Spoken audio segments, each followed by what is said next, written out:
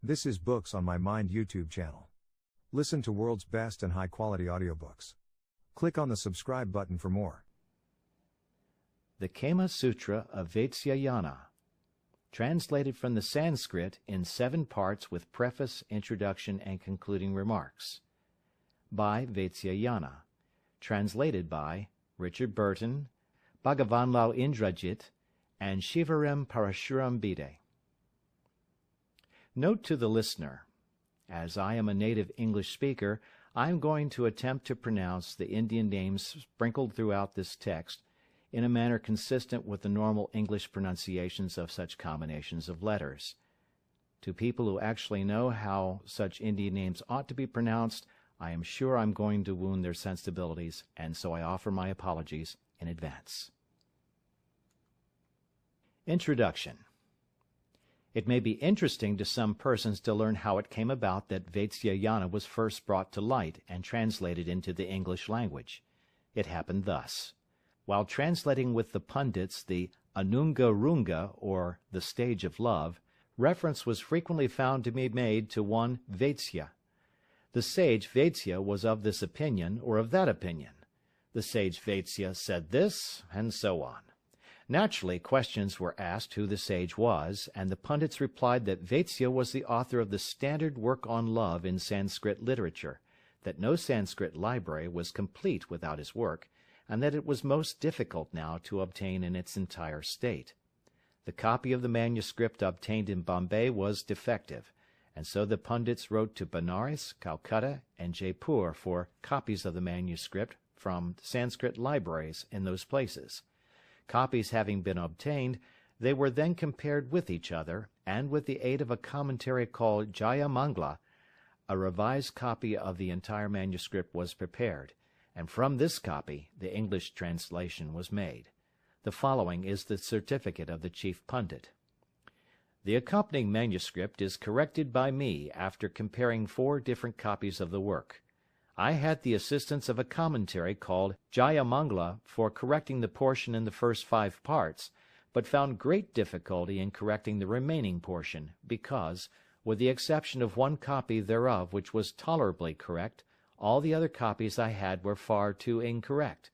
However, I took that portion as correct in which the majority of the copies agreed with each other." End quote. The Aphorisms on Love by Vatsyayana contains about 1,250 slokas or verses, and are divided into parts, parts into chapters, and chapters into paragraphs. The whole consists of 7 parts, 36 chapters, and 64 paragraphs. Hardly anything is known about the author. His real name is supposed to be Malanaga or Mrilyana, Vatsyayana being his family name. At the close of the work, this is what he writes about himself. Quote, "After reading and considering the works of Bhabhavra and other ancient authors, and thinking over the meaning of the rules given by them, this treatise was composed, according to the precepts of the Holy Writ, for the benefit of the world, by Vatsyayana, while leading the life of a religious student at Benares, and wholly engaged in the contemplation of the Deity. This work is not to be used merely as an instrument for satisfying our desires. A person acquainted with the true principles of this science, who preserves his dharma, virtue or religious merit, his artha, worldly wealth, and his kama, pleasure or sensual gratification, and who has regard to the customs of the people, is sure to obtain the mastery over his senses. In short, an intelligent and knowing person, attending to dharma and artha and also to kama, without becoming the slave of his passions, will obtain success in everything that he may do." End quote. It is impossible to fix the exact date either of the life of Vatsyayana or of his work. It is supposed that he must have lived between the 1st and the 6th centuries of the Christian era on the following grounds.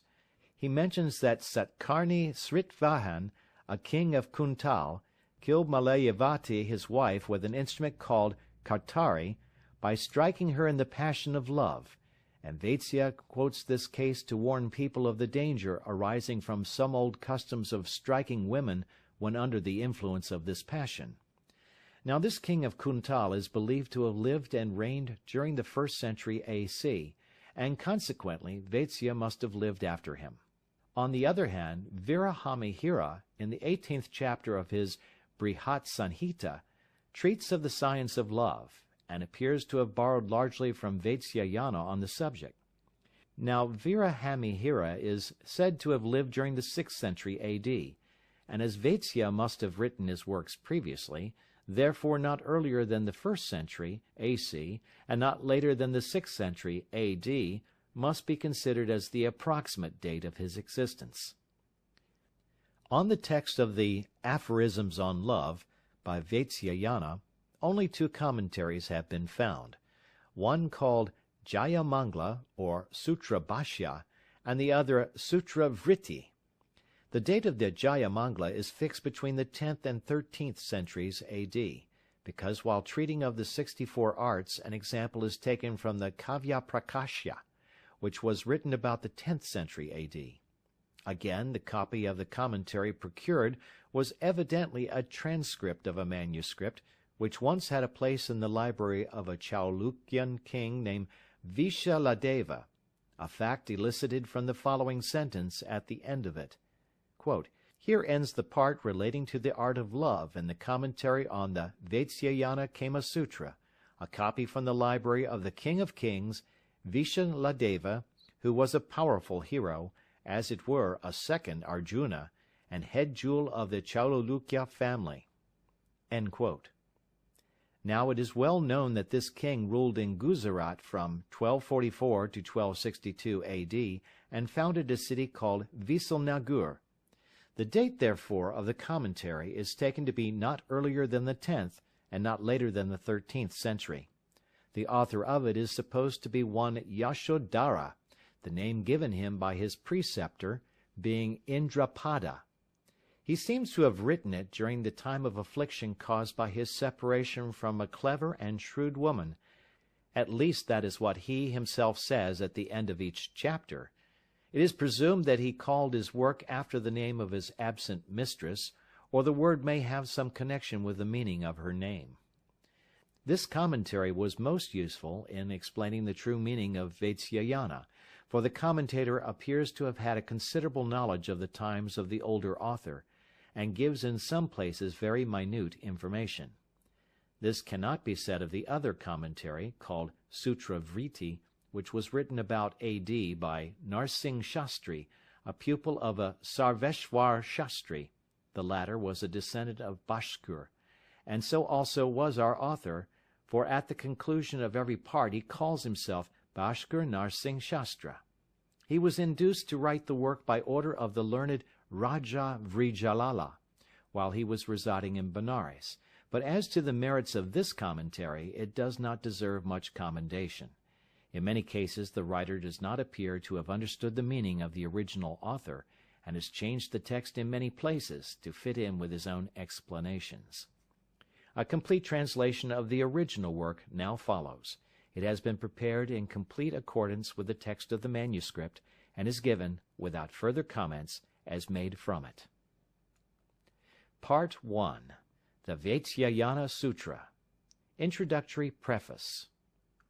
Salutation to Dharma, Artha, and Kama.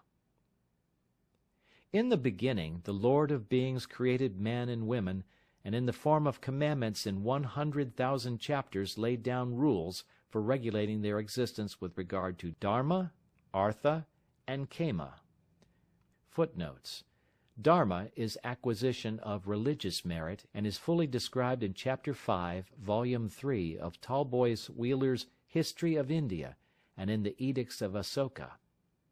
Artha is acquisition of wealth and property, etc. Kama is love, pleasure, and sensual gratification. These 3 words are retained throughout in their original as technical terms. They may also be defined as virtue, wealth, and pleasure, the 3 things repeatedly spoken of in the laws of Manu. End footnote. Some of these commandments, namely those which treated of Dharma, were separately written by Swayambhu Manu. Those that related to Artha were compiled by Brihaspati, and those that referred to Kama were expounded by Nandi, the follower of Mahadeva, in 1,000 chapters. Now these Kama Sutra, aphorisms on love, written by Nandi in 1,000 chapters, were reproduced by Shivatakatu, the son of Udvalaka, in an abbreviated form in 500 chapters, and this work was again similarly reproduced in an abridged form, in 150 chapters, by Babhravya, an inhabitant of the Punchala, south of Delhi, country. These 150 chapters were then put together under 7 heads or parts named severally. First, Sadharana, general topics. Second, Samprayogika, embraces, etc. Third, Kanya Samprayuktaka, union of males and females. Fourth, Parihidkarika, on one's own wife. Fifth, Paradika, on the wives of other people. Sixth, Vyasika, on courtesans. Seventh, Alpamishadika, on the arts of seduction, tonic medicines, etc. The 6th part of this last work was separately expounded by Dattaka at the request of the public women of Pataliputra, which is Patna, and in the same way Charayana explained the first part of it. The remaining parts, that is, the 2nd, 3rd, 4th, 5th, and 7th, were each separately expounded by Suvarnanabha, the 2nd part, Gotakumukha, 3rd part, Gonardiya, 4th part, Gonikaputra, 5th part, Kuchimara, 7th part, respectively.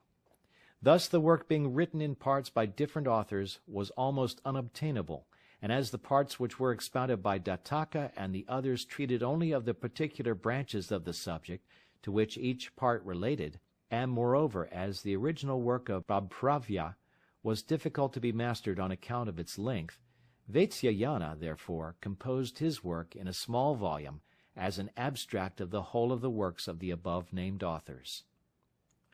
Part 1, Chapter 1, being the Index to or contents of the work.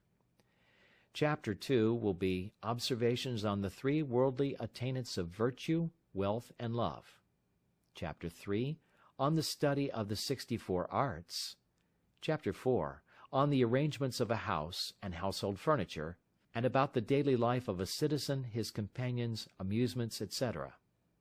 Chapter 5, about classes of women fit and unfit for congress with the citizen, and of friends and messengers. Part 2, on sexual union. Chapter 1 will be kinds of union according to dimensions, force of desire, and time, and on the different kinds of love. Chapter 2, of the embrace. Chapter 3, on kissing. Chapter 4, on pressing or marking with the nails. Chapter 5, on biting, and the ways of love to be employed with regard to women of different countries. Chapter 6, on the various ways of lying down and the different kinds of congress. Chapter 7, on the various ways of striking and of the sounds appropriate to them. Chapter 8, about females acting the part of males. Chapter 9, on holding the lingam in the mouth. Chapter 10, how to begin and how to end the congress, different kinds of congress, and love quarrels. Part 3, about the acquisition of a wife. Chapter 1, observations on betrothal and marriage. Chapter 2, about creating confidence in the girl. Chapter 3, courtship and the manifestations of the feelings by outward signs and deeds. Chapter 4, on things to be done only by the man and the acquisition of the girl thereby, also what to be done by a girl to gain over a man and subject him to her. Chapter 5, on the different forms of marriage. Part 4, about a wife. Chapter 1, on the manner of living of a virtuous woman, and of her behavior during the absence of her husband. Chapter 2, on the conduct of the eldest wife towards the other wives of her husband, and of the younger wife towards the elder ones, Also on the conduct of a virgin widow remarried, of a wife disliked by her husband, of the women in the king's harem, and of a husband who has more than one wife. Part 5. About the wives of other people. Chapter 1. On the characteristics of men and women, and the reason why women reject the addresses of men, about men who have success with women, and about women who are easily gained over. Chapter 2. About making acquaintance with a woman, and of the efforts to gain her over. Chapter 3. Examination of the state of a woman's mind. Chapter 4. The business of a go-between. Chapter 5. On the love of persons in authority with the wives of other people. Chapter 6. About the women of the royal harem and of the keeping of one's own wife. Part 6. About courtesans. Chapter 1. On the characteristics of men and women, and the reason why women reject the addresses of men, about men who have success with women, and about women who are easily gained over. Chapter 2. Of a courtesan living with a man as his wife. Chapter 3. Of the means of getting money, of the signs of a lover who is beginning to be weary, and of the way to get rid of him. Chapter 4. About a reunion with a former lover. Chapter 5. Of different kinds of gain. Chapter 6. Of gains and losses, attendant gains and losses, and doubts, and lastly, the different kinds of courtesans. Part 7. On the means of attracting others to one's self. Chapter 1. On personal adornment, subjugating the hearts of others, and of tonic medicines. Chapter 2. Of the means of exciting desire, and of the ways of enlarging the lingam, miscellaneous experiments, and receipts. End of Part 1, Chapter 1. Part 1, Chapter 2. On the acquisition of Dharma, Artha, and Kama. Man, the period of whose life is 100 years, should practice Dharma, Artha, and Kama at different times, and in such a manner that they may harmonize together and not clash in any way. He should acquire learning in his childhood. In his youth and middle age he should attend to Artha and Kama, and in his old age he should perform Dharma, and thus seek to gain moksha, i.e., release from further transmigration. Or, on account of the uncertainty of life, he may practice them at times when they are enjoined to be practiced. But one thing is to be noted. He should lead the life of a religious student until he finishes his education. Dharma is obedience to the command of the Shastra or holy writ of the Hindus to do certain things, such as the performance of sacrifices, which are not generally done because they do not belong to this world, and produce no visible effect, and not to do other things, such as eating meat, which is often done because it belongs to this world, and has visible effects. Dharma should be learnt from the Shruti, holy writ, and from those conversant with it. Artha is the acquisition of arts, land, gold, cattle, wealth, equipages, and friends. It is further the protection of what is acquired, and the increase of what is protected. Artha should be learnt from the king's officers, and from merchants who may be versed in the ways of commerce. Kama is the enjoyment of appropriate objects by the 5 senses of hearing, feeling, seeing, tasting, and smelling, assisted by the mind together with the soul. The ingredient in this is a peculiar contact between the organ of sense and its object, and the consciousness of pleasure which arises from that contact is called Kama. Kama is to be learnt from the Kama Sutra, aphorisms on love, and from the practice of citizens. When all the 3, Dharma, Artha, and Kama, come together, the former is better than the one which follows it. That is, Dharma is better than Artha, and Artha is better than Kama. But Artha should be always first practiced by the king, for the livelihood of men is to be obtained from it only. Again, Kama being the occupation of public women, they should prefer it to the other 2, and these are exceptions to the general rule. Objection 1.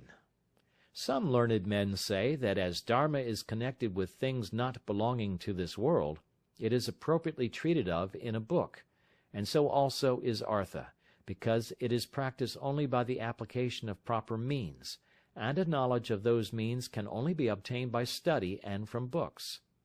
But Kama, being a thing which is practiced even by the brute creation, and which is to be found everywhere, does not want any work on the subject. Answer. This is not so.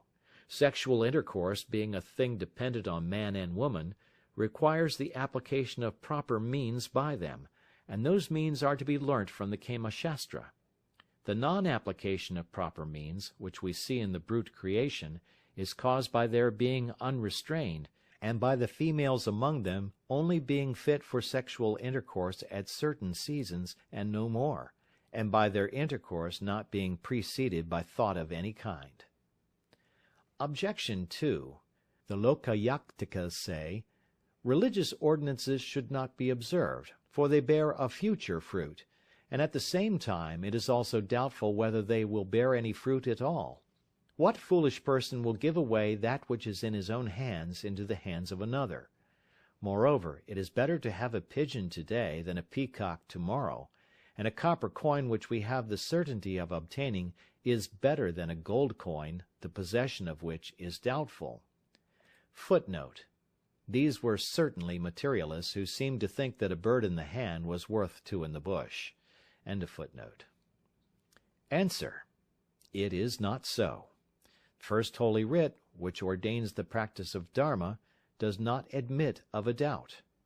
Second, sacrifices such as those made for the destruction of enemies, or for the fall of rain, are seen to bear fruit. Third, the sun, moon, stars, planets, and other heavenly bodies appear to work intentionally for the good of the world. Fourth, the existence of this world is effected by the observance of the rules respecting the four classes of men and their four stages of life. Footnote. Among the Hindus, the four classes of men are the Brahmins, or priestly class, the Kshatriya, or warlike class, the Vaishya, or agricultural and mercantile class, and the Shudra, or menial class. The four stages of life are the life of a religious student, the life of a householder, the life of a hermit, and the life of a sannyasi, or devotee. End of footnote. Fifth, we see that seed is thrown into the ground with the hope of future crops. Vatsyayana is therefore of opinion that the ordinances of religion must be obeyed. Objection 3. Those who believe that destiny is the prime mover of all things say, we should not exert ourselves to acquire wealth, for sometimes it is not acquired although we strive to get it, while at other times it comes to us of itself without any exertion on our part. Everything is therefore in the power of destiny, who is the lord of gain and loss, of success and defeat, of pleasure and pain.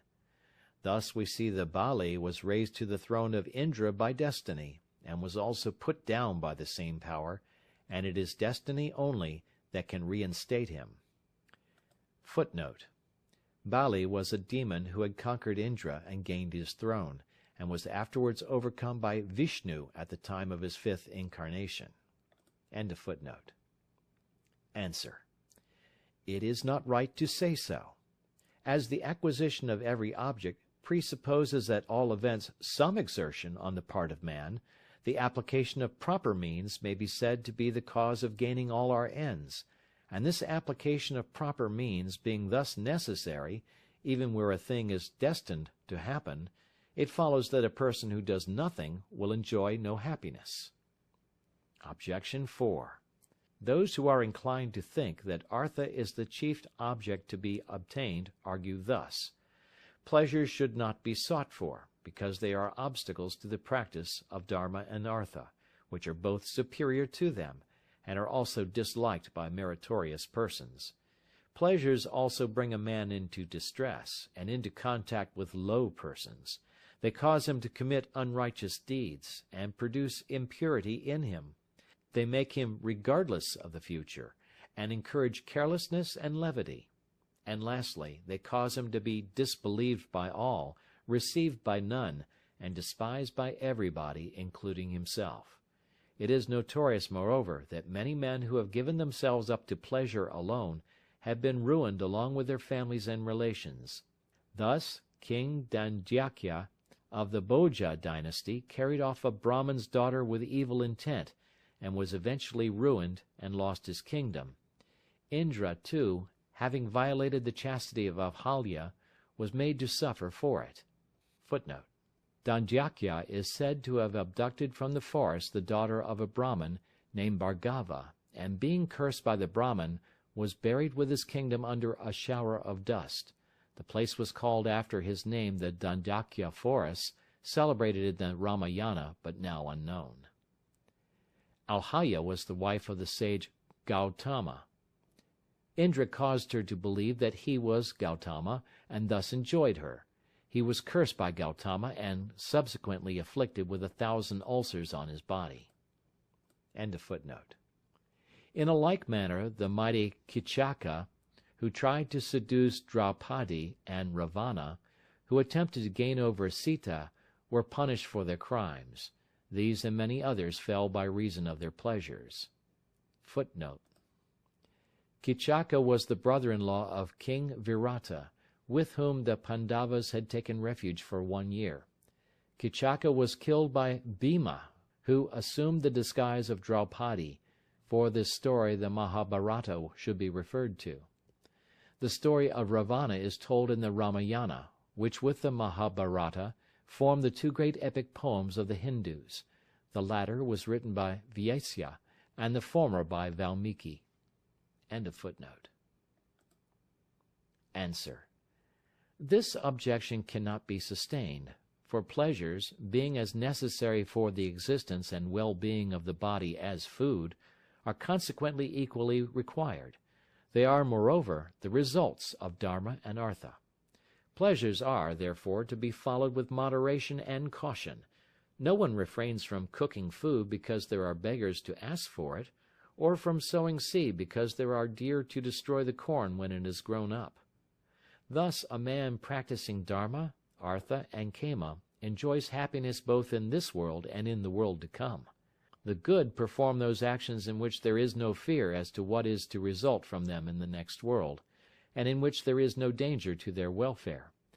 Any action which conduces to the practice of Dharma, Artha, and Kama together, or of any two, or even one of them, should be performed, but an action which conduces to the practice of one of them at the expense of the remaining two should not be performed. End of Part 1, Chapter 2. Part 1, Chapter 3. On the Arts and Sciences to be Studied. Men should study the Kama Sutra and the arts and sciences subordinate thereto, in addition to the study of the arts and sciences contained in Dharma and Artha. Even young maids should study this Kama Sutra along with its arts and sciences before marriage, and after it they should continue to do so with the consent of their husbands. Here some learned men object, and say that females, not being allowed to study any science, should not study the Kama Sutra. But Vatsyayana is of opinion that this objection does not hold good, for women already know the practice of Kama Sutra, and that practice is derived from the Kama Shastra, or the science of Kama itself. Moreover, it is not only in this but in many other cases that though the practice of a science is known to all, only a few persons are acquainted with the rules and laws in which the science is based.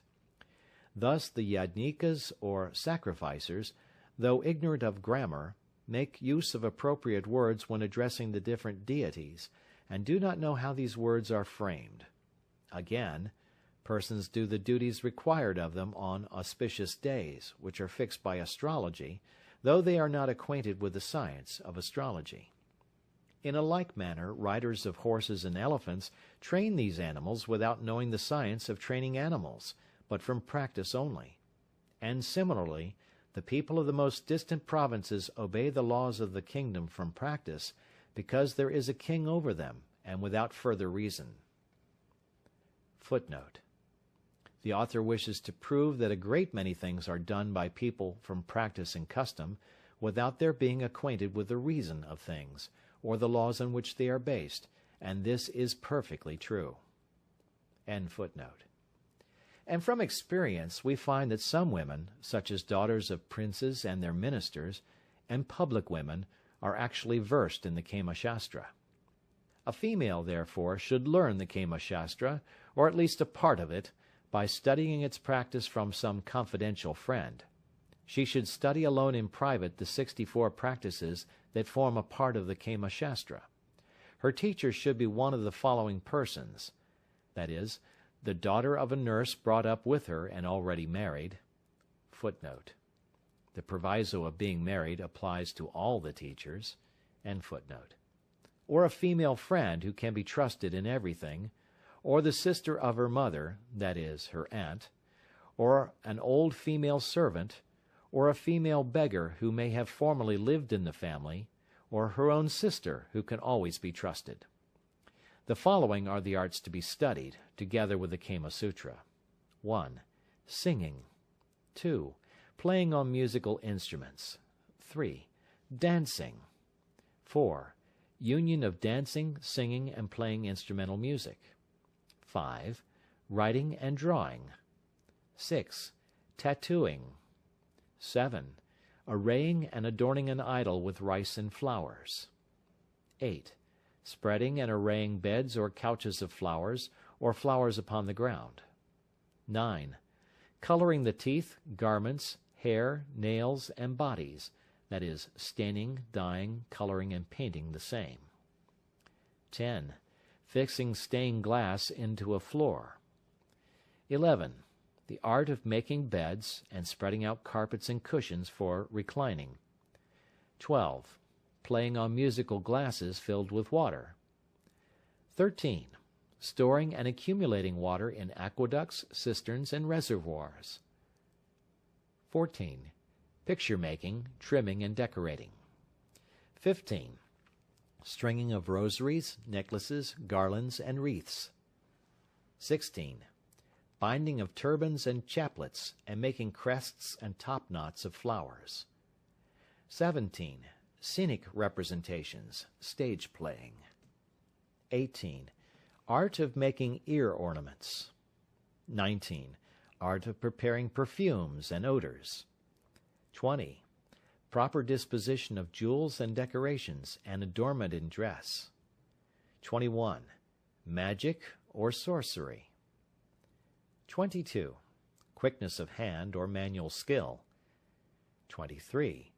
Culinary art, that is, cooking and cookery. 24. Making lemonades, sherbets, acidulated drinks, and spirituous extracts with proper flavor and color. 25. Tailor's work and sewing. 26. Making parrots, flowers, tufts, tassels, bunches, bosses, knobs, etc. out of yarn or thread. 27. Solution of riddles, enigmas, covert speeches, verbal puzzles, and enigmatical questions. 28. A game which consisted in repeating verses, and as one person finished, another person had to commence at once, repeating another verse, beginning with the same letter with which the last speaker's verse ended. Whoever failed to repeat was considered to have lost, and to be subject to pay a forfeit or stake of some kind. 29. The art of mimicry or imitation. 30. Reading, including chanting and intoning. 31. Study of sentences difficult to pronounce.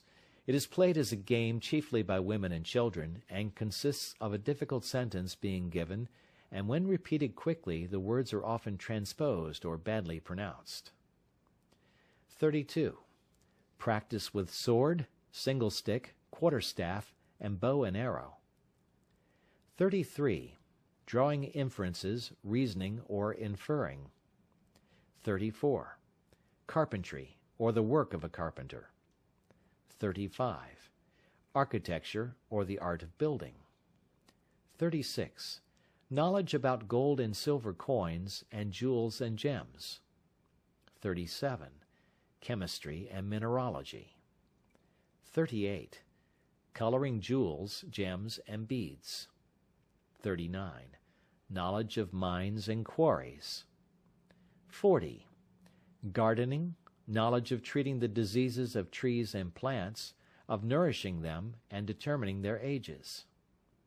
41. Art of cockfighting, quail fighting, and ram fighting. 42.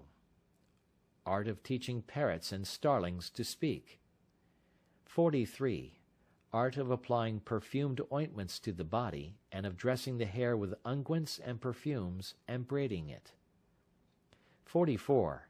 The art of understanding writing in cipher, and the writing of words in a peculiar way. 45. The art of speaking by changing the forms of words. It is of various kinds. Some speak by changing the beginning and end of words, others by adding unnecessary letters between every syllable of a word, and so on. 46. Knowledge of language and the vernacular dialects.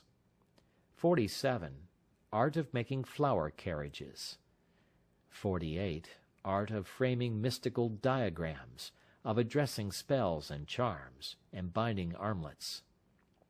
49.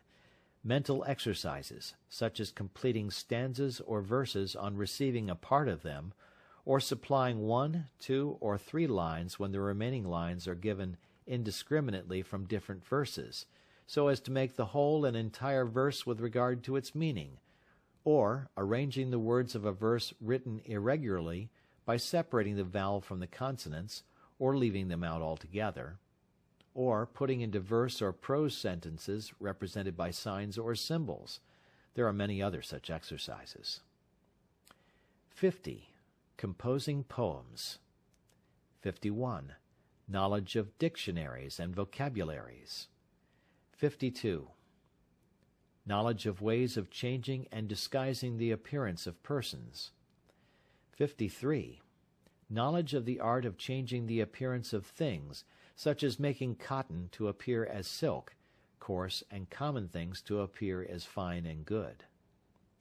54. Various ways of gambling. 55. Art of obtaining possession of the property of others by means of mantras or incantations. 56. Skill in youthful sports. 57. Knowledge of the rules of society, and of how to pay respects and compliments to others. 58. Knowledge of the art of war, of arms, of armies, etc. 59. Knowledge of gymnastics. 60. Art of knowing the character of a man from his features. 61. Knowledge of scanning or constructing verses. 62. Arithmetical recreations. 63. Making artificial flowers. 64. Making figures and images in clay. A public woman, endowed with a good disposition, beauty, and other winning qualities, and also versed in the above arts, obtains the name of a Ganika, or public woman of high quality, and receives a seat of honor in an assemblage of men.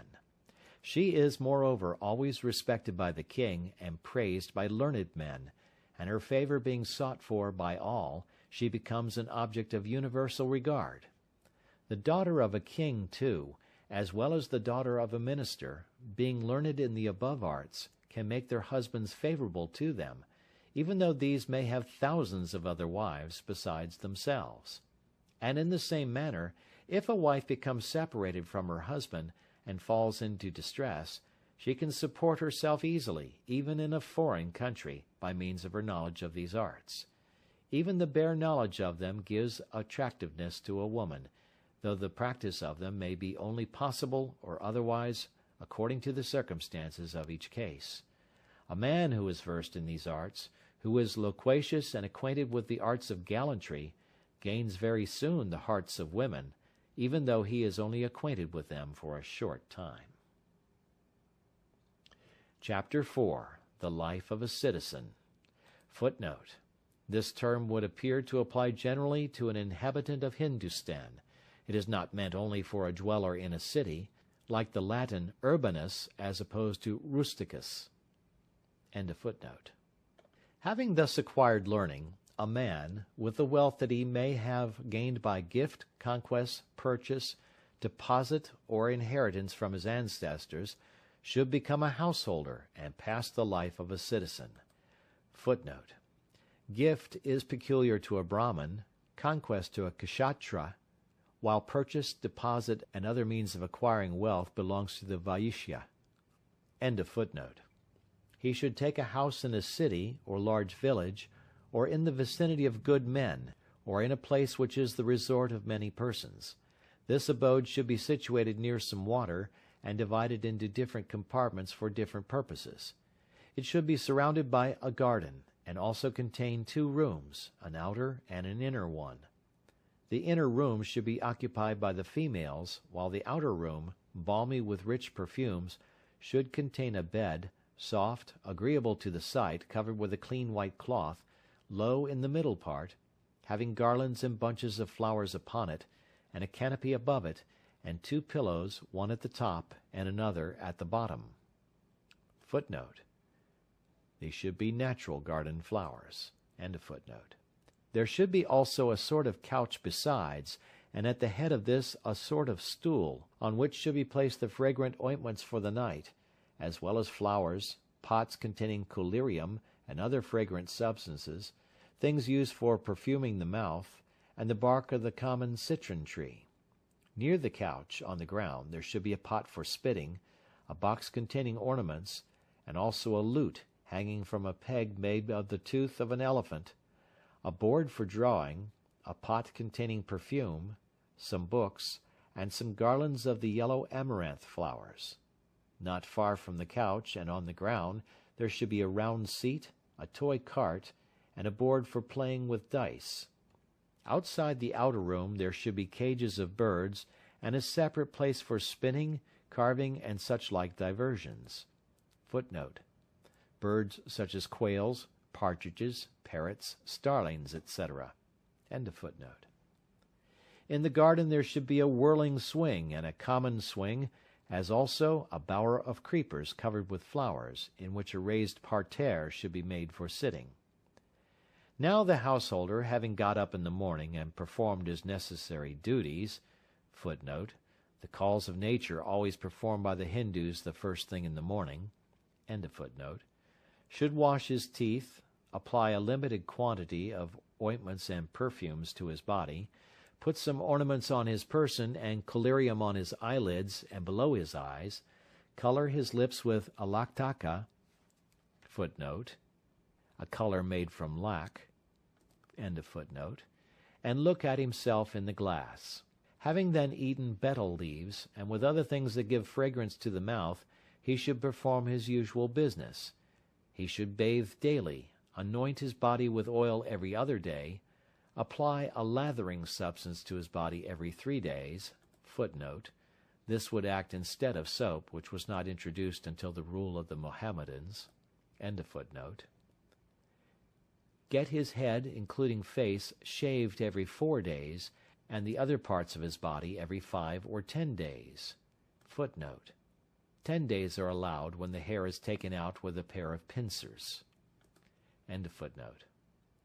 All these things should be done without fail, and the sweat of the armpits should also be removed. Meals should be taken in the forenoon, in the afternoon, and again at night, according to Charayana. After breakfast, parrots and other birds should be taught to speak, and the fighting of cocks, quails, and rams should follow. A limited time should be devoted to diversions with pithamartas, vitas, and vishtushakas. Footnote. These are characters generally introduced in the Hindu drama. Their characteristics will be explained further on. End of footnote. And then should be taken the midday sleep. Footnote. Noonday sleep is only allowed in summer when the nights are short. End of footnote. After this the householder, having put on his clothes and ornaments, should, during the afternoon, converse with his friends. In the evening there should be singing, and after that the householder, along with his friend, should await in his room, previously decorated and perfumed, the arrival of the woman that may be attached to him, or he may send a female messenger for her, or go for her himself. After her arrival at his house, he and his friend should welcome her, and entertain her with a loving and agreeable conversation. Thus end the duties of the day.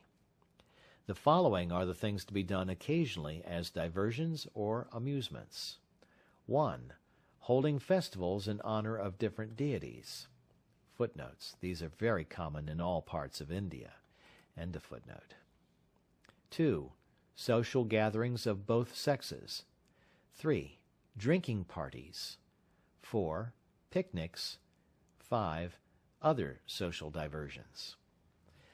Festivals. On some particular auspicious day, an assembly of citizens should be convened in the temple of Saraswati. Footnote. In the Asiatic Miscellany and in Sir W. Jones's works will be found a spirited hymn addressed to this goddess, who is adored as the patroness of the fine arts, especially of music and rhetoric, as the inventress of the Sanskrit language, etc., etc. She is the goddess of harmony, eloquence, and language, and is somewhat analogous to Minerva. For further information about her, see Edward Moore's Hindu Pantheon. End of footnote. There the skill of singers and of others who may have come recently to the town should be tested, and on the following day they should always be given some rewards. After that they may either be retained or dismissed, according as their performance are liked or not by the assembly. The members of the assembly should act in concert, both in times of distress as well as in times of prosperity, and it is also the duty of these citizens to show hospitality to strangers who may have come to the assembly. What is said above should be understood to apply to all the other festivals which may be held in honor of the different deities, according to the present rules. Social gatherings. When men of the same age, disposition, and talents, fond of the same diversions, and with the same degree of education, sit together in company with public women, or in an assembly of citizens, or at the abode of one among themselves, and engage in agreeable discourse with each other, such is called a sitting in company, or a social gathering. Footnote. The public women, or courtesans, Vatsya, of the early Hindus have often been compared with the hetera of the Greeks. The subject is dealt with at some length in H. H. Wilson's Select Specimens of the Theatre of the Hindus, in 2 volumes, Trubner and Company, 1871. It may be fairly considered that the courtesan was one of the elements, and an important element, too, of early Hindu society, and that her education and intellect were both superior to that of the women of the household. Wilson says, quote, "By the Vatsya or courtesan, however, we are not to understand a female who has disregarded the obligation of law, or the precepts of virtue, but a character reared by a state of manners unfriendly to the admission of wedded females into society, and opening it only at the expense of reputation to women who were trained for association with men by personal and mental acquirements to which the matron was a stranger." End of footnote. The subjects of discourse are to be the completion of verses half composed by others, and the testing the knowledge of one another in the various arts. The women who may be the most beautiful, who may like the same things that the men like, and who may have power to attract the minds of others, are here done homage to. Drinking parties. Men and women should drink in one another's houses, and here the men should cause the public women to drink, and should then drink themselves, liquors such as the madhu, araya, sara, and asawa, which are of bitter and sour taste, also drinks concocted from the barks of various trees, wild fruits, and leaves. Going to gardens or picnics. In the forenoon, men, having dressed themselves, should go to gardens on horseback, accompanied by public women and followed by servants, and having done there all the duties of the day, and passed the time in various agreeable diversions, such as the fighting of quails, cocks, and rams, and other spectacles, they should return home in the afternoon in the same manner, bringing with them bunches of flowers, etc. The The same also applies to bathing in summer in water from which wicked or dangerous animals have previously been taken out, and which has been built in on all sides. Other social diversions: spending nights playing with dice, going out on moonlight nights, keeping the festive day in honor of spring, plucking the sprouts and fruits of the mango trees, eating the fibers of lotuses, eating the tender ears of corn, picnicking in the forests when the trees get their new foliage, the Udakakashvadika, or sporting in the water, decorating each other with the flowers of some trees, pelting each other with the flowers of the kadamba tree, and many other sports which may either be known to the whole country, or may be peculiar to particular parts of it. These and similar other amusements should always be carried on by citizens. The above amusements should be followed by a person who diverts himself alone in company with a courtesan, as well as by a courtesan who can do the same in company with her maidservants or with citizens. A Pithamarda is a man without wealth, alone in the world, whose only property consists of his malika, some lathering substance, and a red cloth, who comes from a good country, and who is skilled in all the arts, and by teaching these arts is received in the company of citizens and in the abode of public women. Footnotes. According to this description, a Pithamarda would be a sort of professor of all the arts, and as such received as the friend and confidant of the citizens. The malika is a seat in the form of the letter T. End of footnotes. A Vita is a man who has enjoyed the pleasures of fortune, who is a compatriot of the citizens with whom he associates, who is possessed of the qualities of a householder, who has his wife with him, and who is honored in the assembly of citizens, and in the abodes of public women, and lives on their means and on them. Footnote. The Vita is supposed to represent somewhat the character of the parasite of the Greek comedy. It is possible that he was retained about the person of the wealthy, and dissipated as a kind of private instructor, as well as an entertaining companion. End of footnote. A Vidushaka, also called a Vahihasaka, that is, one who provokes laughter, is a person only acquainted with some of the arts, who is a jester, and who is trusted by all. Footnote. Vidushaka is evidently the buffoon and jester. Wilson says of him that he is the humble companion, not the servant, of a prince or man of rank, and it is a curious peculiarity that he is always a Brahmin. He bears more affinity to Sancho Panza, perhaps, than any other character in Western fiction, imitating him in his combination of shrewdness and simplicity, his fondness of good living and his love of ease. In the dramas of intrigue he exhibits some of the talents of Mercury, but with less activity and ingenuity, and occasionally suffers by his interference. According to the technical definition of his attributes, he is to excite mirth by being ridiculous in person, age, and attire. End of footnote. These persons are employed in matters of quarrels and reconciliations between citizens and public women. This remark applies also to female beggars, to women with their heads shaved, to adulterous women, and to old public women skilled in all the various arts.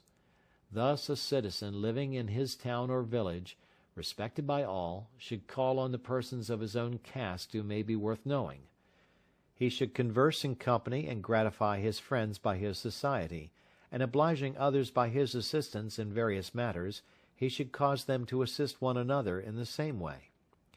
There are some verses on this subject as follows.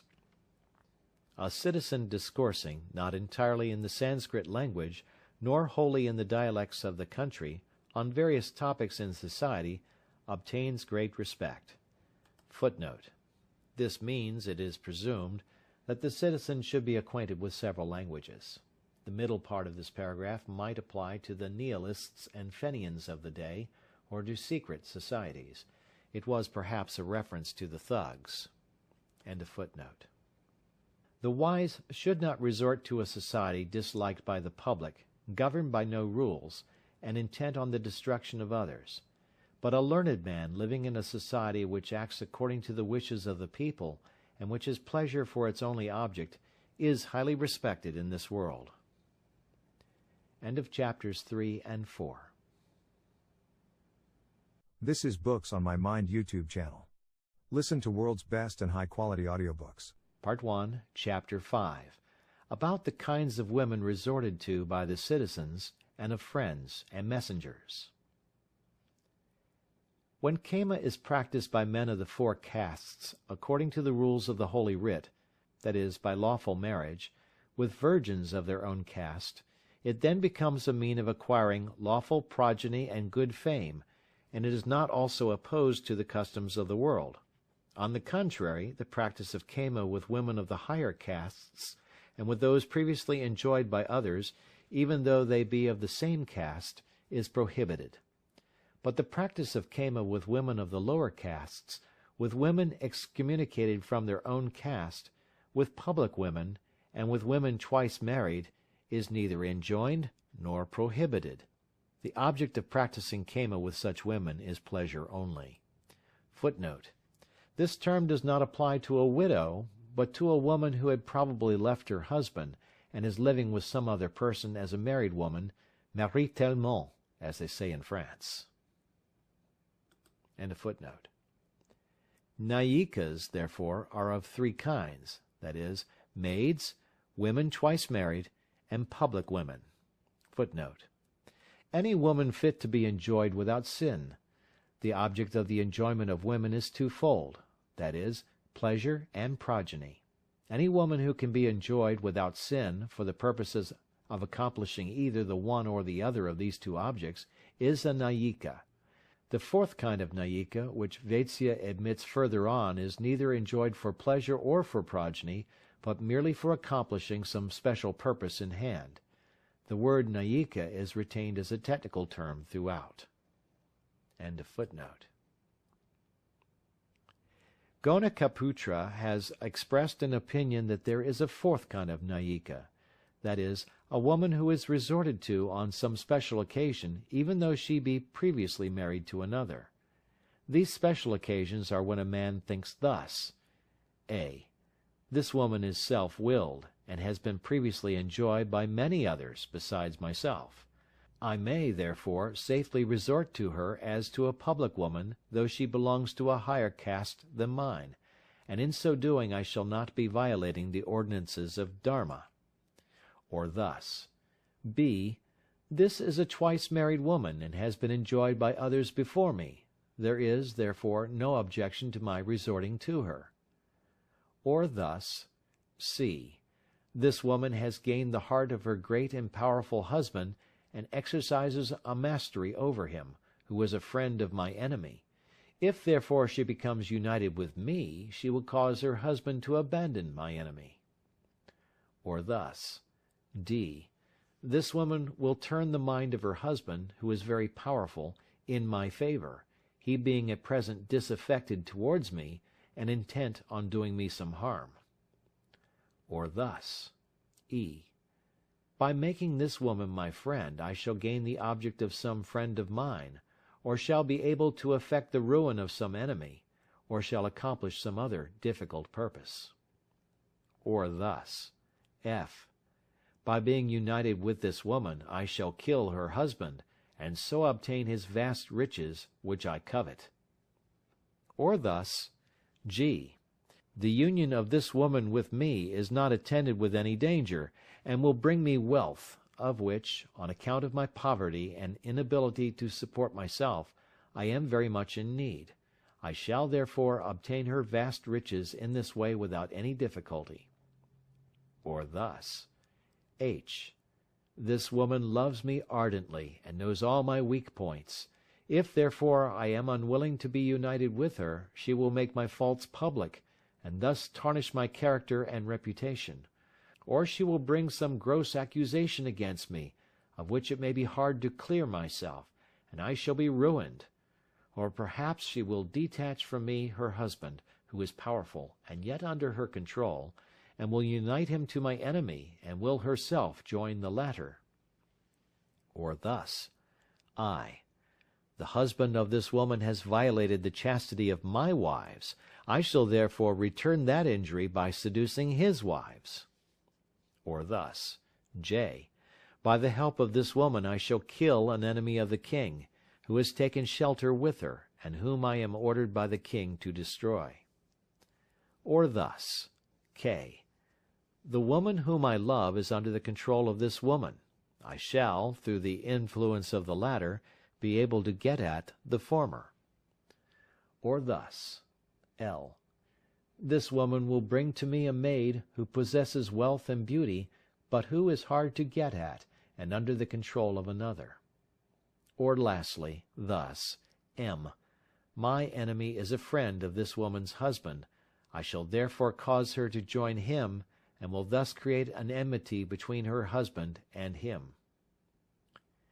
For these and similar other reasons the wives of other men may be resorted to, but it must be distinctly understood that it is only allowed for special reasons, and not for mere carnal desire.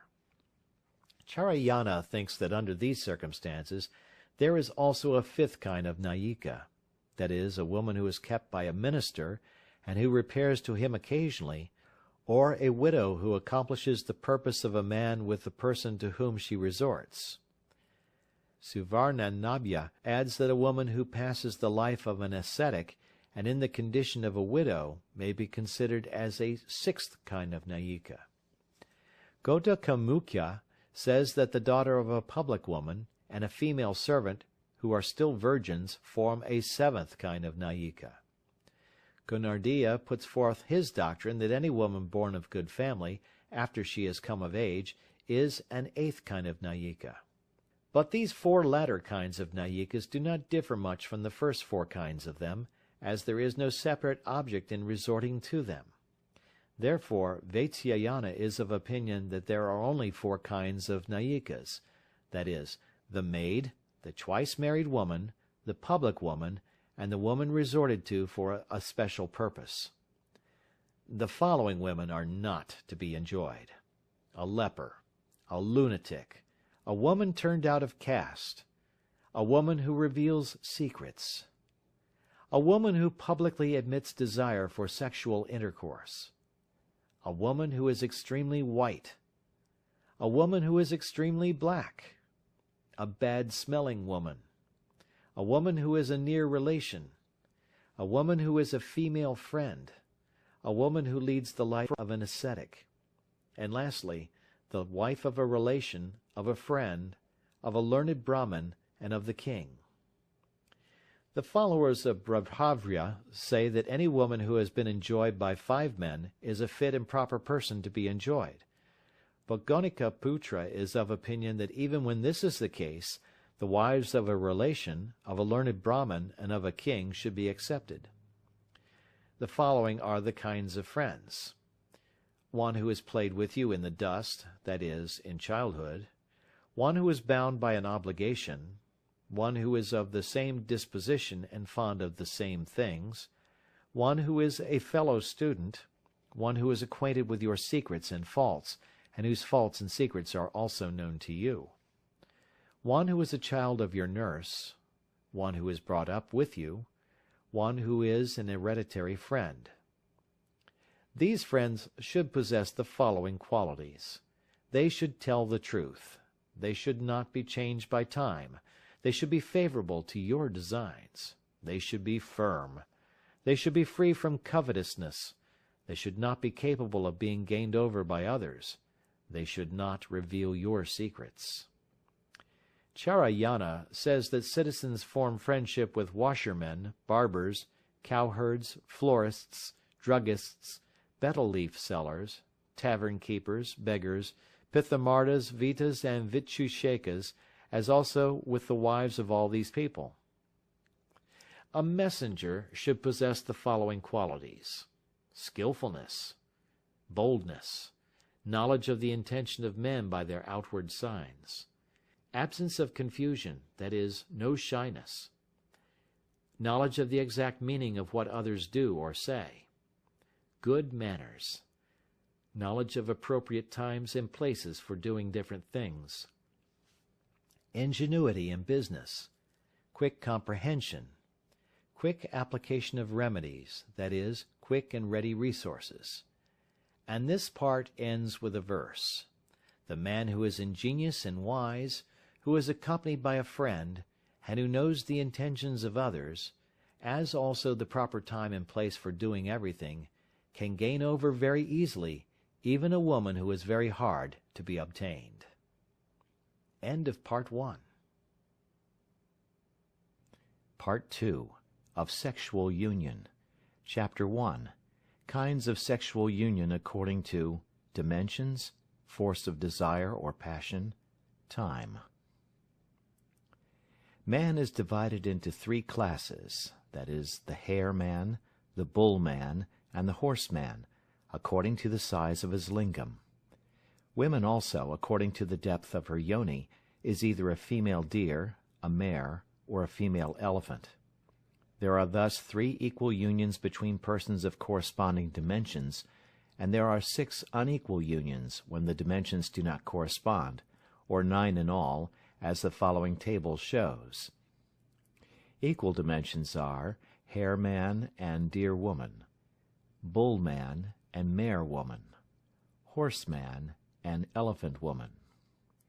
Unequal pairings are hare man and mare woman, hare man and elephant woman, bull man and deer woman, bull man and elephant woman, horse man and deer woman, horse man and mare woman.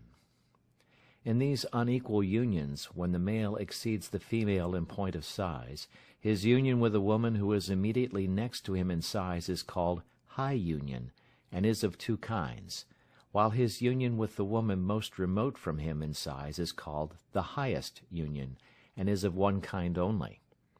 On the other hand, when the female exceeds the male in point of size, her union with a man immediately next to her in size is called low union, and is of 2 kinds, while her union with a man most remote from her in size is called the lowest union, and is of 1 kind only.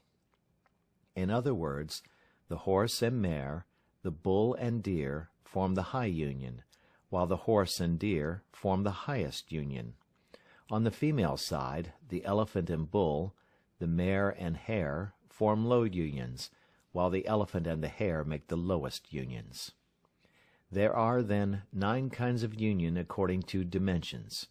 Amongst all these, equal unions are the best. Those of a superlative degree, that is, the highest and the lowest, are the worst, and the rest are middling, and with them the high are better than the low. Footnote: high unions are said to be better than low ones, for in the former it is possible for the male to satisfy his own passion without injuring the female, while in the latter it is difficult for the female to be satisfied by any means. End footnote. There are also 9 kinds of union according to the force of passion or carnal desire, as follows. Equal unions are small for both men and women, middling for men and women, and intense for men and women. Unequal pairings are small for men and middling for women, small for men and intense for women, middling for men and small for women, middling for men and intense for women, intense for men and small for women, intense for men and middling for women. A man is called a man of small passion whose desire at the time of sexual union is not great, whose semen is scanty, and who cannot bear the warm embraces of the female. Those who differ from this temperament are called men of middling passion, while those of intense passion are full of desire. In the same way, women are supposed to have the 3 degrees of feeling as specified above. Lastly, according to time there are 3 kinds of men and women, that is, the short-timed, the moderate-timed, and the long-timed, and of these, as in the previous statements, there are 9 kinds of union. But on this last head there is a difference of opinion about the female, which should be stated. Audiobook says, "Females do not emit as males do. The males simply remove their desire, while the females, from their consciousness of desire, feel a certain kind of pleasure, which gives them satisfaction, but it is impossible for them to tell you what kind of pleasure they feel. The fact from which this becomes evident is, that males, when engaged in coition, cease of themselves after emission, and are satisfied, but it is not so with females. This opinion is, however, objected to on the grounds that if a male be a long-timed, the female loves him the more, but if he be short-timed, she is dissatisfied with him. And this circumstance, some say, would prove that the female emits also. But this opinion does not hold good, for if it takes a long time to allay a woman's desire, and during this time she is enjoying great pleasure, it is quite natural then that she should wish for its continuation, and on this subject there is a verse as follows: By union with men the lust, desire, or passion of women is satisfied, and the pleasure derived from the consciousness of it is called their satisfaction. The followers of Bhabravya, however, say that the semen of women continues to fall from the beginning of the sexual union to its end, and it is right that it should be so, for if they had no semen there would be no embryo. To this there is an objection. In the beginning of coition the passion of the woman is middling, and she cannot bear the vigorous thrusts of her lover, but by degrees her passion increases until she ceases to think about her body, and then finally she wishes to stop from further coition. This objection, however, does not hold good, for even in ordinary things that revolve with great force, such as a potter's wheel, or a top, we find that the motion at first is slow, but by degrees it becomes very rapid. In the same way, the passion of the woman having gradually increased, she has a desire to discontinue coition when all the semen has fallen away. And there is a verse with regard to this as follows: The fall of the semen of the man takes place only at the end of coition, while the semen of the woman falls continually, and after the semen of both has all fallen away, then they wish for the discontinuance of coition. Footnote: The strength of passion with women varies a great deal, some being easily satisfied, and others eager and willing to go on for a long time. To satisfy these last thoroughly, a man must have recourse to art. It is certain that a fluid flows from the woman in larger or smaller quantities, but her satisfaction is not complete until she has experienced the spasme génésique, as described in French work recently published and called Breviaire de l'amour expérimental par le Dr. Jules Guyot. End of footnote. Lastly, Vatsyayana is of opinion that the semen of the female falls in the same way as that of the male. Now some may ask here, if men and women are beings of the same kind, and are engaged in bringing about the same result, why should they have different works to do? Vatsya says that this is so, because the ways of working, as well as the consciousness of pleasure in men and women, are different. The difference in the ways of working, by which men are the actors, and women are the persons acted upon, is owing to the nature of the male and the female. Otherwise, the actor would be sometimes the person acted upon, and vice versa. And from this difference in the ways of working follows the difference in the consciousness of pleasure, for a man thinks, "This woman is united with me," and a woman thinks, "I am united with this man." It may be said that if the ways of working in men and women are different, why should not there be a difference, even in the pleasure they feel, and which is the result of those ways? But this objection is groundless, for the person acting and the person acted upon being of different kinds, there is a reason for the difference in their ways of working. But there is no reason for any difference in the pleasure they feel, because they both naturally derive pleasure from the act they perform.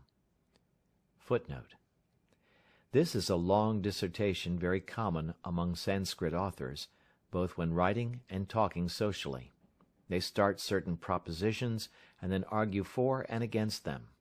What it is presumed the author means is, that although both men and women derive pleasure from the act of coition, the way it is produced is brought about by different means, each individual performing his own work in the matter, irrespective of the other, and each deriving individually their own consciousness of pleasure from the act they perform.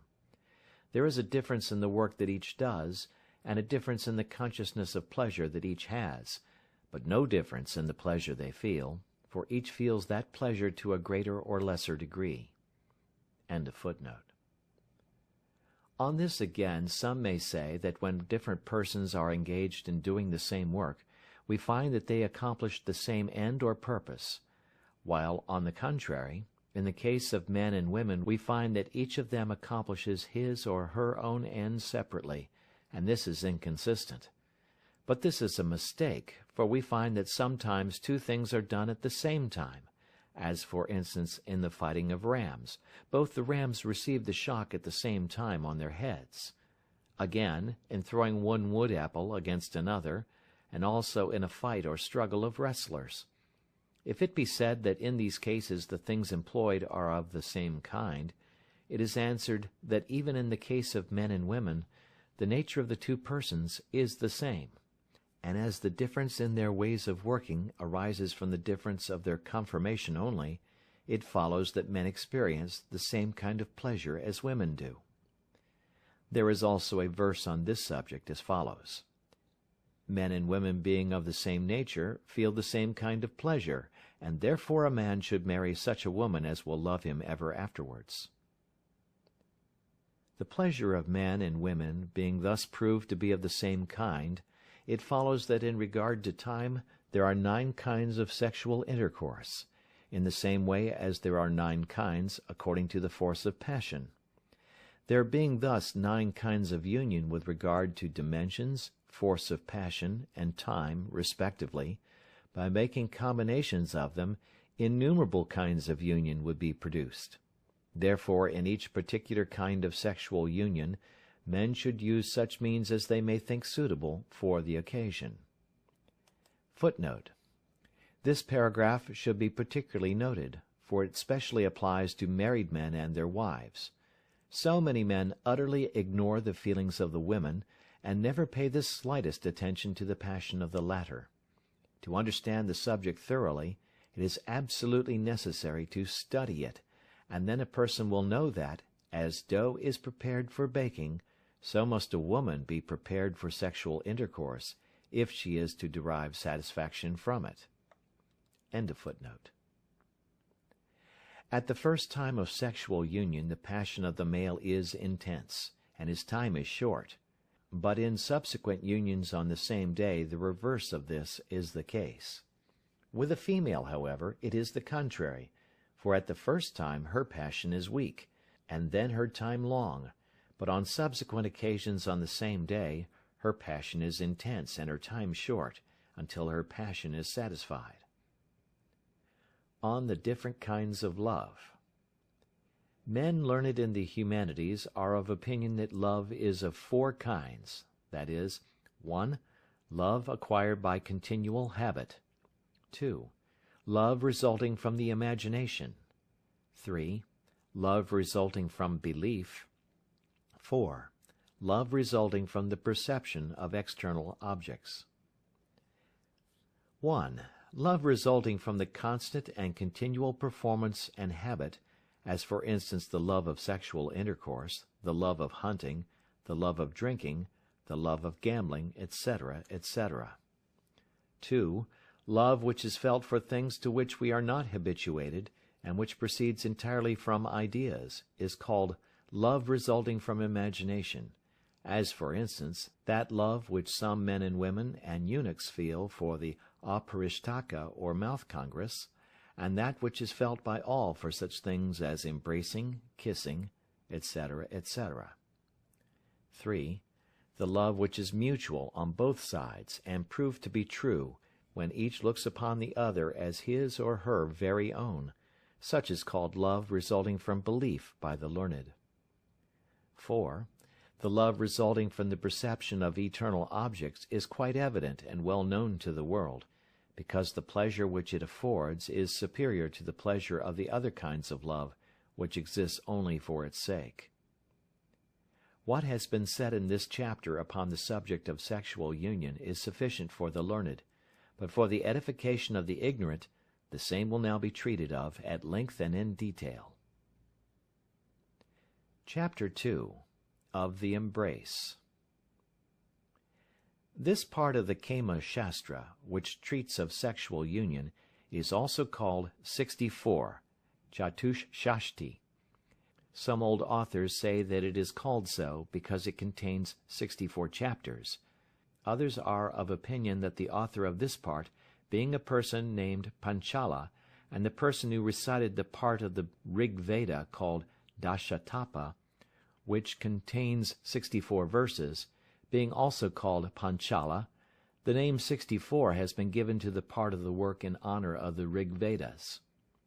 The followers of Babhravya say, on the other hand, that this part contains 8 subjects, that is, the embrace, kissing, scratching with the nails or fingers, biting, lying down, making various sounds, playing the part of a man, and the aparishtaka, or mouth congress.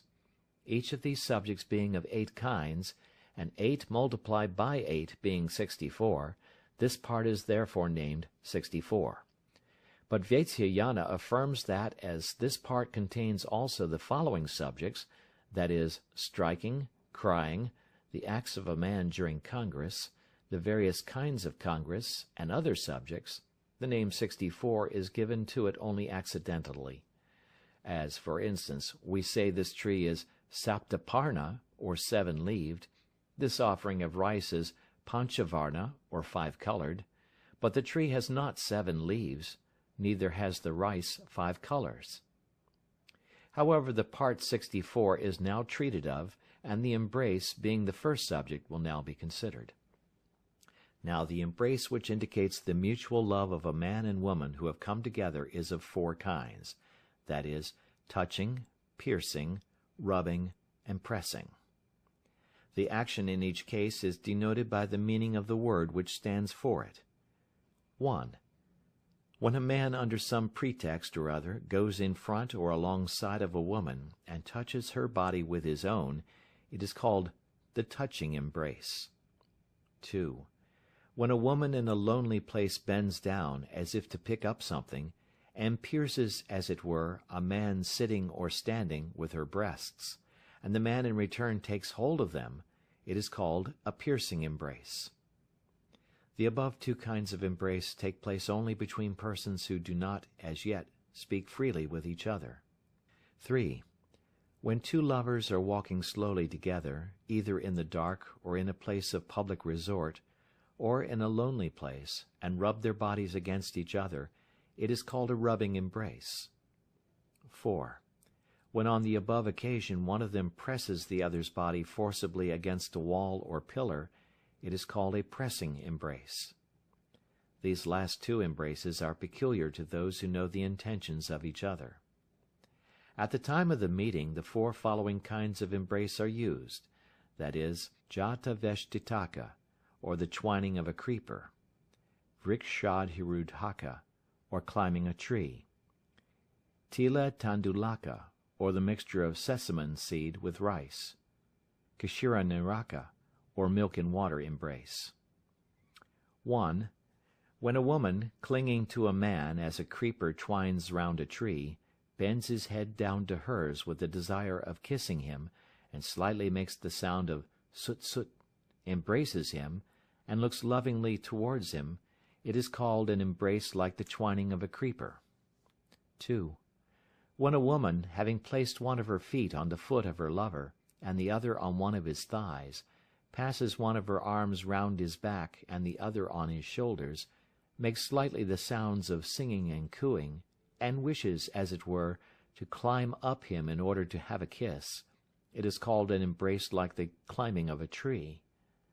These 2 kinds of embrace take place when the lover is standing. 3. When lovers lie on a bed and embrace each other so closely that the arms and thighs of the one are encircled by the arms and thighs of the other, and are, as it were, rubbing up against them, this is called an embrace like the mixture of sesamum seed with rice. 4. When a man and a woman are very much in love with each other, and not thinking of any pain or hurt, embrace each other as if they were entering into each other's bodies, either while the woman is sitting on the lap of the man or in front of him, or on a bed, then it is called an embrace like a mixture of milk and water. These two kinds of embrace take place at the time of sexual union. Prabhavya has thus related to us the above 8 kinds of embraces. Suvarnanabha, however, gives us 4 ways of embracing simple members of the body, which are the embrace of the thighs, the embrace of the jagana, i.e., the part of the body from the navel downwards to the thighs, the embrace of the breasts, the embrace of the forehead. 1.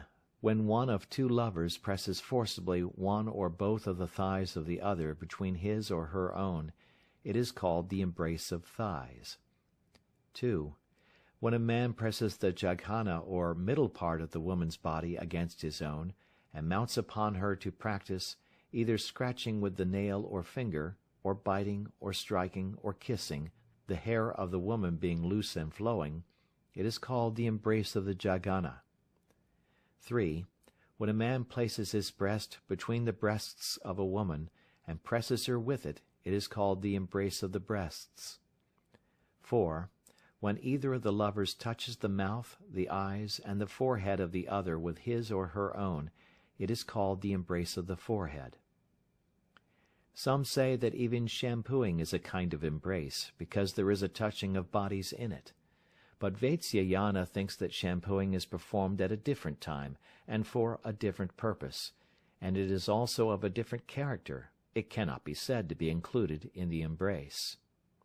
There are also some verses on the subject as follows. The whole subject of embracing is of such a nature that men who ask questions about it, or who hear about it, or who talk about it, acquire thereby a desire for enjoyment.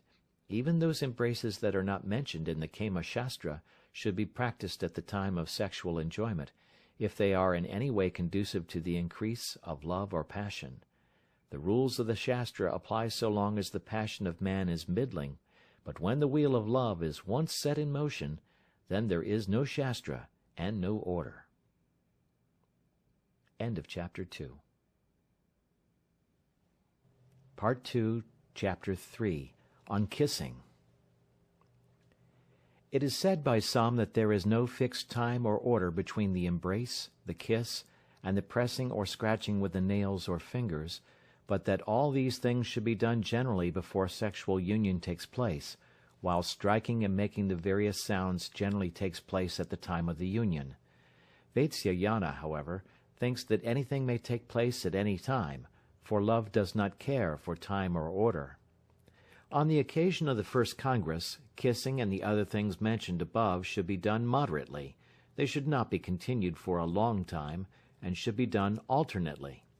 On subsequent occasions, however, the reverse of all this may take place, and moderation will not be necessary. They may continue for a long time, and for the purpose of kindling love. They may all be done at the same time. The following are the places for kissing, that is, the forehead, the eyes, the cheeks, the throat, the bosom, the breasts, the lips, and the interior of the mouth. Moreover, the people of the Lat country kiss also on the following places: the joints of the thighs, the arms, and the navel. But Vatsyayana thinks that though kissing is practiced by these people in the above places on account of the intensity of their love, and the customs of their country, it is not fit to be practiced by all. Now, in a case of a young girl, there are 3 sorts of kisses: the nominal kiss, the throbbing kiss, the touching kiss. 1. When a girl only touches the mouth of her lover with her own, but does not herself do anything, it is called the nominal kiss. 2. When a girl, setting aside her bashfulness a little, wishes to touch the lip that is pressed into her mouth, and with that object moves her lower lip, but not the upper one, it is called the throbbing kiss. 3. When a girl touches her lover's lip with her tongue, and having shut her eyes, places her hands on those of her lover, it is called the touching kiss. Other authors describe 4 other kinds of kisses: the straight kiss, the bent kiss, the turned kiss, the pressed kiss. 1. When the lips of 2 lovers are brought into direct contact with each other, it is called a straight kiss. 2. when the heads of two lovers are bent towards each other, and when so bent kissing takes place, it is called a bent kiss. 3. When one of them turns up the face of the other by holding the head and chin and then kissing, it is called a turned kiss. 4. Lastly, when the lower lip is pressed with much force, it is called a pressed kiss. There is also a fifth kind of kiss called the greatly pressed kiss, which is effected by taking hold of the lower lip between two fingers, and then after touching it with the tongue, pressing it with great force with the lip. As regards kissing, a wager may be laid as to which will get hold of the lips of the other first. If the woman loses, she should pretend to cry, should keep her lover off by shaking her hands, and turn away from him and dispute with him, saying, "Let another wager be laid." If she loses this a second time, she should appear doubly distressed, and when her lover is off his guard or asleep, she should get hold of his lower lip and hold it in her teeth, so that it should not slip away, and then she should laugh, make a loud noise, deride him, dance about, and say whatever she likes in a joking way, moving her eyebrows and rolling her eyes. Such are the wagers and quarrels as far as kissing is concerned, but the same may be applied with regard to the pressing or scratching with the nails and fingers, biting and striking. All these, however, are only peculiar to men and women of intense passion. When a man kisses the upper lip of a woman, while she in return kisses his lower lip, it is called the kiss of the upper lip. When one of them takes both the lips of the other between his or her own, it is called a clasping kiss. A woman, however, only takes this kind of kiss from a man who has no mustache. And on the occasion of this kiss, if one of them touches the teeth, the tongue, and the palate of the other, with his or her tongue, it is called the fighting of the tongue. In the same way, the pressing of the teeth of the one against the mouth of the other is to be practiced. Kissing is of 4 kinds: moderate, contracted, pressed, and soft, according to the different parts of the body which are kissed, for different kinds of kisses are appropriate for different parts of the body.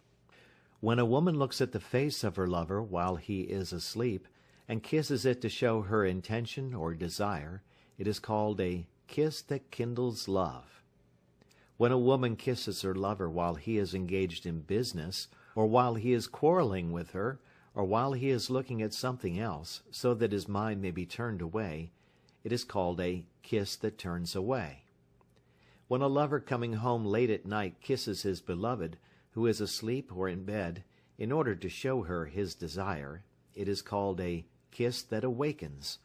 On such an occasion the woman may pretend to be asleep at the time of her lover's arrival, so that she may know his intention and obtain respect from him.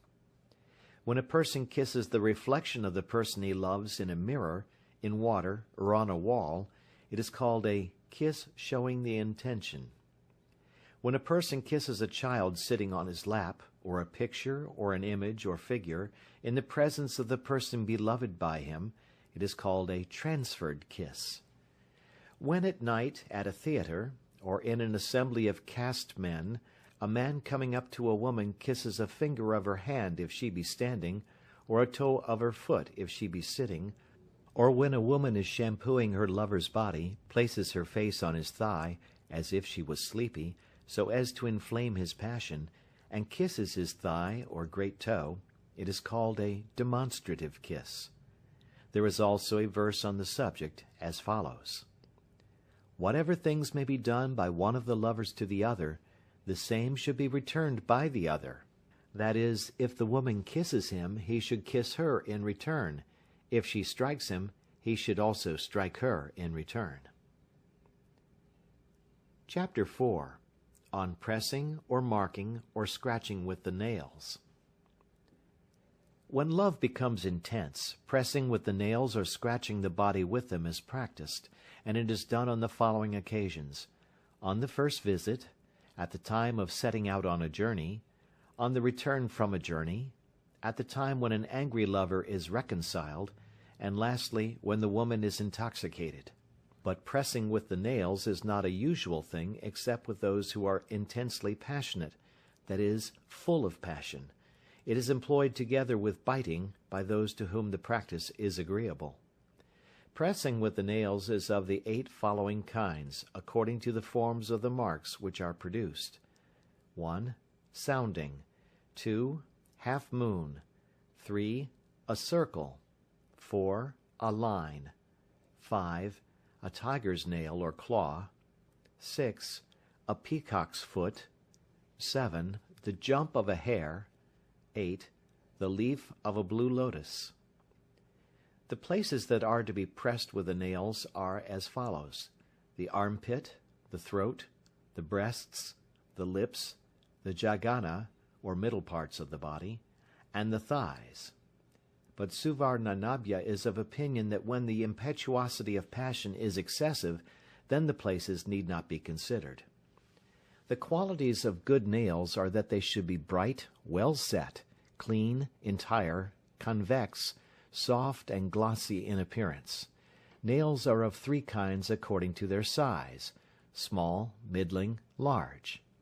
Large nails, which give grace to the hands and attract the hearts of women from their appearance, are possessed by the Bengalese. Small nails, which can be used in various ways, and are to be applied only with the object of giving pleasure, are possessed by the people of the southern districts. Middling nails, which contain the properties of both the above kinds, belong to the people of the Maharashtra. 1. When a person presses the chin, the breasts, the lower lip, or the jagana of another so softly that no scratch or mark is left, but only the hair on the body becomes erect from the touch of the nails, and the nails themselves make a sound, it is called a sounding or pressing with the nails. This pressing is used in the case of a young girl when her lover shampoos her, scratches her head, and wants to trouble or frighten her. 2. The curved mark with the nails, which is impressed on the neck and the breasts, is called the half-moon. 3. When the half-moons are impressed opposite to each other, it is called a circle. This mark with the nails is generally made on the navel, the small cavities about the buttocks, and on the joints of the thigh. 4.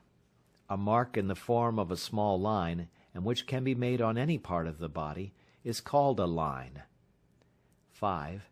This same line, when it is curved and made on the breast, is called a tiger's nail. 6. When a curved mark is made on the breast by means of the 5 nails, it is called a peacock's foot. This mark is made with the object of being praised, for it requires a great deal of skill to make it properly. 7. When 5 marks with the nails are made close to one another near the nipple of the breast, it is called the jump of a hare. 8. A mark made on the breast or on the hips in the form of a leaf of the blue lotus is called the leaf of a blue lotus. When a person is going on a journey and makes a mark on the thighs or on the breast, it is called a token of remembrance. On such an occasion 3 or 4 lines are impressed close to one another with the nails. Here ends the marking with the nails. Marks of other kinds than the above may also be made with the nails, for the ancient authors say that as there are innumerable degrees of skill among men, the practice of this art being known to all, so there are innumerable ways of making these marks. And as pressing or marking with the nails is independent of love, no one can say with certainty how many different kinds of marks with the nails do actually exist.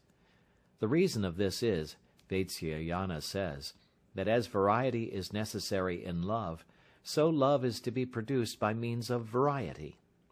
It is on this account that courtesans, who are well acquainted with various ways and means, become so desirable, for if variety is sought in all the arts and amusements, such as archery and others, how much more should it be sought after in the present case?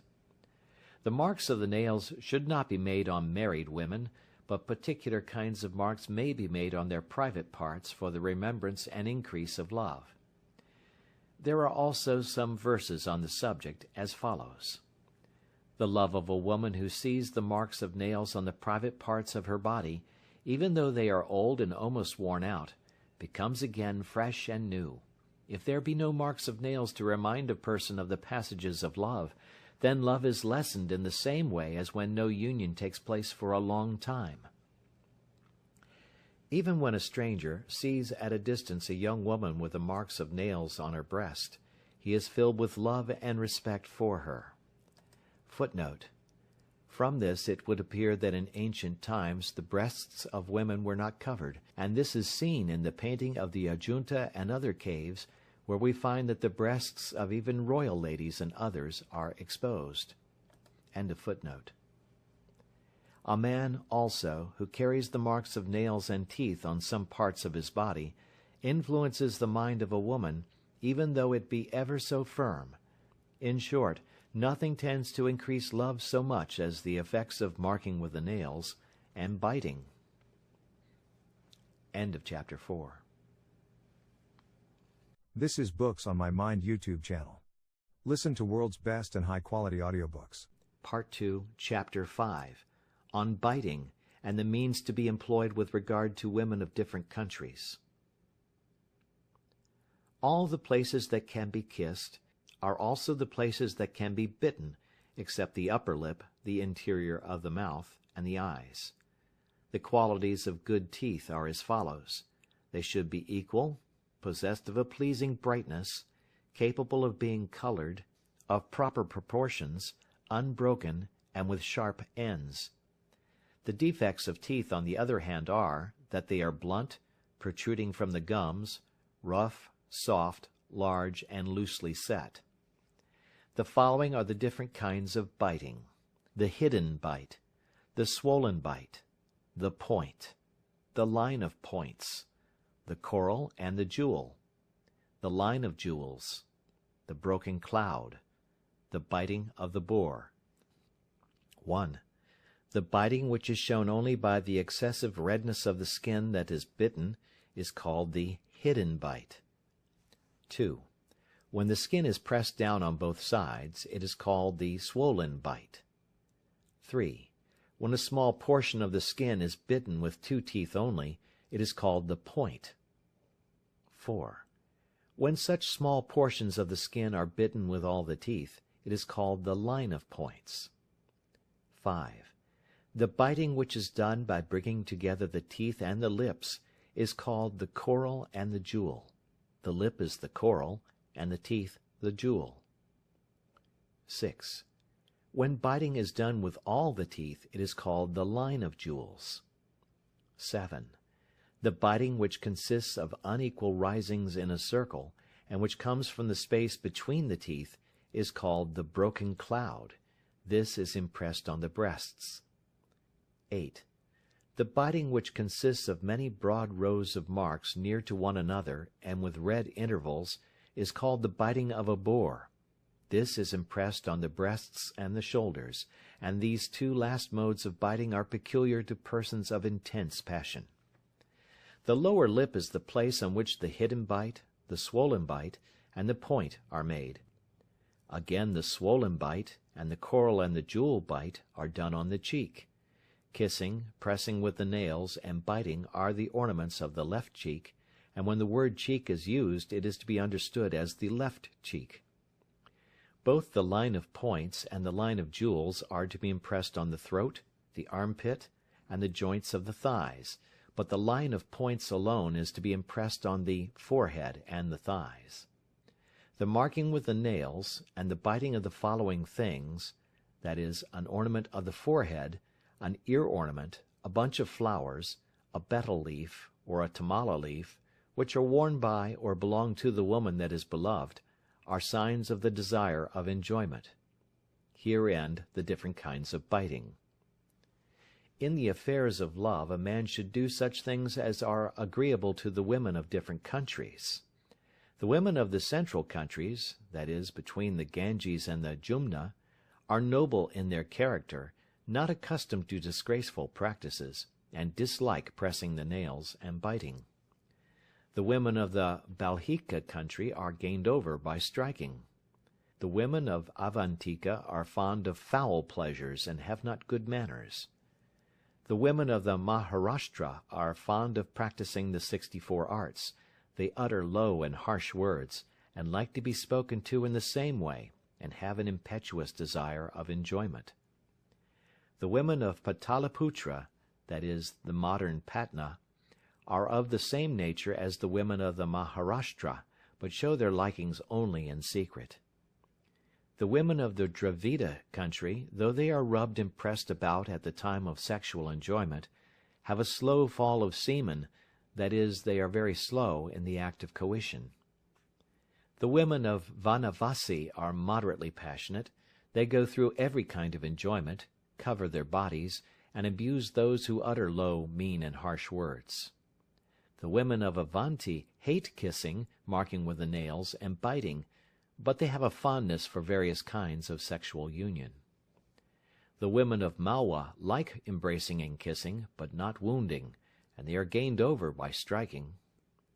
The women of Abhira and those of the country about the Indus and 5 rivers, that is, the Punjab, are gained over by the Aparishataka or mouth congress.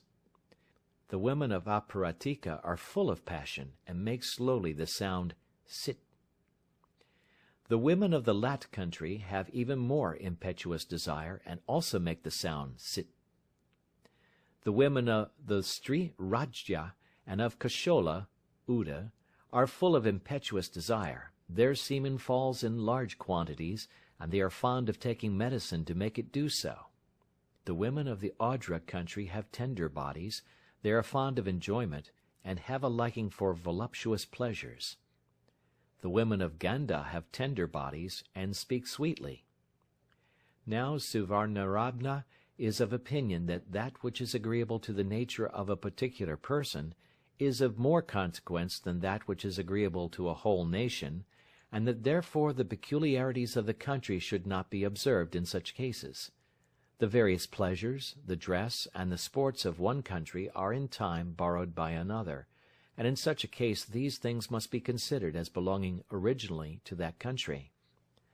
Among the things mentioned above, embracing, kissing, etc., those which increase passion should be done first, and those which are only for amusement or variety should be done afterwards. There are also some verses on this subject as follows. When a man bites a woman forcibly, she should angrily do the same to him with double force. Thus a point should be returned with a line of points, and a line of points with a broken cloud, and if she be excessively chafed, she should at once begin a love quarrel with him. At such a time she should take hold of her lover by the hair, and bend his head down, and kiss his lower lip, and then, being intoxicated with love, she should shut her eyes and bite him in various places. Even by day, and in a place of public resort, when her lover shows her any mark that she may have inflicted on his body, she should smile at the sight of it, and turning her face as if she were going to chide him, she should show him with an angry look the marks on her own body that had been made by him. Thus, if men and women act according to each other's liking, their love for each other will not be lessened, even in 100 years. Chapter 6. Of the different ways of lying down, and various kinds of congress. On the occasion of a high congress, the Marishi, deer, woman should lie down in such a way as to widen her yoni, while in a low congress, the Hastini, elephant woman, should lie down so as to contract hers. But in an equal congress they should lie down in the natural position. What is said above concerning the Marishi and the Hastini applies also to the Vadawa or mare woman. In a low congress the woman should particularly make use of medicine, to cause her desires to be satisfied quickly. The deer woman has the following 3 ways of lying down: the widely opened position, the yawning position, the position of the wife of Indra. 1. When she lowers her head and raises her middle parts, it is called the widely opened position. At such a time the man should apply some unguent, so as to make the entrance easy. 2. When she raises her thighs and keeps them wide apart and engages in congress, it is called the yawning position. 3. When she places her thighs with her legs doubled on them upon her sides, and thus engages in congress, it is called the position of Indrani, and this is learnt only by practice. The position is also useful in the case of the highest congress. The clasping position is used in low congress and in the lowest congress, together with the pressing position, the twining position, and the mare's position. When the legs of both the male and the female are stretched straight out over each other, it is called the clasping position. It is of two kinds, the side position and the supine position, according to the way in which they lie down.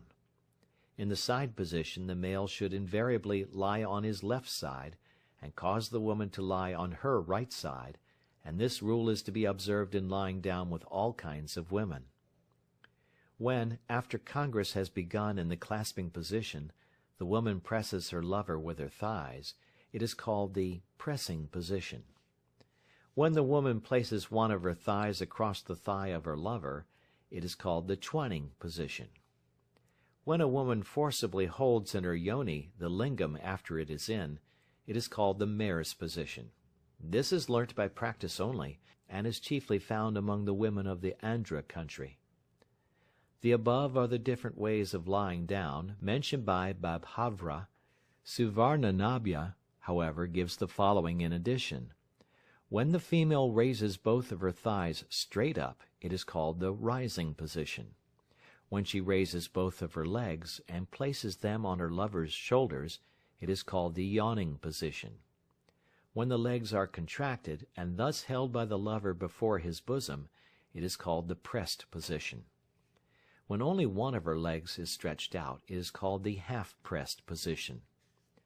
When the woman places one of her legs on her lover's shoulder, and stretches the other out, and then places the latter on his shoulder, and stretches out the other, and continues to do so alternately, it is called the splitting of a bamboo. When one of her legs is placed on the head, and the other is stretched out, it is called the fixing of a nail. This is learnt by practice only.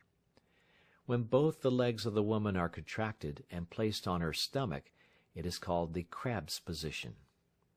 When the thighs are raised and placed one upon the other, it is called the packed position.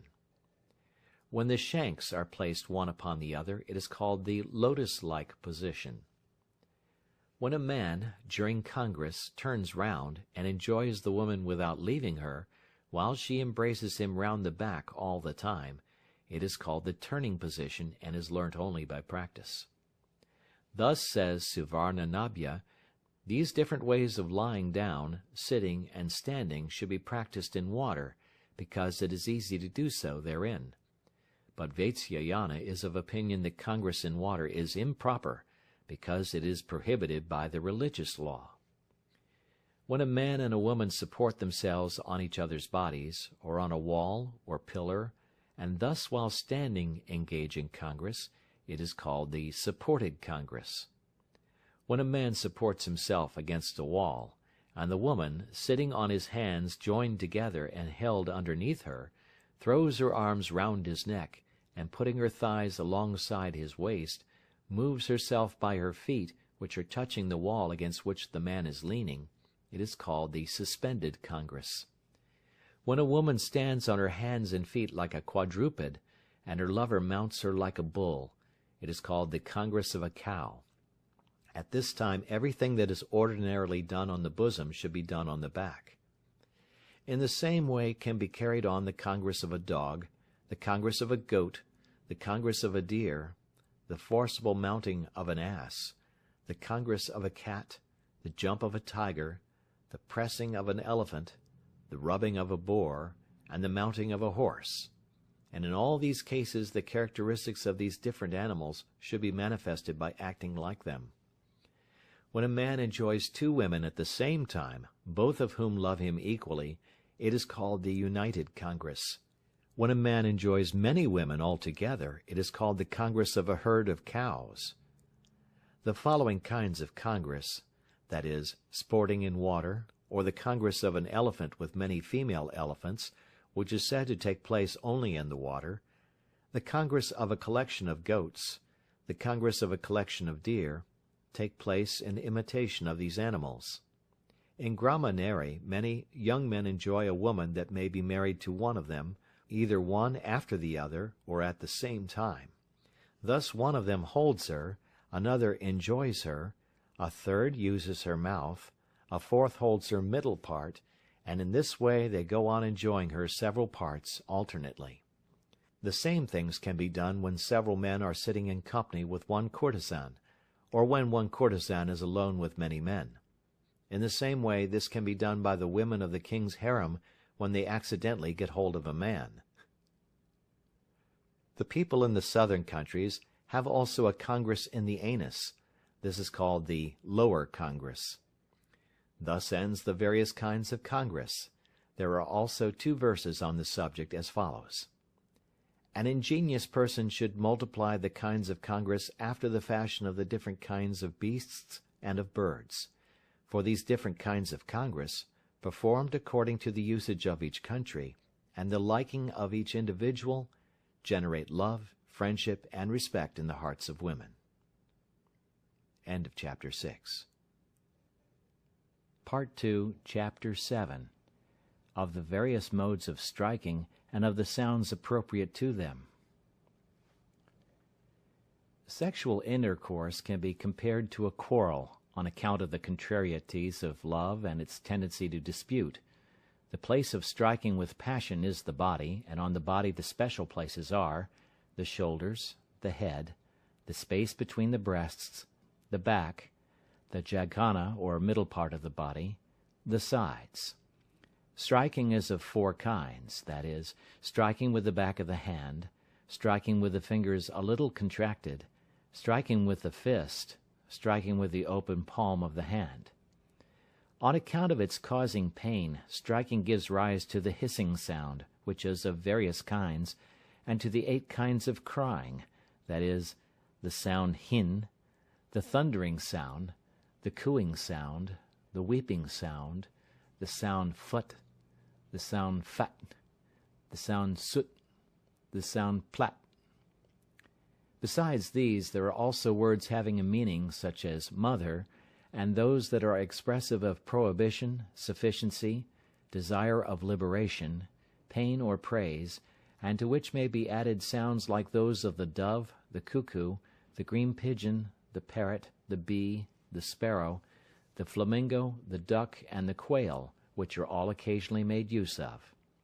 Blows with the fist should be given on the back of the woman, while she is sitting on the lap of the man, and she should give blows in return, abusing the man as if she were angry, and making the cooing and the weeping sounds. While the woman is engaged in congress, the space between the breasts should be struck with the back of the hand, slowly at first, and then proportionately to the increasing excitement until the end. At this time the sounds hin and others may be made, alternately or optionally, according to habit. When the man, making the sound fat, strikes the woman on the head, with the fingers of his hand a little contracted, it is called prasritaka, which means striking with the fingers of the hand a little contracted.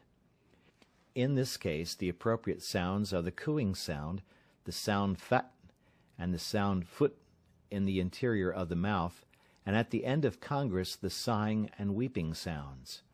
The sound fat is an imitation of the sound of a bamboo being split, while the sound phut is like the sound made by something falling into water. At all times when kissing and such like things are begun, the woman should give a reply with a hissing sound. During the excitement, when the woman is not accustomed to striking, she continually utters words expressive of prohibition, sufficiency, or desire of liberation, as well as the words father, mother, intermingled with the sighing, weeping, and thundering sounds. Footnote: Men who are well acquainted with the art of love are well aware how often one woman differs from another in her sighs and sounds during the time of congress. Some women like to be talked to in the most loving way, others in the most abusive way, and so on. Some women enjoy themselves with closed eyes in silence, others make a great noise over it, and some almost faint away. The great art is to ascertain what gives them the greatest pleasure, and what specialties they like best. End of footnote. Towards the conclusion of the congress, the breasts, the jaghana, and the sides of the woman should be pressed with the open palms of the hand, with some force, until the end of it, and then sounds like those of the quail or the goose should be made. There are also 2 verses on the subject as follows. The characteristics of manhood are said to consist of roughness and impetuosity, while weakness, tenderness, sensibility, and an inclination to turn away from unpleasant things are the distinguishing marks of womanhood. The excitement of passion and peculiarities of habit may sometimes cause contrary results to appear, but these do not last long, and in the end the natural state is resumed. The wedge on the bosom, the scissors on the head, the piercing instrument on the cheeks, and the pincers on the breasts and sides, may also be taken into consideration with the other 4 modes of striking, and thus give 8 ways altogether. But these 4 ways of striking with instruments are peculiar to the people of the southern countries, and the marks made by them are seen on the breasts of their women.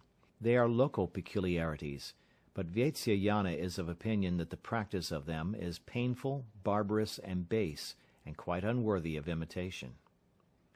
In the same way, anything that is a local peculiarity should not always be adopted elsewhere, and even in the place where the practice is prevalent, excess of it should always be avoided.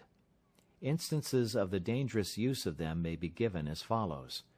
The king of the Panchalas killed the courtesan Madhavasena by means of the wedge during congress. King Shatakarni Shatavahana of the Kantalas deprived his great queen Malavayati of her life by a pair of scissors, and Naradeva, whose hand was deformed, blinded a dancing girl by directing a piercing instrument in a wrong way. There are also 2 verses on the subject as follows. About these things there cannot be either enumeration or any definite rule. Congress having once commenced, passion alone gives birth to all the acts of the parties. Such passionate actions and amorous gesticulations or movements, which arise on the spur of the moment and during sexual intercourse, cannot be defined and are as irregular as dreams. A horse having once attained the 5th degree of motion goes on with blind speed, regardless of pits, ditches, and posts in his way, and in the same manner a loving pair become blind with passion in the heat of congress, and go on with great impetuosity, paying not the least regard to excess. For this reason one who is well acquainted with the science of love, and knowing his own strength, as also the tenderness, impetuosity, and strength of the young woman, should act accordingly. The various modes of enjoyment are not for all times or for all persons, but they should only be used at the proper time, and in the proper countries and places. Chapter 8. About women acting the part of a man, and of the work of a man. When a woman sees that her lover is fatigued by constant congress, without having his desire satisfied, she should, with his permission, lay him down upon his back, and give him assistance by acting his part. She may also do this to satisfy the curiosity of her lover, or her own desire of novelty. There are 2 ways of doing this. The first is when during congress she turns round and gets on the top of her lover, in such a manner as to continue the congress, without obstructing the pleasure of it. And the other is when she acts the man's part from the beginning. At such a time, with flowers in her hair hanging loose, and her smiles broken by hard breathings, she should press upon her lover's bosom with her own breasts, and lowering her head frequently, should do in return the same actions which he used to do before. Returning his blows and chaffing him, should say, "I was laid down by you, and fatigued with hard congress. I shall now therefore lay you down in return." She should then again manifest her own bashfulness, her fatigue, and her desire of stopping the congress. In this way she should do the work of a man, which we shall presently relate. Whatever is done by a man for giving pleasure to a woman is called the work of a man, and is as follows. While the woman is lying on his bed, and is, as it were, abstracted by his conversation, he should loosen the knot of her undergarments, and when she begins to dispute with him, he should overwhelm her with kisses. Then, when his lingam is erect, he should touch her with his hands in various places and gently manipulate various parts of the body. If the woman is bashful, and if it is the first time they have come together, the man should place his hands between her thighs, which she would probably keep close together, and if she is a very young girl, she should first get his hands upon her breasts, which she would probably cover with her own hands, and under her armpits and on her neck. If, however, she is a seasoned woman, he should do whatever is agreeable either to him or to her, and whatever is fitting for the occasion. After this he should take hold of her hair, and hold her chin in his fingers for the purpose of kissing her. On this, if she is a young girl, she will become bashful and close her eyes. Anyhow, he should gather from the action of the woman what things would be pleasing to her during congress. Here Suvarnanabha says that while a man is doing to the woman what he likes best during congress, he should always make a point of pressing those parts of her body on which she turns her eyes. The signs of the enjoyment and satisfaction of the woman are as follows. Her body relaxes. She closes her eyes. She puts aside all bashfulness, and shows increased willingness to unite the two organs as closely together as possible. On the other hand, the signs of her want of enjoyment and of failing to be satisfied are as follows. She shakes her hands, she does not let the man get up, feels dejected, bites the man, kicks him, and continues to go on moving after the man has finished. In such cases the man should rub the yoni of the woman with his hand and fingers, as the elephant rubs anything with his trunk, before engaging in congress, until it is softened, and after that is done he should proceed to put his lingam into her. The acts to be done by the man are moving forward, friction or churning, piercing, rubbing, pressing, giving a blow, the blow of a boar, the blow of a bull, the sporting of a sparrow. 1. When the organs are brought together properly and directly, it is called moving the organ forward. 2. When the lingam is held with the hand and turned all round in the yoni, it is called churning. 3. When the yoni is lowered and the upper part of it is struck with the lingam, it is called piercing. 4. When the same thing is done on the lower part of the yoni, it is called rubbing. 5. When the yoni is pressed by the lingam for a long time, it is called pressing. 6. When the lingam is removed to some distance from the yoni and then forcibly strikes it, it is called giving a blow. 7. When only one part of the yoni is rubbed with the lingam, it is called the blow of a boar. 8. When both sides of the yoni are rubbed in this way, it is called the blow of a bull. 9. When the lingam is in the yoni and moved up and down frequently and without being taken out, it is called the sporting of a sparrow. This takes place at the end of congress. When a woman acts the part of a man, she has the following things to do in addition to the 9 given above, that is, the pair of tongs, the top, the swing. 1.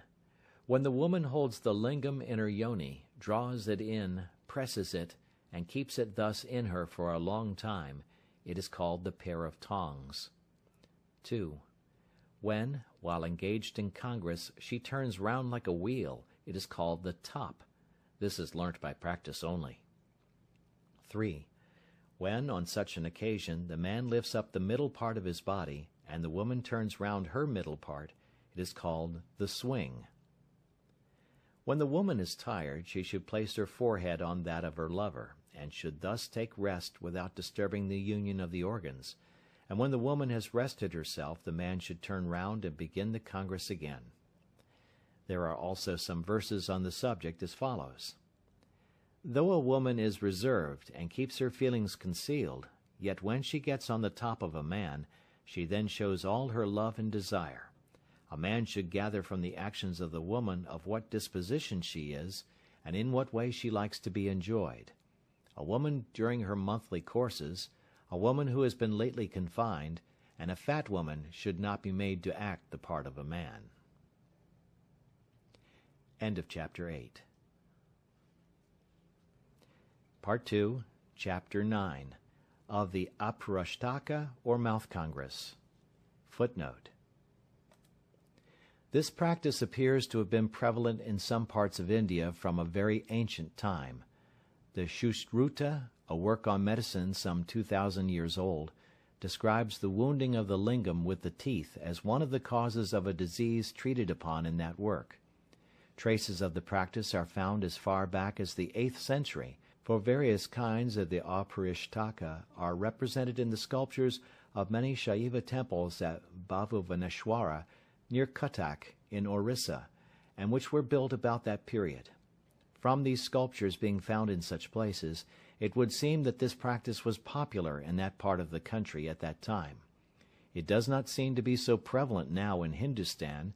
Its place perhaps is filled up by the practice of sodomy, introduced since the Mohammedan period. End of footnote. There are two kinds of eunuchs, those that are disguised as males and those that are disguised as females. Eunuchs disguised as females imitate their dress, speech, gestures, tenderness, timidity, simplicity, softness, and bashfulness. The acts that are done on the jagana, or middle parts of women, are done in the mouths of these eunuchs, and this is called aparashtaka. These eunuchs derive their imaginable pleasure and their livelihood from this kind of congress, and they lead the life of courtesans. So much concerning eunuchs disguised as females. Eunuchs disguised as males keep their desires secret, and when they wish to do anything they lead the life of shampooers. Under the pretense of shampooing, a eunuch of this kind embraces and draws towards himself the thighs of the man whom he is shampooing, and after this he touches the joints of his thighs and his jagana, or central portions of his body. Then, if he finds the lingam of the man erect, he presses it with his hands and chaffs him for getting into that state. If after this, and after knowing his intention, the man does not tell the eunuch to proceed, then the latter does it of his own accord and begins the congress. If, however, he is ordered by the man to do it, then he disputes with him, and only consents at last with difficulty. The following 8 things are then done by the eunuch, one after the other, that is, the nominal congress, biting the sides, pressing outside, pressing inside, kissing, rubbing, sucking a mango fruit, swallowing up. At the end of each of these the eunuch expresses his wish to stop, but when one of them is finished, the man desires him to do another, and after that is done, then the one that follows it, and so on. 1. When holding the man's lingam with his hand, and placing it between his lips, the eunuch moves about his mouth, it is called the nominal congress. 2. When, covering the end of the lingam with his fingers collected together like the bud of a plant or flower, the eunuch presses the sides of it with his lips, using his teeth also, it is called biting the sides. 3. When, being desired to proceed, the eunuch presses the end of the lingam with his lips closed together, and kisses it as if he were drawing it out, it is called the outside pressing. 4.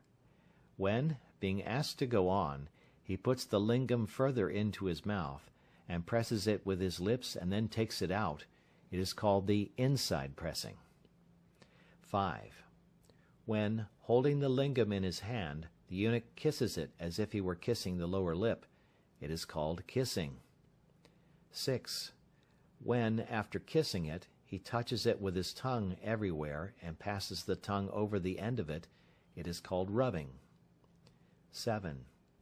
When, in the same way, he puts the half of it into his mouth and forcibly kisses and sucks it, this is called sucking a mango fruit. 8. And lastly, when, with the consent of the man, the eunuch puts the whole lingam into his mouth, and presses it to the very end, as if he were going to swallow it up, it is called swallowing up. Striking, scratching, and other things may also be done during this kind of congress. The aparishtaka is practiced only by unchaste and wanton women, female attendants, and serving maids, that is, those who are not married to anybody but who live by shampooing. The Acharyas, who are ancient and venerable authors, are of opinion that this Aparishtaka is the work of a dog and not of a man, because it is a low practice, and opposed to the orders of the Holy Writ, and because the man himself suffers by bringing his lingam into contact with the mouths of eunuchs and women. But Vatsyayana says that the orders of the Holy Writ do not affect those who resort to courtesans, and the law prohibits the practice of the Aparishtaka with married women only. As regards the injury to the male, that can be easily remedied. The people of eastern India do not resort to women who practice the Aparishtaka. The people of Ahishatra resort to such women, but do nothing with them, so far as the mouth is concerned. The people of Saketa do with these women every kind of mouth congress, while the people of Nagara do not practice this, but do every other thing. The people of the Shurasena country, on the southern bank of the Jumna, do everything without any hesitation, for they say that women being naturally unclean, no one can be certain about their character, their purity, their conduct, their practices, their confidences, or their speech. They are not, however, on this account to be abandoned, because religious law, on the authority of which they are reckoned pure, lays down that the udder of a cow is clean at the time of milking, though the mouth of a cow, and also the mouth of her calf, are considered unclean by the Hindus. Again, a dog is clean when he seizes a deer in hunting, though food touched by a dog is otherwise considered very unclean. A bird is clean when it causes a fruit to fall from a tree by pecking at it, though things eaten by crows and other birds are considered unclean. And the mouth of a woman is clean for kissing and such like things at the time of sexual intercourse. Vatsyayana, moreover, thinks that in all these things connected with love, everybody should act according to the custom of his country and his own inclination. There are also the following verses on the subject. The male servants of some men carry on the mouth congress with their masters. It is also practiced by some citizens who know each other well among themselves. Some women of the harem, when they are amorous, do the acts of the mouth on the yonis of one another, and some men do the same thing with women. The way of doing this, that is, of kissing the yoni, should be known from kissing the mouth. When a man and woman lie down in an inverted order, that is, with the head of the one towards the feet of the other, and carry on this congress, it is called the congress of a crow. For the sake of such things, courtesans abandon men possessed of good qualities, liberal and clever, and become attached to low persons, such as slaves and elephant drivers. The Aparishtaka, or mouth congress, should never be done by a learned Brahmin, by a minister that carries on the business of a state, or by a man of good reputation, because though the practice is allowed by the Shastras, there is no reason why it should be carried on, and need only be practiced in particular cases. As, for instance, the taste and the strength and the digestive qualities of the flesh of dogs are mentioned in works on medicine, but it does not therefore follow that it should be eaten by the wise. In the same way there are some men, some places, and some times, with respect to which these practices can be made use of. A man should therefore pay regard to the place, to the time, and to the practice which is to be carried out, as also as to whether it is agreeable to his nature and to himself, and then he may or may not practice these things according to circumstances. But, after all, these things being done secretly, and the mind of the man being fickle, how can it be known what any person will do at any particular time and for any particular purpose? Chapter 10. Of the way how to begin and how to end the congress. Different kinds of congress and love quarrels. In the pleasure room, decorated with flowers, and fragrant with perfumes, attended by his friends and servants, the citizen should receive the woman, who will come bathed and dressed, and will invite her to take refreshment and to drink freely. He should then seat her on his left side, and holding her hair, and touching also the end and knot of her garment, he should gently embrace her with his right arm.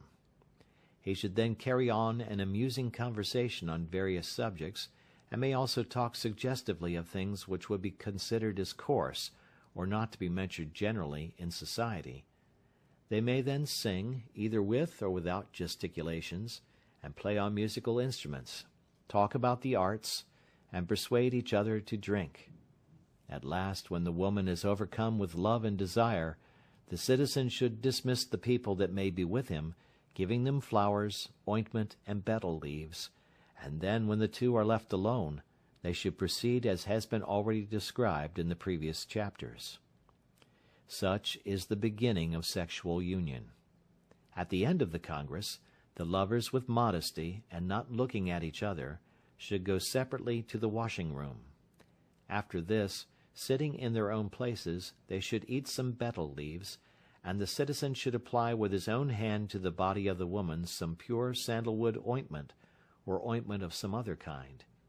He should then embrace her with his left arm, and with agreeable words should cause her to drink from a cup held in his own hand, or he may give her water to drink.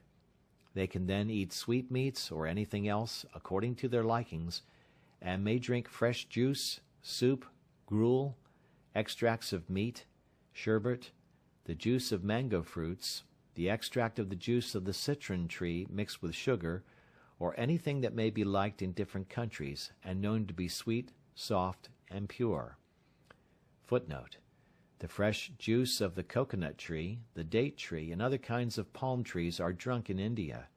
It will not keep fresh very long, but ferments rapidly, and is then distilled into liquor.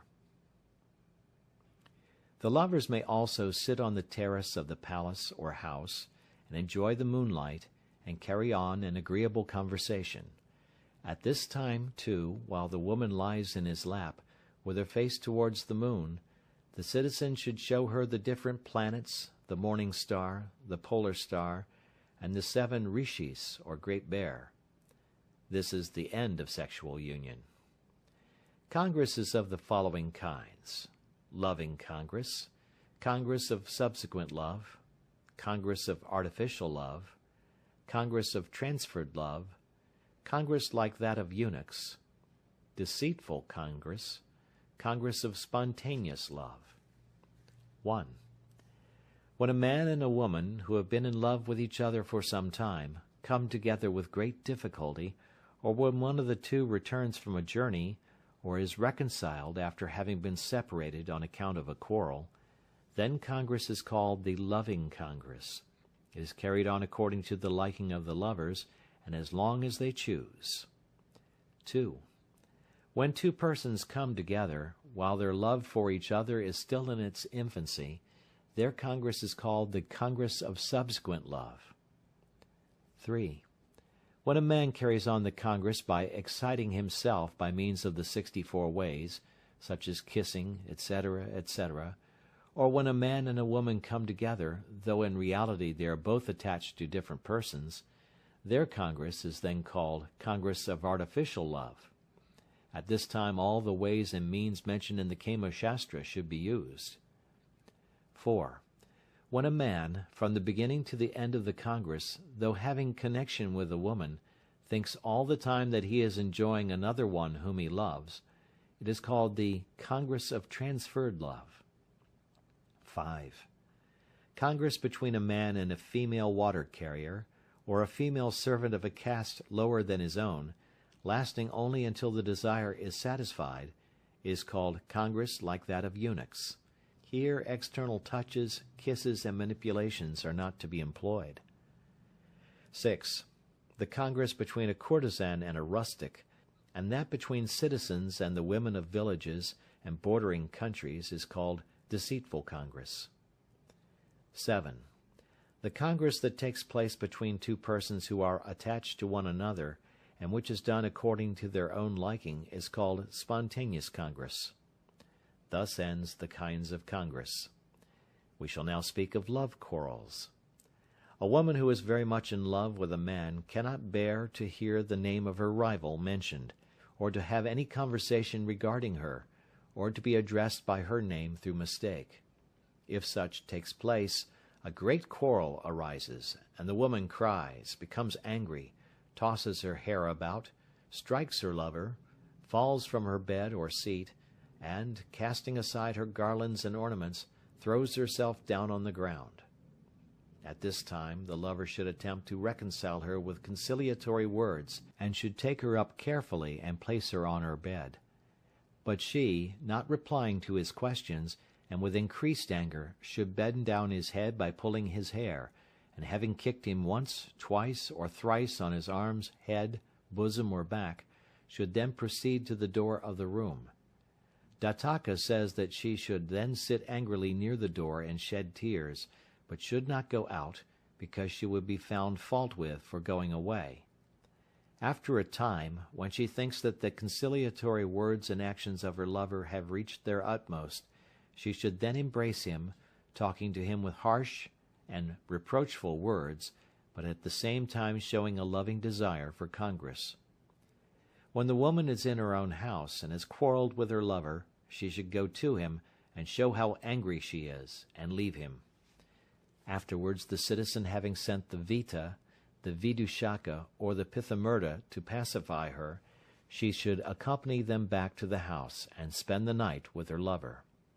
Footnote: the characteristics of these three individuals have been given in Part 1, page 31. End footnote. Thus end the love quarrels. In conclusion, a man employing the 64 means mentioned by Bhairava obtains his object and enjoys the woman of the first quality. Though he may speak well on other subjects, if he does not know the 64 divisions, no great respect is paid to him in the assembly of the learned. A man, devoid of other knowledge, but well acquainted with the 64 divisions, becomes a leader in any society of men and women. What man will not respect the 64 parts, considering they are respected by the learned, by the cunning, and by the courtesans? Footnote: a definition of the 64 parts or divisions is given in Chapter 2, page 45. End footnote. As the 64 parts are respected, are charming, and add to the talent of women, they are called by the acharyas dear to women. A man skilled in the 64 parts is looked upon with love by his own wife, by the wives of others, and by courtesans. End of Part 2. This is Books on My Mind YouTube channel. Listen to world's best and high-quality audiobooks. Part 3, about the acquisition of a wife. Chapter 1, on marriage. When a girl of the same caste, and a virgin, is married in accordance with the precepts of Holy Writ, the results of such a union are the acquisition of dharma and artha, offspring, affinity, increase of friends, and untarnished love. For this reason a man should fix his affections upon a girl who is of good family, whose parents are alive, and who is 3 years or more younger than himself. She should be born of a highly respectable family, possessed of wealth, well connected, and with many relations and friends. She should also be beautiful, of a good disposition, with lucky marks on her body, and with good hair, nails, teeth, ears, eyes, and breasts, neither more nor less than they ought to be, and no one of them entirely wanting, and not troubled with a sickly body. The man should, of course, also possess these qualities himself, but at all events, says Gotakamukha, a girl who has been already joined with others, that is, no longer a maiden, should never be loved, for it would be reproachable to do such a thing. Now, in order to bring about a marriage with such a girl as described above, the parents and relations of the man should exert themselves, as also such friends on both sides as may be desired to assist in the matter. These friends should bring to the notice of the girl's parents the faults, both present and future, of all the other men that may wish to marry her, and should at the same time extol even to exaggeration all the excellencies, ancestral and paternal, of their friend, so as to endear him to them, and particularly to those that may be liked by the girl's mother. One of the friends should also distinguish himself as an astrologer, and declare the future good fortune and wealth of his friend, by showing the existence of all the lucky omens. Footnote: the flight of a blue jay on a person's left side is considered a lucky omen when one starts on any business. The appearance of a cat before any one at such a time is looked on as a bad omen. There are many omens of the same kind. End footnote. And signs. footnote, such as the throbbing of the right eye of men and the left eye of women, etc., end footnote, the good influence of planets, the auspicious entrance of the sun into a sign of the zodiac, propitious stars and fortunate marks on his body. Others again should rouse the jealousy of the girl's mother by telling her that their friend has a chance of getting from some other quarter even a better girl than hers. A girl should be taken as a wife, as also given in marriage, when fortune, signs, omens, and the words of others are favorable. Footnote: before anything is begun, it is a custom to go early in the morning to a neighbor's house, and overhear the first words that may be spoken in his family, and according as the words heard are of good or bad import, so draw an inference as to the success or failure of the undertaking. End footnote. For, says Gotaka, a man should not marry at any time he likes. A girl who is asleep, crying, or gone out of the house when sought in marriage, or who is betrothed to another, should not be married. The following also should be avoided: one who is kept concealed, one who has an ill-sounding name, one who has her nose depressed, one who has her nostril turned up, one who is formed like a male, one who is bent down, one who has crooked thighs, one who has a projecting forehead, one who has a bald head, one who does not like purity, one who has been polluted by another, one who is afflicted with the gulma, footnote, a disease consisting of any glandular enlargement in any part of the body, end footnote, one who is disfigured in any way, one who has fully arrived at puberty, one who is a friend, one who is a younger sister, one who is a vashakari, footnote, a woman, the palms of whose hands and the soles of whose feet are always perspiring, end footnote. In the same way, a girl who is called by the name of one of the 27 stars, or by the name of a tree or of a river, is considered worthless, as also a girl whose name ends in R or L. But some authors say that prosperity is gained only by marrying that girl to whom one becomes attached, and that therefore no other girl but the one who is loved should be married by anyone. When a girl becomes marriageable, her parents should dress her smartly, and should place her where she can be easily seen by all. Every afternoon, having dressed her and decorated her in a becoming manner, they should send her with her female companions to sports, sacrifices, and marriage ceremonies, and thus show her to advantage in society, because she is a kind of merchandise. They should also receive with kind words and signs of friendliness those of an auspicious appearance who may come accompanied by their friends and relations for the purpose of marrying their daughter, and under some pretext or other having first dressed her becomingly, should then present her to them. After this they should await the pleasure of fortune, and with this object should appoint a future day on which a determination could be come to with regard to their daughter's marriage. On this occasion, when the persons have come, the parents of the girl should ask them to bathe and dine, and should say, "Everything will take place at the proper time," and should not then comply with the request, but should settle the matter later. When a girl is thus acquired, either according to the custom of the country, or according to his own desire, the man should marry her in accordance with the precepts of the Holy Writ, according to one of the 4 kinds of marriage. Thus ends marriage. There are also some verses on the subject as follows: amusement in society, such as completing verses begun by others, marriages, and auspicious ceremonies, should be carried on neither with superiors nor inferiors, but with our equals. That should be known as a high connection when a man, after marrying a girl, has to serve her and her relations afterwards like a servant, and such a connection is censured by the good.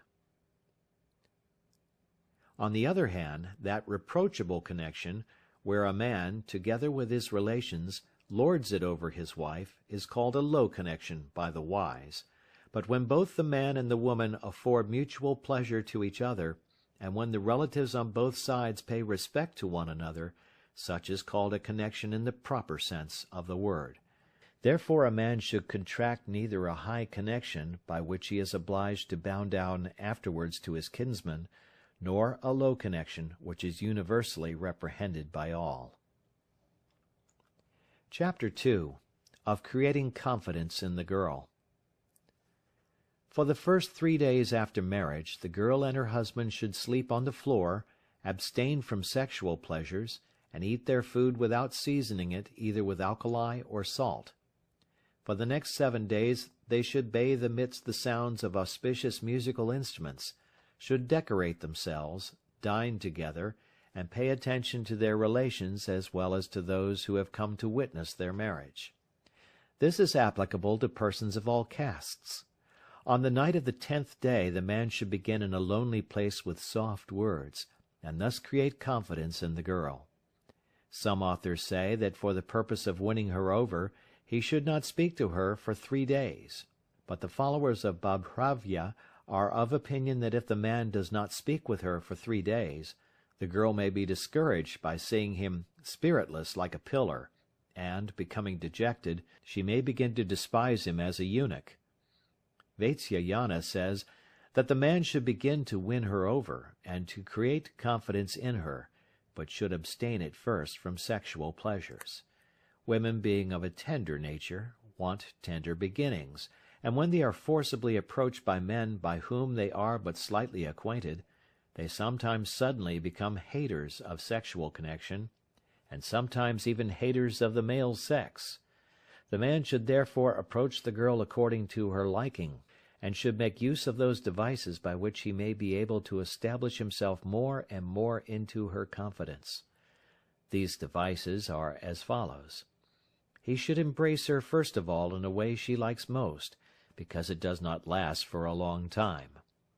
He should embrace her with the upper part of his body because that is easier and simpler. If the girl is grown up, or if the man has known her for some time, he may embrace her by the light of a lamp, but if he is not well acquainted with her, or if she is a young girl, he should then embrace her in darkness. When the girl accepts the embrace, the man should put a tambula, or screw of betel nut and betel leaves, in her mouth, and if she will not take it, he should induce her to do so by conciliatory words, entreaties, oaths, and kneeling at her feet, for it is a universal rule that however bashful or angry a woman may be, she never disregards a man kneeling at her feet. At the time of giving this tambula he should kiss her mouth softly and gracefully without making any sound. When she is gained over in this respect he should then make her talk, and so that she may be induced to talk he should ask her questions about things of which he knows or pretends to know nothing, and of which can be answered in a few words. If she does not speak to him, he should not frighten her, but should ask her the same thing again and again in a conciliatory manner. If she does not then speak, he should urge her to give a reply, because, as Gotakamuka says, all girls hear everything said to them by men, but do not themselves sometimes say a single word. When she is thus importuned, the girl should give replies by shakes of the head, but if she quarreled with the man she should not even do that. When she is asked by the man whether she wishes for him, and whether she likes him, she should remain silent for a long time, and when at last importuned to reply, should give him a favorable answer by a nod of the head. If the man is previously acquainted with the girl, he should converse with her by means of a female friend, who may be favorable to him, and in the confidence of both, and carry on the conversation on both sides. On such an occasion the girl should smile with her head bent down, and if the female friend say more on her part than she was desired to do, she should chide her and dispute with her. The female friend should say in jest even what she is not desired to say by the girl, and add, "She says so," on which the girl should say indistinctly and prettily, "Oh, no, I did not say so," and she should then smile and throw an occasional glance towards the man. If the girl is familiar with the man, she should place near him, without saying anything, that tambula, the ointment, or the garland that he may have asked for, or she may tie them up in his upper garment. While she is engaged in this, the man should touch her young breasts in the sounding way of pressing with the nails, and if she prevents him doing this, he should say to her, "I will not do it again if you will embrace me," and should in this way cause her to embrace him. While he is being embraced by her, he should pass his hand repeatedly over and about her body. By and by he should place her in his lap, and try more and more to gain her consent, and if she will not yield to him, he should frighten her by saying, "I shall impress marks of my teeth and nails on your lips and breasts, and then make similar marks on my own body, and shall tell my friends that you did them. What will you say then?" In this and other ways, as fear and confidence are created in the minds of children, so should the man gain her over to his wishes. On the second and third nights, after her confidence has increased still more, he should feel the whole of her body with his hands, and kiss her all over. He should also place his hands upon her thighs and shampoo them, and if he succeed in this, he should then shampoo the joints of her thighs. If she tries to prevent him doing this, he should say to her, "What harm is there in doing it?" and should persuade her to let him do it. After gaining this point, he should touch her private parts, should loosen her girdle and the knot of her dress, and turning up her lower garment should shampoo the joints of her naked thighs. Under various pretenses he should do all these things, but he should not at that time begin actual congress. After this he should teach her the 64 arts, should tell her how much he loves her, and describe to her the hopes which he formerly entertained regarding her.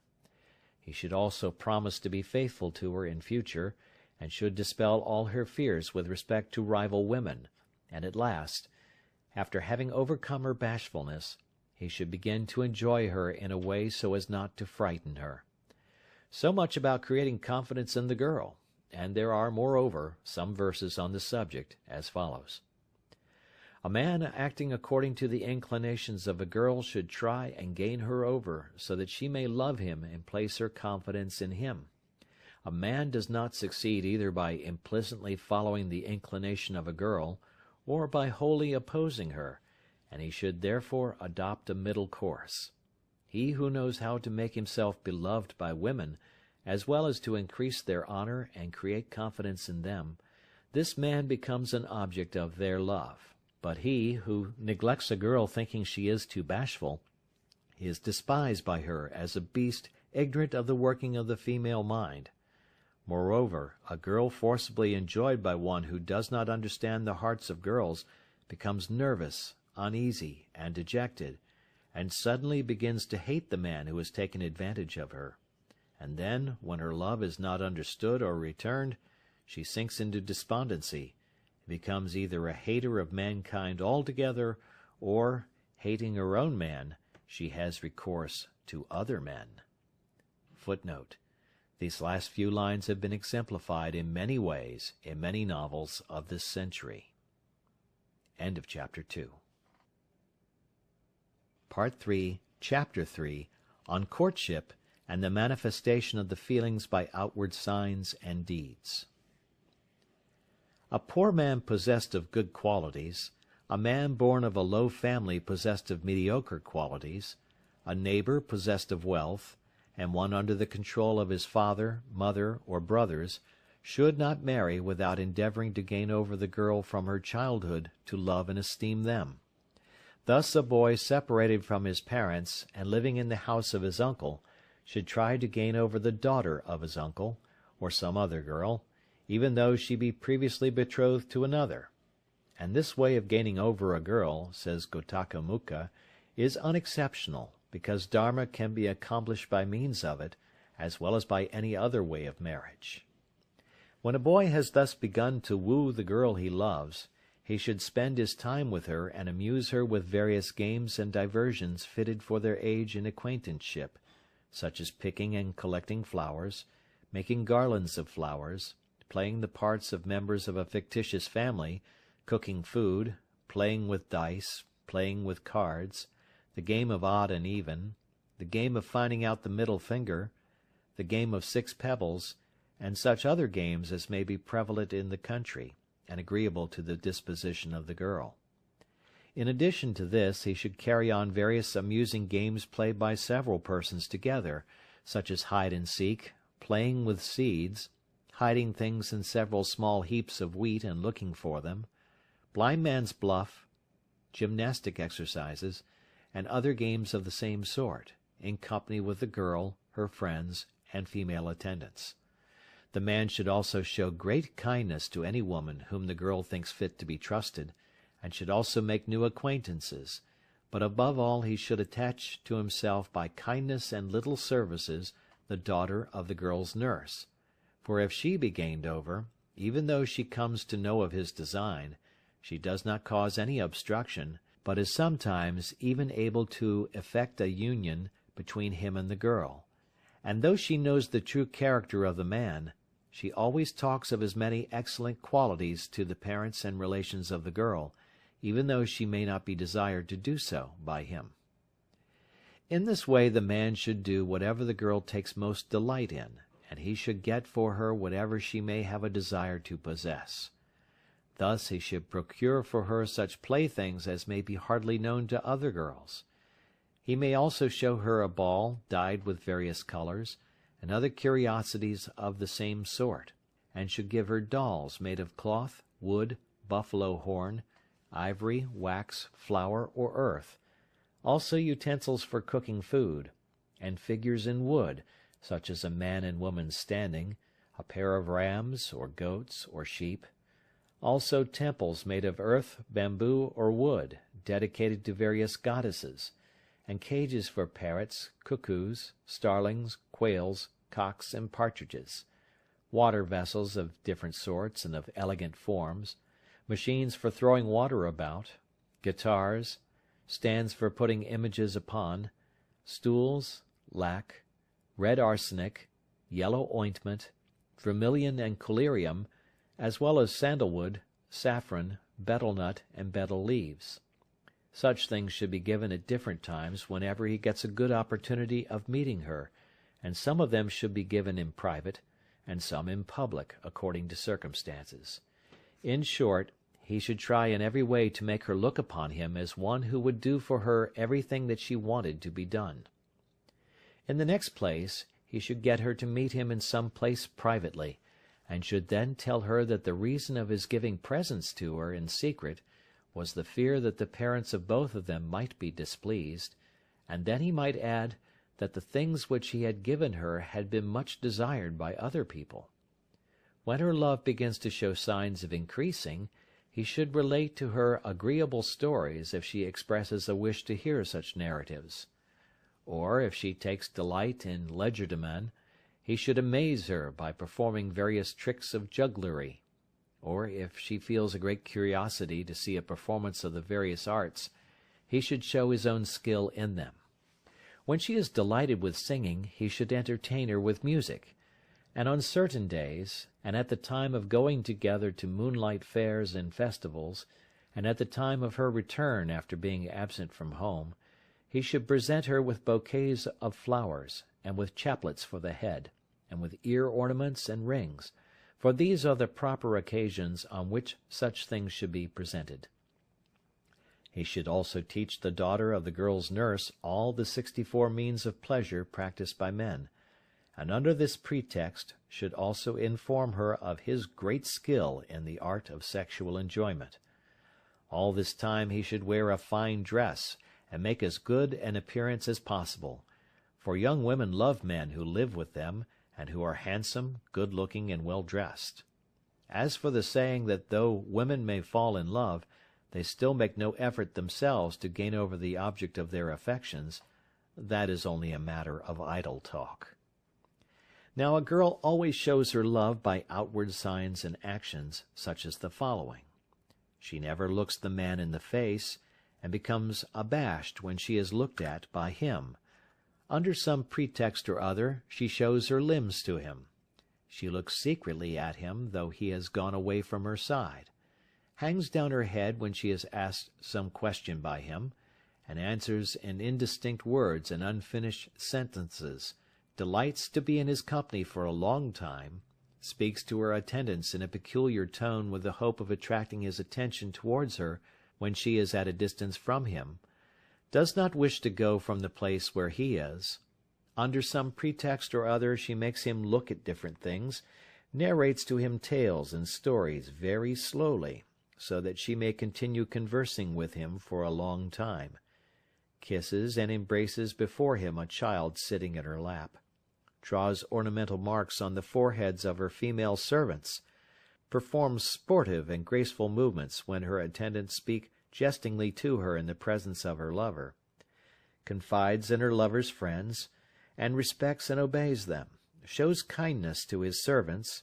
converses with them, and engages them to do her work as if she were their mistress, and listens attentively to them when they tell stories about her lover to somebody else, enters his house when induced to do so by the daughter of her nurse, and by her assistance manages to converse and play with him, avoids being seen by her lover when she is not dressed and decorated, gives him by the hand of her female friend her ear ornament, ring, or garland of flowers that he may have asked to see, always wears anything that he may have presented to her, become dejected when any other bridegroom is mentioned by her parents, and does not mix with those who may be of her party, or who may support his claims.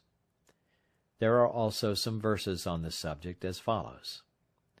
A man, who has seen and perceived the feelings of the girl towards him, and who has noticed the outward signs and movements by which those feelings are expressed, should do everything in his power to effect a union with her. He should gain over a young girl by childlike sports, a damsel come of age by his skill in the arts, and a girl that loves him by having recourse to persons in whom she confides. Chapter 4. About things to be done only by the man, and the acquisition of the girl thereby. Also, what is to be done by a girl to gain over a man, and subject him to her. Now when the girl begins to show her love by outward signs and motions, as described in the last chapter, the lover should try to gain her over entirely by various ways and means, such as the following. When engaged with her in any game or sport, he should intentionally hold her hand. He should practice upon her the various kinds of embraces, such as the touching embrace, and others already described in a preceding chapter. Part 2, Chapter 2. He should show her a pair of human beings cut out of the leaf of a tree, and such things, at intervals.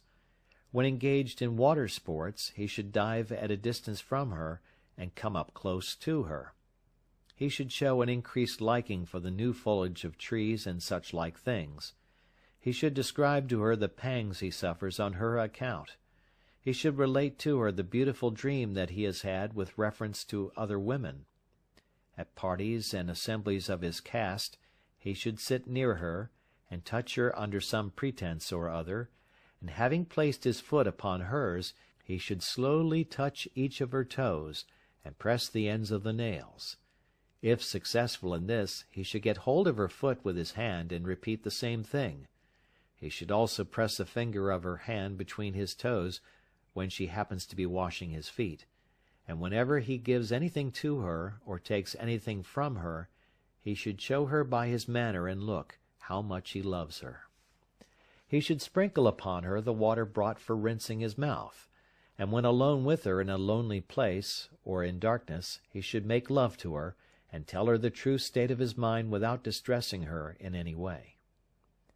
Whenever he sits with her on the same seat or bed, he should say to her, "I have something to tell you in private," and then, when she comes to hear it in a quiet place, he should express his love to her more by manner and signs than by words. When he comes to know the state of her feelings towards him, he should pretend to be ill, and should make her come to his house to speak to him. There he should intentionally hold her hand and place it on his eyes and forehead, and under the pretence of preparing some medicine for him, he should ask her to do work for his sake in the following words: "This work must be done by you and by nobody else."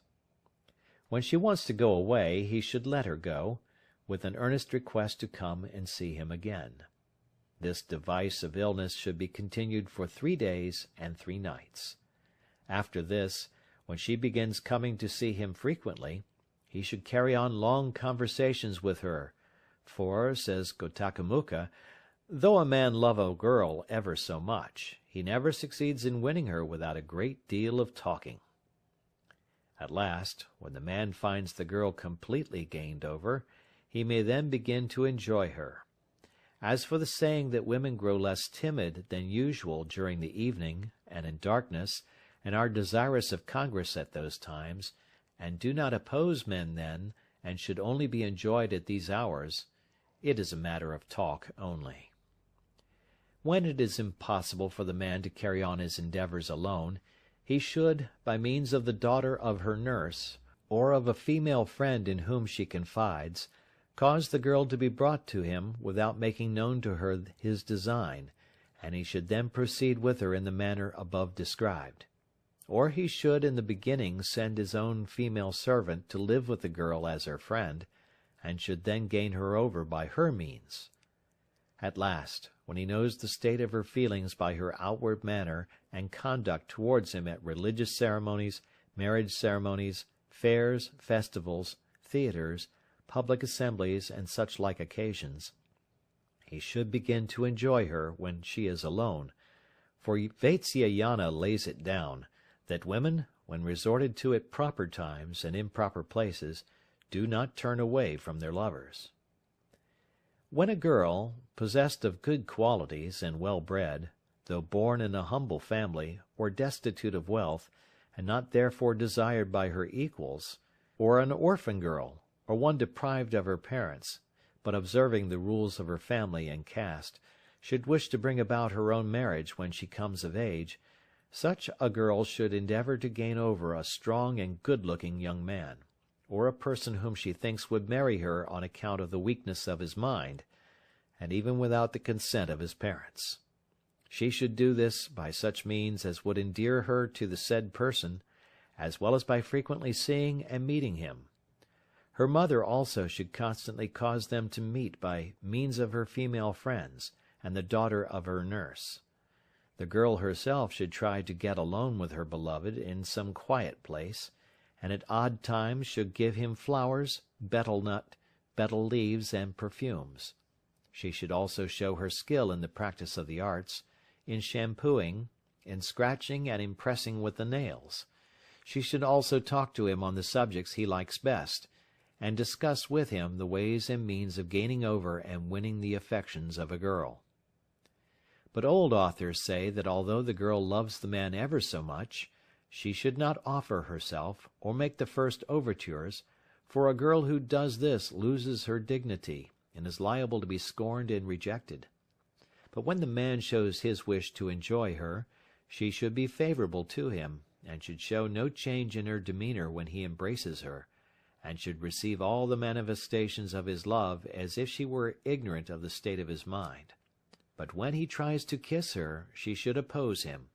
When he begs to be allowed to have sexual intercourse with her, she should let him touch her private parts only and with considerable difficulty, and though importuned by him, she should not yield herself up to him as if of her own accord, but should resist his attempts to have her.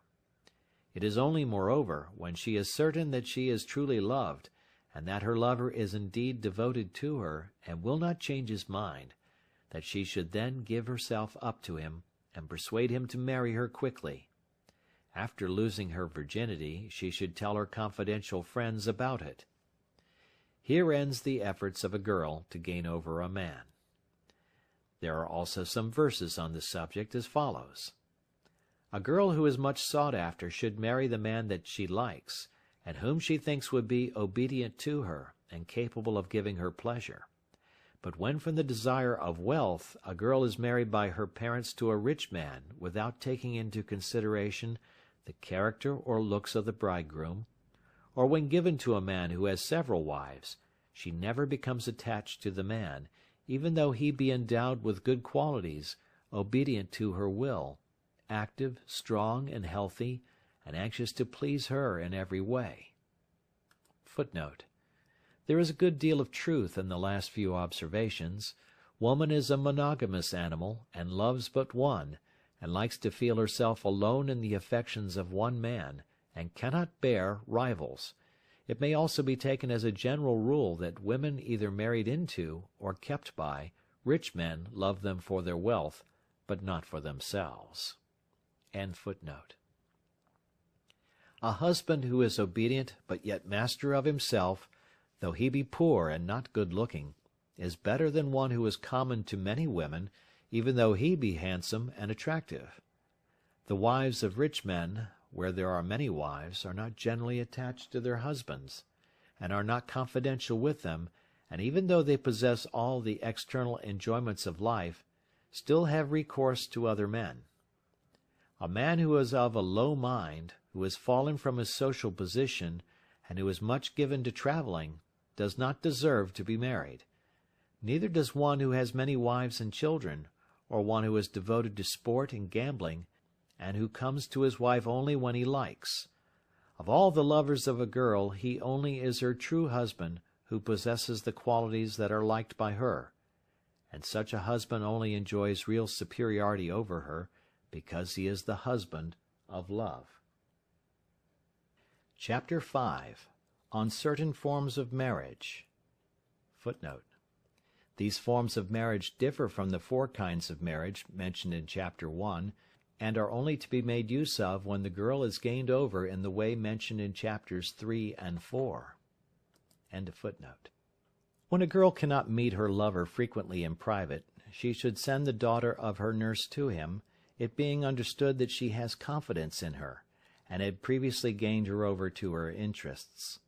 On seeing the man, the daughter of the nurse should, in the course of conversation, describe to him the noble birth, the good disposition, the beauty, talent, skill, knowledge of human nature and affection of the girl, in such a way as not to let him suppose that she has been sent by the girl, and should thus create affection for the girl in the heart of the man.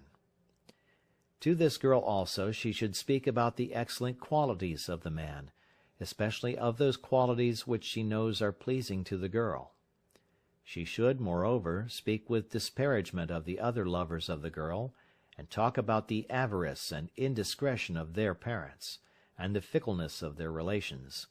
She should also quote samples of many girls of ancient times, such as Sakuntala and others, who, having united themselves with lovers of their own caste and their own choice, were ever happy afterwards in their society.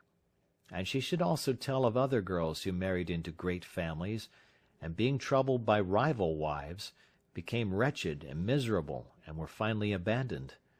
She should further speak of the good fortune, the continual happiness, the chastity, obedience, and affection of the man, and if the girl gets amorous about him, she should endeavor to allay her shame and her fear as well as her suspicions about any disaster that might result from the marriage. About this, see a story on the fatal effects of love at page 114 of Early Ideas, a group of Hindu stories, collected and collated by Anaryan, W. H. Allen and Company, London, 1881. In a word, she should act the whole part of a female messenger by telling the girl all about the man's affection for her, the places he frequented, and the endeavors he made to meet her, and by frequently repeating, "It will be all right if the man will take you away forcibly and unexpectedly." The forms of marriage. When the girl is gained over, and acts openly with the man as his wife, he should cause fire to be brought from the house of a Brahmin, and having spread the kusha grass upon the ground, and offered an oblation to the fire, he should marry her according to the precepts of the religious law. After this he should inform his parents of the fact, because it is the opinion of ancient authors that a marriage solemnly contracted in the presence of fire cannot afterwards be set aside.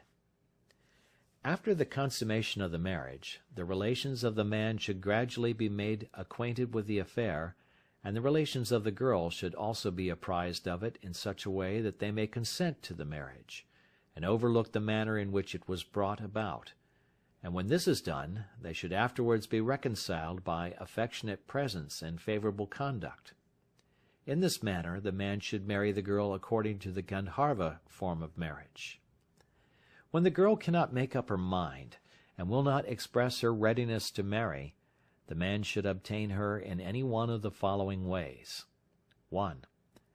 On a fitting occasion, and under some excuse, he should, by means of a female friend with whom he is well acquainted, and whom he can trust, and who also is well known to the girl's family, get the girl brought unexpectedly to his house, and he should then bring fire from the house of a Brahmin, and proceed as therefore described.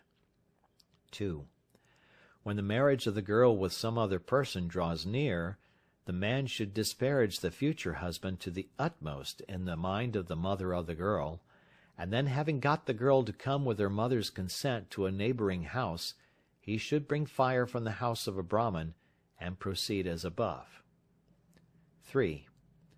The man should become a great friend of the brother of the girl, the said brother being of the same age as himself, and addicted to courtesans, and to intrigues with the wives of other people, and should give him assistance in such matters, and also give him occasional presents. He should then tell him about his great love for his sister, as young men will sacrifice even their lives for the sake of those who may be of the same age, habits, and dispositions as themselves. After this, the man should get the girl brought by means of her brother to some secure place, and having brought fire from the house of a Brahmin, should proceed as before. 4. The man should on the occasion of festivals get the daughter of the nurse to give the girl some intoxicating substance, and then cause her to be brought to some secure place under the pretense of some business, and there having enjoyed her before she recovers from her intoxication, should bring fire from the house of a Brahmin, and proceed as before. 5. The man should, with the connivance of the daughter of the nurse, carry off the girl from her house while she is asleep, and then, having enjoyed her before she recovers from her sleep, should bring fire from the house of a Brahmin, and proceed as before. 6. When the girl goes to a garden, or to some village in the neighborhood, the man should, with his friends, fall on her guards, and having killed them, or frightened them away, forcibly carry her off, and proceed as before. There are verses on the subject as follows. In all the forms of marriage given in this chapter of this work, the one that precedes is better than the one that follows it, on account of its being more in accordance with the commands of religion, and therefore it is only when it is impossible to carry the former into practice that the latter should be resorted to.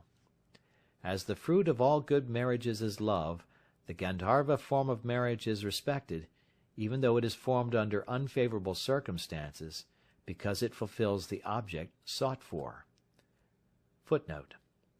About the Gandharva Vivaha form of marriage, see note to page 28 of Captain R. F. Burton's Vikram and the Vampire, or Tales of Hindu Devilry. Longman, Green & Company, London, 1870. This form of matrimony was recognized by the ancient Hindus, and is frequent in books. It is a kind of Scotch wedding, ultra-Caledonian, taking place by mutual consent without any form or ceremony. The Gandharvas are heavenly minstrels of Indra's court, who are supposed to be witnesses. End of footnote. Another cause of the respect accorded to the Gandharva form of marriage is, that it brings forth happiness, causes less trouble in its performance than any other forms of marriage, and is above all the result of previous love. End of Part 3. Part 4. About a Wife. Chapter 1. On the manner of living of a virtuous woman, and of her behavior during the absence of her husband. A virtuous woman, who has affection for her husband, should act in conformity with his wishes as if he were a divine being, and with his consent should take upon herself the whole care of his family. She should keep the whole house well cleaned, and arrange flowers of various kinds in different parts of it, and make the floor smooth and polished so as to give the whole a neat and becoming appearance. She should surround the house with a garden, and place ready in it all the materials required for the morning, noon, and even sacrifices. Moreover, she should herself revere the sanctuary of the household gods, for, says Gonardia, nothing so much attracts the heart of the householder to his wife as a careful observance of the things mentioned above. Towards the parents, relations, friends, sisters, and servants of her husband she should behave as they deserve. In the garden she should plant beds of green vegetables, bunches of the sugar cane, and clumps of the fig tree, the mustard plant, the parsley plant, the fennel plant, and the Xanthochymus pictorius. Clusters of various flowers, such as the Trappa bispinosa, the jasmine, the Jasminium grandiflorum, the yellow amaranth, the wild jasmine, the Tabernamontana coronaria, the nadiwarta, the China rose, and others should likewise be planted, together with the fragrant grass Andropogon cheiranthes, and the fragrant root of the plant Andropogon miricatus.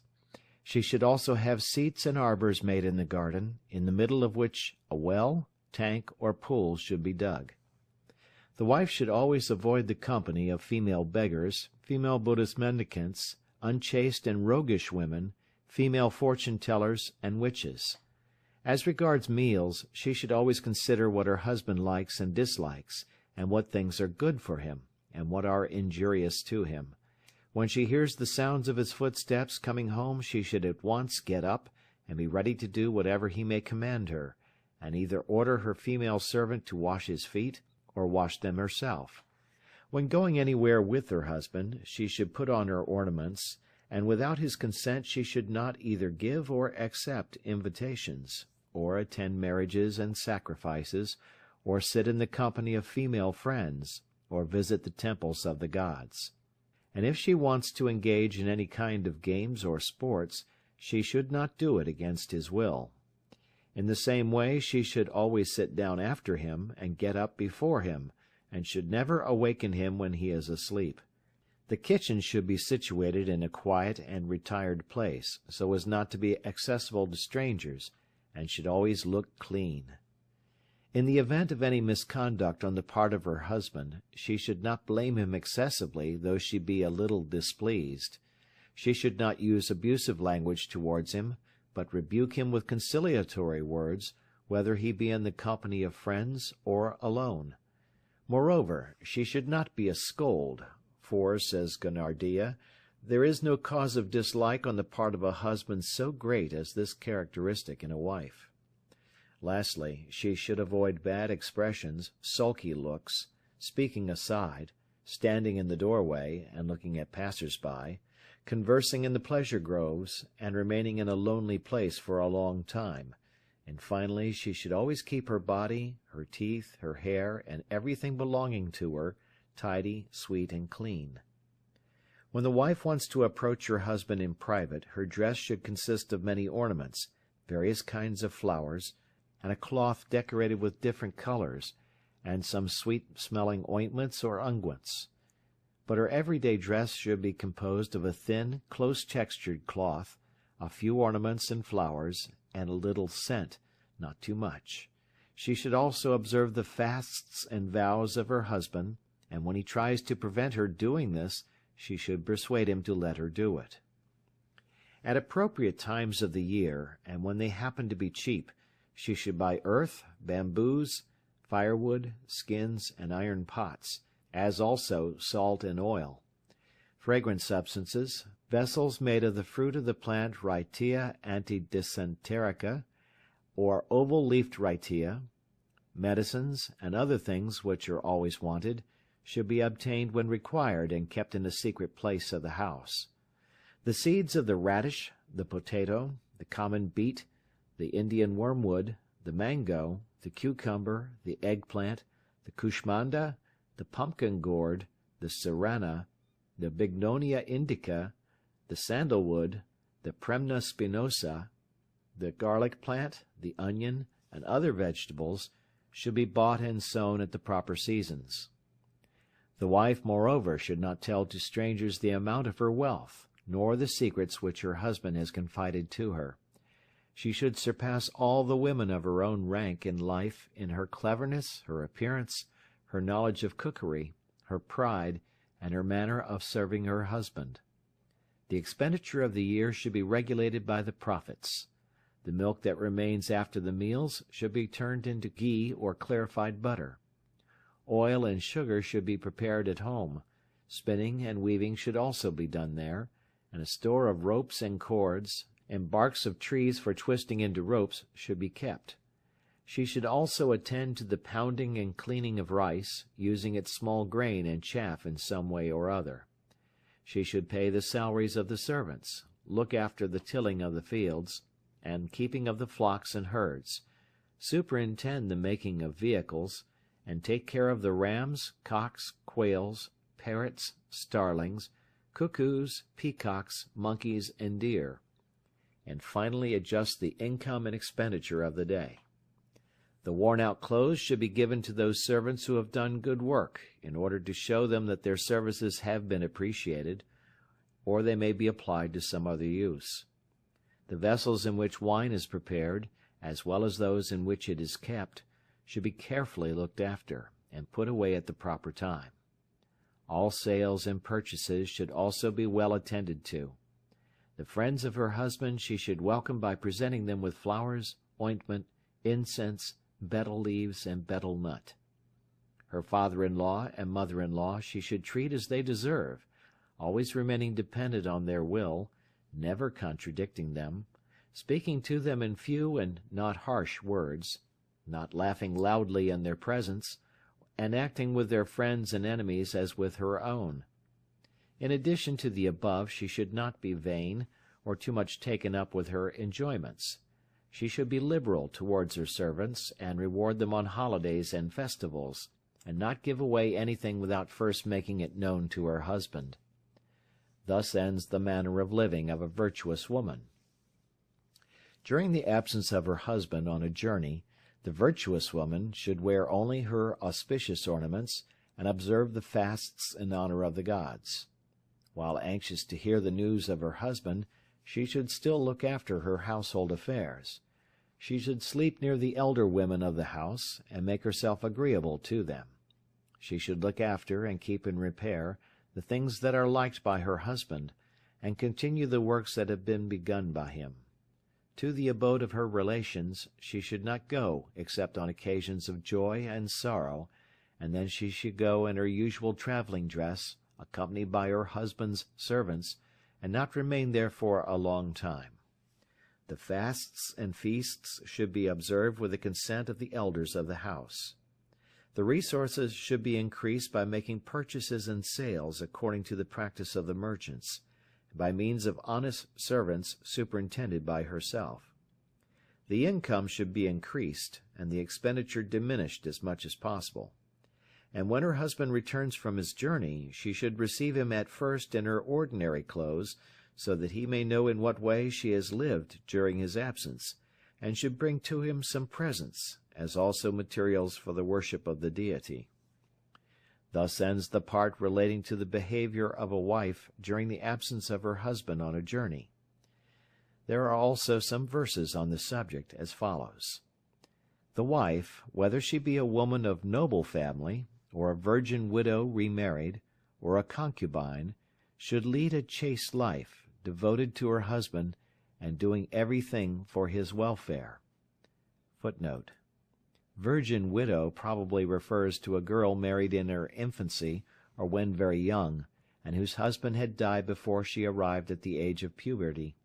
Infant marriages are still the common custom of the Hindus. End of footnote.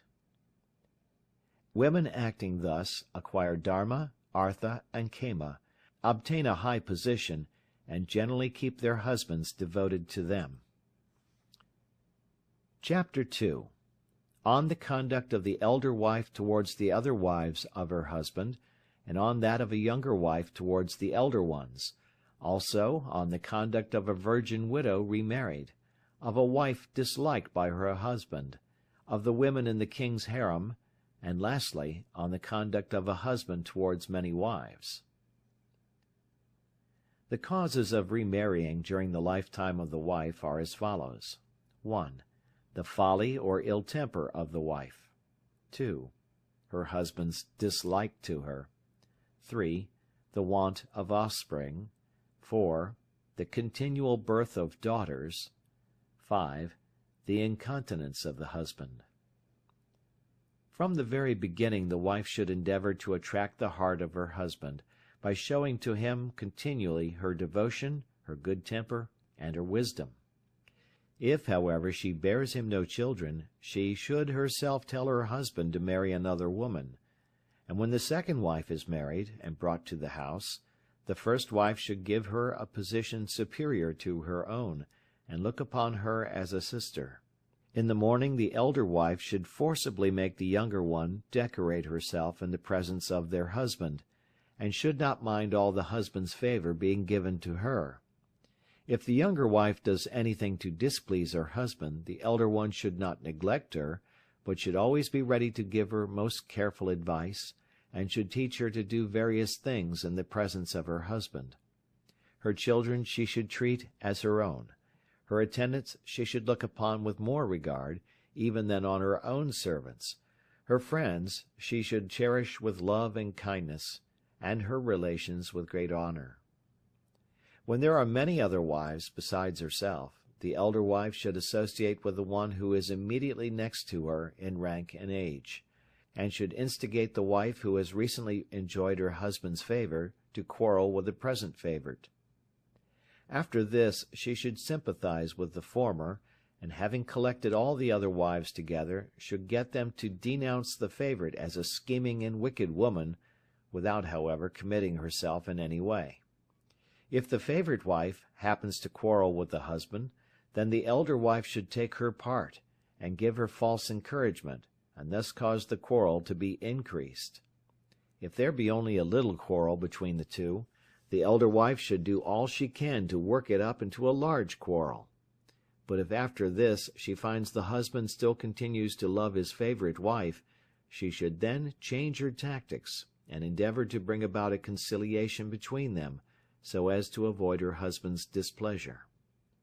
Thus ends the conduct of the elder wife. The younger wife should regard the elder wife of her husband as her mother, and should not give anything away, even to her own relations, without her knowledge. She should tell her everything about herself, and not approach her husband without her permission. Whatever is told to her by the elder wife she should not reveal to others, and she should take care of the children of the senior even more than of her own. When alone with her husband she should serve him well, but should not tell him of the pain she suffers from the existence of a rival wife. She may also obtain secretly from her husband some marks of his particular regard for her, and may tell him that she lives only for him, and for the regard that he has for her. She should never reveal her love for her husband, nor her husband's love for her to any person, either in pride or in anger, for a wife that reveals the secrets of her husband is despised by him.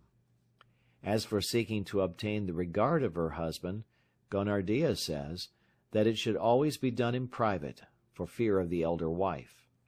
If the elder wife be disliked by her husband, or be childless, she should sympathize with her, and should ask her husband to do the same, but should surpass her in leading the life of a chaste woman. Thus ends the conduct of the younger wife towards the elder. A widow in poor circumstances, or of a weak nature, and who allies herself again to a man, is called a widow remarried. The followers of Bhavavra say that a virgin widow should not marry a person whom she may be obliged to leave on account of his bad character, or of his being destitute of the excellent qualities of a man, she thus being obliged to have recourse to another person. Gonardia is of opinion that as the cause of a widow's marrying again is her desire for happiness, and as happiness is secured by the possession of excellent qualities in her husband, joined to love of enjoyment, it is better, therefore, to secure a person endowed with such qualities in the first instance. Vatsyayana, however, thinks that a widow may marry any person that she likes, and that she thinks will suit her. At the time of her marriage, the widow should obtain from her husband the money to pay the cost of drinking parties and picnics with her relations, and of giving them and her friends kindly gifts and presents, or she may do these things at her own cost if she likes. In the same way she may wear either her husband's ornaments or her own. As to the presents of affection mutually exchanged between the husband and herself, there is no fixed rule about them. If she leaves her husband after marriage of her own accord, she should restore to him whatever he may have given her, with the exception of the mutual presents. If, however, she is driven out of the house by her husband, she should not return anything to him. After her marriage, she should live in the house of her husband like one of the chief members of the family, but should treat the other ladies of the family with kindness, the servants with generosity, and all the friends of the house with familiarity and good temper. She should show that she is better acquainted with the 64 arts than the other ladies of the house, and in any quarrels with her husband she should not rebuke him severely, but in private do everything that he wishes, and make use of the 64 ways of enjoyment. She should be obliging to the other wives of her husband, and to their children she should give presents, behave as their mistress, and make ornaments and playthings for their use. In the friends and servants of her husband she should confide more than in his other wives, and finally she should have a liking for drinking parties, going to picnics, attending fairs and festivals, and for carrying out all kinds of games and amusements. Thus ends the conduct of a virgin widow remarried. A woman who is disliked by her husband, and annoyed and distressed by his other wives, should associate with the wife who is liked most by her husband, and who serves him more than the others, and should teach her all the arts with which she is acquainted. She should act as the nurse of her husband's children, and having gained over his friends to her side, should through them make him acquainted of her devotion to him. In religious ceremonies she should be a leader, as also in vows and fasts, and should not hold too good an opinion of herself. When her husband is lying on his bed, she should only go near him when it is agreeable to him, and should never rebuke him or show obstinacy in any way. If her husband happens to quarrel with any of his other wives, she should reconcile them to each other, and if he desires to see any woman secretly, she should manage to bring about the meeting between them. She should moreover make herself acquainted with the weak points of her husband's character, but always keep them secret, and on the whole behave herself in such a way as may lead him to look upon her as a good and devoted wife. Here ends the conduct of a wife disliked by her husband. The above sections will show how all the women of the king's seraglio are to behave, and therefore we shall now speak separately only about the king. The female attendants in the harem, called severally kanchukilas, (Footnote: a name given to the maid-servants of the zenana of the kings in ancient times, on account of their always keeping their breasts covered with a cloth called kanchuki. It was customary in the olden time for the maid-servants to cover their breasts with a cloth, while the queens kept their breasts uncovered. This custom is distinctly to be seen in the Ajunta cave paintings. End footnote. Mahalarikas, (Footnote: the meaning of this word is a superior woman, so it would seem that a Mahalarika must be a person in authority over the maidservants of the house.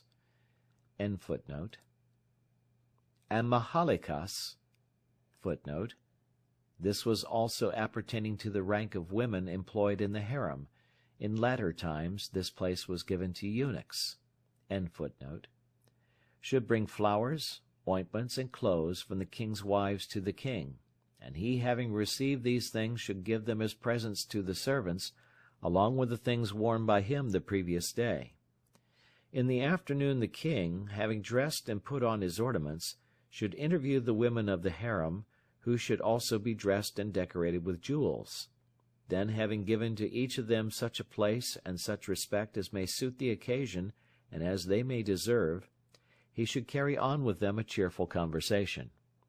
After that he should see such of his wives as may be virgin widows remarried, and after them the concubines and dancing girls. All of these should be visited in their own private rooms. When the king rises from his noonday sleep, the woman whose duty it is to inform the king regarding the wife who is to spend the night with him, should come to him accompanied by the female attendants of that wife, whose turn may have arrived in the regular course, and of her who may have been accidentally passed over as her turn arrived, and of her who may have been unwell at the time of her turn. These attendants should place before the king the ointments and unguents sent by each of these wives, marked with the seal of her ring, and their names and their reasons for sending the ointments should be told to the king. After this the king accepts the ointment of one of them, who then is informed that her ointment has been accepted, and that her day has been settled. Footnote: As kings generally had many wives, it was usual for them to enjoy their wives by turns. But as it happened sometimes that some of them lost their turns owing to the king's absence, or to their being unwell, then in such cases the women whose turns had been passed over, and those whose turns had come, used to have a sort of lottery, and the ointment of all the claimants was sent to the king, who accepted the ointment of one of them, and thus settled the question. End of footnote. At festivals, singing parties, and exhibitions, all the wives of the king should be treated with respect and served with drinks. But the women of the harem should not be allowed to go out alone, neither should any women outside the harem be allowed to enter it except those whose character is well known. And lastly, the work which the king's wives have to do should not be too fatiguing. Thus ends the conduct of the king towards the women of the harem, and of their own conduct.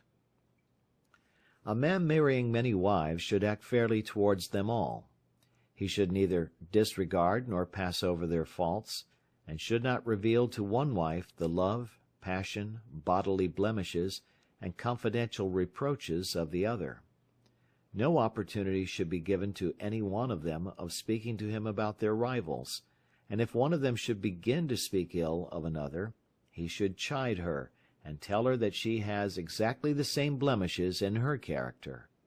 One of them he should please by secret confidence, another by secret respect, and another by secret flattery, and he should please them all by going to gardens, by amusements, by presents, by honoring their relations, by telling them secrets, and lastly by loving unions. A young woman who is of a good temper, and who conducts herself according to the precepts of the Holy Writ, wins her husband's attachment, and obtains a superiority over her rivals. Thus ends the conduct of a husband towards many wives. This is also the end of Part 4. This is Books on My Mind YouTube channel. Listen to world's best and high-quality audiobooks. Part 5. About the wives of other men. Chapter 1. Of the characteristics of men and women, the reasons why women reject the addresses of men, about men who have success with women, and about women who are easily gained over. The wives of other people may be resorted to on the occasions already described in Part 1, Chapter 5 of this work, but the possibility of their acquisition, their fitness for cohabitation, the danger to oneself in uniting with them, and the future effect of these unions, should first of all be examined. A man may resort to the wife of another, for the purpose of saving his own life, when he perceives that his love for her proceeds from one degree of intensity to another. These degrees are 10 in number, and are distinguished by the following marks. 1. Love of the eye. 2. Attachment of the mind. 3. Constant reflection. 4. Destruction of sleep. 5. Emaciation of the body. 6. Turning away from objects of enjoyment. 7. Removal of shame. 8. Madness. 9. Fainting. 10. Death. Ancient authors say that a man should know the disposition, truthfulness, purity, and will of a young woman, as also the intensity or weakness of her passions, from the form of her body, and from her characteristic marks and signs. But Vatsyayana is of opinion that the forms of bodies and the characteristic marks or signs are but erring tests of character, and that women should be judged by their conduct, by the outward expression of their thoughts, and by the movements of their bodies. Now, as a general rule, Ganakaputra says that a woman falls in love with every handsome man she sees, and so does every man at the sight of a beautiful woman, but frequently they do not take any further steps, owing to various considerations. In love, the following circumstances are peculiar to the woman. She loves without regard to right or wrong, and does not try to gain over a man simply for the attainment of some particular purpose. Footnote: On peut tout attendre et tout supposer d'une femme amoureuse, according to Balzac. End footnote. Moreover, when a man first makes up to her, she naturally shrinks from him, even though she may be willing to unite herself with him. But when the attempts to gain her are repeated and renewed, she at last consents. But with a man, even though he may have begun to love, he conquers his feelings from a regard for morality and wisdom, and although his thoughts are often on the woman, he does not yield, even though an attempt be made to gain him over. He sometimes makes an attempt or effort to win the object of his affections, and having failed, he leaves her alone for the future. In the same way, when a woman is once gained, he often becomes indifferent about her.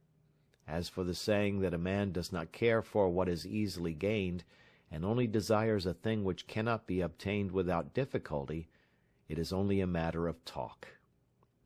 The causes of a woman rejecting the addresses of a man are as follows: 1. Affection for her husband. 2. Desire of lawful progeny. 3. Want of opportunity. 4. Anger at being addressed by the man too familiarly. 5. Difference in rank of life. 6. Want of certainty on account of the man being devoted to traveling. 7. Thinking that the man may be attached to some other person. 8.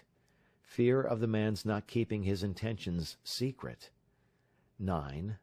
Thinking that the man is too devoted to his friends, and has too great a regard for them.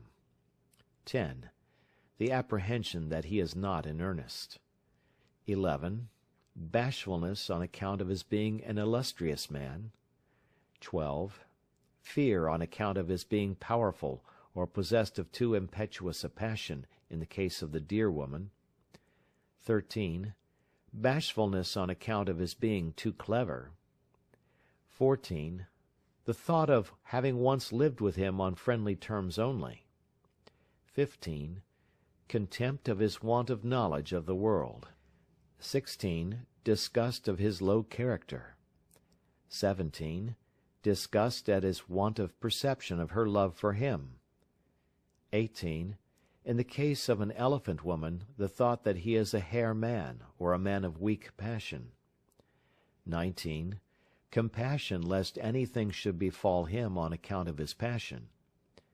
20. Despair at her own imperfections. 21. Fear of discovery. 22. Disillusion at seeing his gray hair or shabby appearance. 23.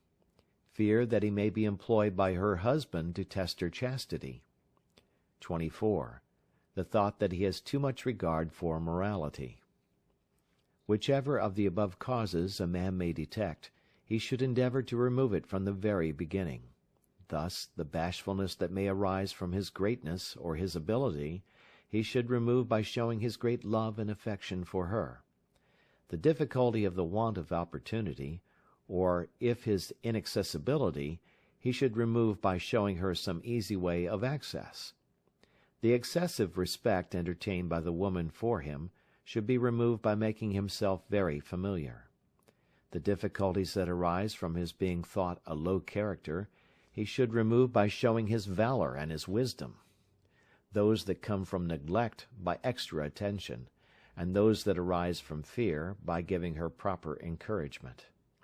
The following are the men who generally obtain success with women. 1. Men well versed in the science of love. 2. Men skilled in telling stories. 3. Men acquainted with women from their childhood. 4. Men who have secured their confidence. 5. Men who send presents to them. 6. Men who talk well. 7. Men who do things that they like. 8. Men who have not loved other women previously. 9. Men who act as messengers. 10. Men who knew their weak spots. 11. Men who are desired by good women. 12. Men who are united with their female friends. 13. Men who are good-looking. 14. Men who have been brought up with them. 15. Men who are their neighbors. 16. Men who are devoted to sexual pleasures, even though these be their own servants. 17. The lovers of the daughters of their nurse. 18. Men who have been lately married. 19. Men who like picnics and pleasure parties. 20. Men who are liberal. 21. Men who are celebrated for being very strong, bullmen. 22. Enterprising and brave men. 23. Men who surpassed their husbands in learning and good looks, in good quality and in liberality. 24. Men whose dress and manner of living are magnificent.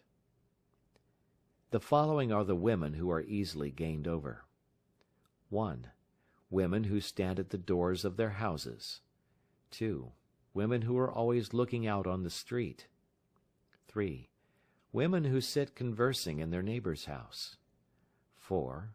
A woman who is always staring at you. 5. A female messenger. 6. A woman who looks sideways at you. 7. A woman whose husband has taken another wife without any just cause. 8. A woman who hates her husband or is hated by him. 9.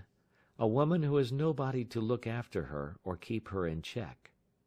10. A woman who has not had any children. 11. A woman whose family or caste is not well known. 12. A woman whose children are dead. 13. A woman who is very fond of society. 14. A woman who is apparently very affectionate with her husband. 15. The wife of an actor. 16. A widow. 17. A poor woman. 18. A woman fond of enjoyments. 19. The wife of a man with many younger brothers. 20. A vain woman. 21. A woman whose husband is inferior to her in rank or abilities. 22. A woman who is proud of her skill in the arts. 23. A woman disturbed in mind by the folly of her husband. 24. A woman who has been married in her infancy to a rich man, and not liking him when she grows up, desires a man possessing a disposition, talents, and wisdom suitable to her own tastes. 25. A woman who is slighted by her husband without any cause. 26. A woman who is not respected by other women of the same rank or beauty as herself. 27. A woman whose husband is devoted to traveling. 28. The wife of a jeweler. 29. A jealous woman. 30. A covetous woman. 31. An immoral woman. 32. A barren woman. 33. A lazy woman. 34. A cowardly woman. 35. A humpbacked woman. 36. A dwarfish woman. 37. A deformed woman. 38. A vulgar woman. 39. an ill-smelling woman. 40. A sick woman. 41. An old woman. There are also 2 verses on the subject as follows. Desire, which springs from nature, and which is increased by art, and from which all danger is taken away by wisdom, becomes firm and secure. A clever man, depending on his own ability, and observing carefully the ideas and thoughts of women, and removing the causes of their turning away from men, is generally successful with them. About making acquaintance with a woman, and of the efforts to gain her over. Ancient authors are of opinion that girls are not so easily seduced by employing female messengers as by the efforts of the man himself, but that the wives of others are more easily got at by the aid of female messengers than by the personal efforts of a man. But Vatsyayana lays it down that whenever it is possible a man should always act himself in these matters, and it is only when such is impracticable or impossible that female messengers should be employed. As for the saying that women who act and talk boldly and freely are to be won by the personal efforts of the man, and that women who do not possess these qualities are to be got at by female messengers, it is only a matter of talk.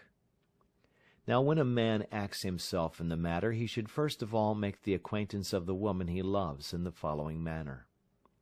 First, he should arrange to be seen by the woman either on a natural or special opportunity. A natural opportunity is when one of them goes to the house of the other, and a special opportunity is when they meet either at the house of a friend, or a caste fellow, or a minister, or a physician, as also on the occasion of marriage ceremonies, sacrifices, festivals, funerals, and garden parties. Second, when they do meet, the man should be careful to look at her in such a way as to cause the state of his mind to be made known to her. He should pull about his mustache, make a sound with his nails, cause his own ornaments to tinkle, bite his lower lip, and make various other signs of that description. When she is looking at him, he should speak to his friends about her and other women, and should show to her his liberality and his appreciation of enjoyments. When sitting by the side of a female friend, he should yawn and twist his body, contract his eyebrows, speak very slowly as if he were weary, and listen to her indifferently. A conversation having 2 meanings should also be carried on with a child or some other person, apparently having regard to a third person, but really having reference to the woman he loves, and in this way his love should be made manifest under the pretext of referring to others rather than to herself. He should make marks that have reference to her, on the earth with his nails, or with a stick, and should embrace and kiss a child in her presence, and give it the mixture of betel nut and betel leaves with his tongue, and press its chin with his fingers in a caressing way. All these things should be done at the proper time and in proper places. Third, a man should fondle a child that may be sitting on her lap, and give it something to play with, and also take the same back again. Conversation with respect to the child may also be held with her, and in this manner he should gradually become well acquainted with her, and he should also make himself agreeable to her relations. Afterwards, this acquaintance should be made a pretext for visiting her house frequently, and on such occasions he should converse on the subject of love in her absence, but within her hearing. As his intimacy with her increases, he should place in her charge some kind of deposit or trust, and take away from it a small portion at a time, or he may give her some fragrant substances, or betel nuts to be kept for him by her. After this he should endeavor to make her well acquainted with his own wife, and get them to carry on confidential conversations, and to sit together in lonely places. In order to see her frequently, he should arrange that the same goldsmith, the same jeweler, the same basket-maker, the same dyer, and the same washerman should be employed by the 2 families. And he should also pay her long visits openly under the pretense of being engaged with her on business, and one business should lead to another, so as to keep up the intercourse between them. Whenever she wants anything, or is in need of money, or wishes to acquire skill in one of the arts, he should cause her to understand that he is willing and able to do anything that she wants, to give her money, or teach her one of the arts, all these things being quite within his ability and power. In the same way he should hold discussions with her in company with other people, and they should talk of the doings and sayings of other persons, and examine different things, like jewelry, precious stones, etc. On such occasions he should show her certain things with the values of which she may be unacquainted, and if she begins to dispute with him about the things or their value, he should not contradict her, but point out that he agrees with her in every way. Thus ends the ways of making the acquaintance of the woman desired. Now after a girl has become acquainted with the man as above described, and has manifested her love to him by the various outward signs, and by the motions of her body, the man should make every effort to gain her over. But as girls are not acquainted with sexual union, they should be treated with the greatest delicacy, and the man should proceed with considerable caution, though in the case of other women, accustomed to sexual intercourse, this is not necessary. When the intentions of the girl are known, and her bashfulness put aside, the man should begin to make use of her money, and an interchange of clothes, rings, and flowers should be made. In this the man should take particular care that the things given by him are handsome and valuable. He should, moreover, receive from her a mixture of betel nut and betel leaves, and when he is going to a party he should ask for the flower in her hair, or for the flower in her hand. If he himself gives her a flower, it should be a sweet-smelling one, and marked with marks made by his nails or teeth. With increasing assiduity he should dispel her fears, and by degrees get her to go with him to some lonely place, and there he should embrace and kiss her. And finally, at the time of giving her some betel nut, or of receiving the same from her, or at the time of making an exchange of flowers, he should touch and press her private parts, thus bringing his efforts to a satisfactory conclusion. When a man is endeavoring to seduce one woman, he should not attempt to seduce any other at the same time. But after he had succeeded with the first, and enjoyed her for a considerable time, he can keep her affections by giving her presents that she likes, and then commence making up to another woman. When a man sees the husband of a woman going to some place near his house, he should not enjoy the woman then, even though she may be easily gained over at that time. A wise man, having a regard for his reputation, should not think of seducing a woman who is apprehensive, timid, not to be trusted, well guarded, or possessed of a father-in-law or mother-in-law. End of Chapter 2. Part 5, Chapter 3. Examination of the state of a woman's mind. When a man is trying to gain over a woman, he should examine the state of her mind, and act as follows. If she listens to him, but does not manifest to him in any way her own intentions, he should then try to gain her over by means of a go-between. If she meets him once, and again comes to meet him better dressed than before, or comes to him in some lonely place, he should be certain that she is capable of being enjoyed by the use of a little force. A woman who lets a man make up to her, but does not give herself up, even after a long time, should be considered as a trifler in love, but owing to the fickleness of the human mind, even such a woman can be conquered by always keeping up a close acquaintance with her. When a woman avoids the attentions of a man, and on account of respect for him and pride in herself will not meet him or approach him, she can be gained over with difficulty, either by endeavoring to keep on familiar terms with her, or else by an exceedingly clever go-between. When a man makes up to a woman, and she reproaches him with harsh words, she should be abandoned at once. When a woman reproaches a man, but at the same time acts affectionately towards him, she should be made love to in every way. A woman who meets a man in lonely places, and puts up with a touch of his foot, but pretends, on account of the indecision of her mind, not to be aware of it, should be conquered by patience and by continued efforts as follows. If she happens to go to sleep in his vicinity, he should put his left arm round her, and see when she awakes whether she repulses him in reality, or only repulses him in such a way as if she were desirous of the same thing being done to her again. And what is done by the arm can also be done by the foot. If the man succeeds in this point, he should embrace her more closely, and if she will not stand the embrace and gets up, but behaves with him as usual the next day, he should consider then that she is not unwilling to be enjoyed by him. If, however, she does not appear again, the man should try to get over her by means of a go-between, and if, after having disappeared for some time, she again appears, and behaves with him as usual, the man should then consider that she would not object to be united with him. When a woman gives a man an opportunity, and makes her own love manifest to him, he should proceed to enjoy her, and the signs of a woman manifesting her love are these. 1. She calls out to a man without being addressed by him in the first instance. 2. She shows herself to him in secret places. 3. She speaks to him tremblingly and inarticulately. 4.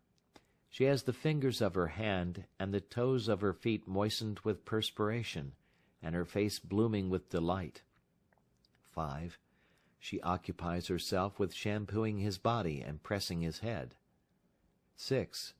When shampooing him, she works with one hand only, and with the other she touches and embraces parts of his body. 7.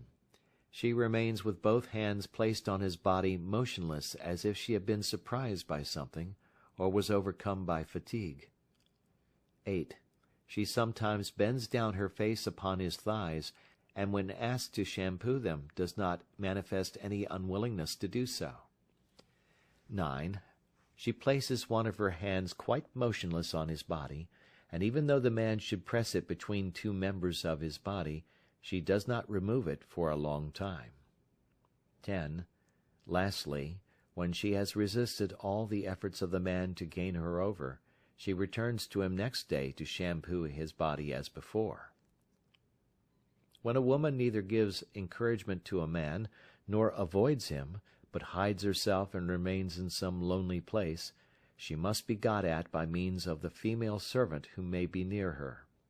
If when called by the man she acts in the same way, then she should be gained over by means of a skillful go-between. But if she will have nothing to say to the man, he should consider well about her before he begins any further attempts to gain her over.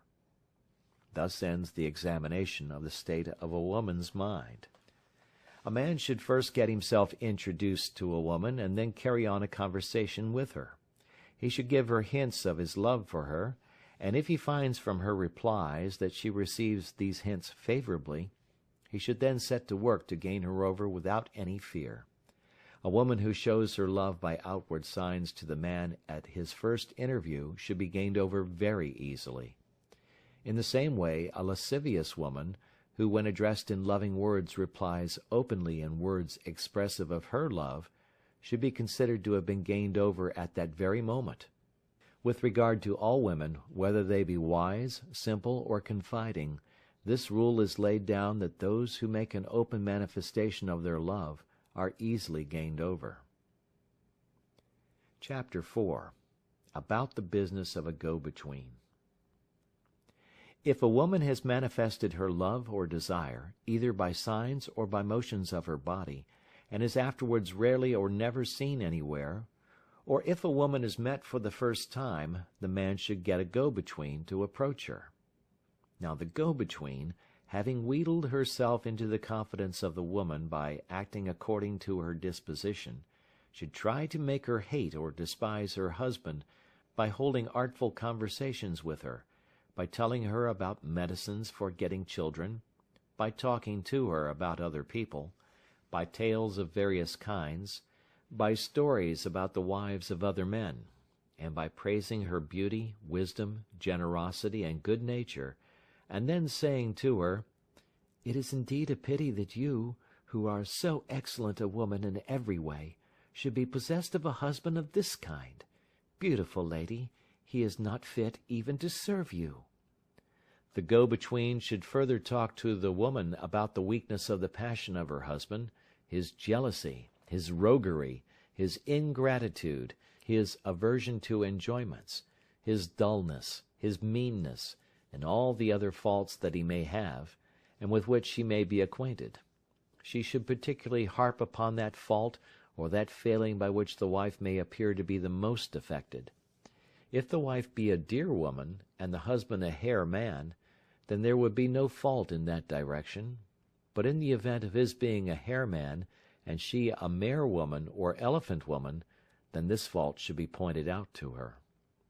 Gonikaputra is of opinion that when it is the first affair of the woman, or when her love has only been very secretly shown, the man should then secure and send to her a go-between, with whom she may be already acquainted, and in whom she confides. But to return to our subject.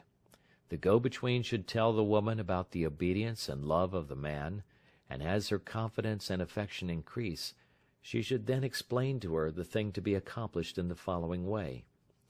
"Hear this, O beautiful lady, that this man, born of a good family, having seen you, has gone mad on your account. The poor young man, who is tender by nature, has never been distressed in such a way before, and it is highly probable that he will succumb under his present affliction, and experience the pains of death." If the woman listens with a favorable ear, then on the following day the go-between, having observed marks of good spirits in her face, in her eyes, and in her manner of conversation, should again converse with her on the subject of the man, and should tell her the stories of Ahalya and Indra, of Sakuntala and Dushyanti, and such others as may be fitted for the occasion. Footnotes: Ahalya was the wife of the sage Gautama. She was seduced by Indra, the king of the gods. Sakuntala was the heroine of one of the best, if not the best, of Hindu plays, and the best known in Sanskrit dramatic literature. It was first brought to notice by Sir William Jones, and has been well and poetically translated by Dr. Monier Williams, under the title of Sakuntala, or The Lost Ring, an Indian drama, translated into English prose and verse from the Sanskrit of Kalidasa. End of footnotes. She should also describe to her the strength of the man, his talents, his skill in the 64 sorts of enjoyments mentioned by Bhabravya, his good looks, and his liaison with some praiseworthy woman, no matter whether this last ever took place or not. In addition to this, the go-between should carefully note the behavior of the woman, which, if favorable, would be as follows. She would address her with a smiling look, would seat herself close beside her, and ask her, "Where have you been? What have you been doing? Where did you dine? Where did you sleep? Where have you been sitting?" Moreover, the woman would meet the go-between in lonely places, and tell her stories there, would yawn contemplatively, draw long sighs, give her presents, remember her on occasions of festivals, dismiss her with a wish to see her again, and say to her jestingly, "Oh, well-speaking woman, why do you speak these bad words to me?"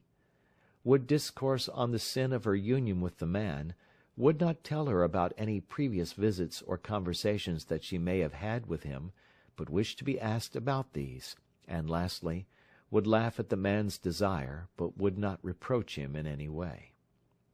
Thus ends the behavior of the woman with the go-between. When the woman manifests her love in the manner above described, the go-between should increase it by bringing to her love tokens from the man. But if the woman be not acquainted with the man personally, the go-between should win her over by extolling and praising his good qualities, and by telling stories about his love for her. Here Audiobook says that when a man or woman are not personally acquainted with each other, and have not shown each other any signs of affection, the employment of a go-between is useless. The followers of Bhabhavya, on the other hand, affirm that even though they be personally unacquainted, but have shown each other signs of affection, there is an occasion for the employment of a go-between. Gonikaputra asserts that a go-between should be employed, provided they are acquainted with each other, even though no signs of affection may have passed between them. Vatsyayana, however, lays it down that even though they may not be personally acquainted with each other, and may not have shown each other any signs of affection, still they are both capable of placing confidence in a go-between. Now the go-between should show the woman the presents, such as the betel nut and betel leaves, the perfumes, the flowers, and the rings which the man may have given to her for the sake of the woman, and on these presents should be impressed the marks of the man's teeth and nails and other signs.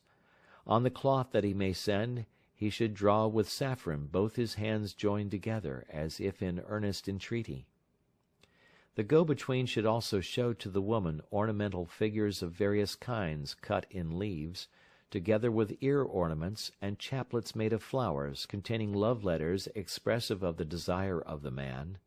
Footnote: it is presumed that something like the following French verses are intended: Quand on a juré le plus profond hommage, voulez-vous qu'en fidèle le on change de langage, vous seul captive mon esprit ou mon cœur, que je puisse dans vos bras seuls goûter le bonheur.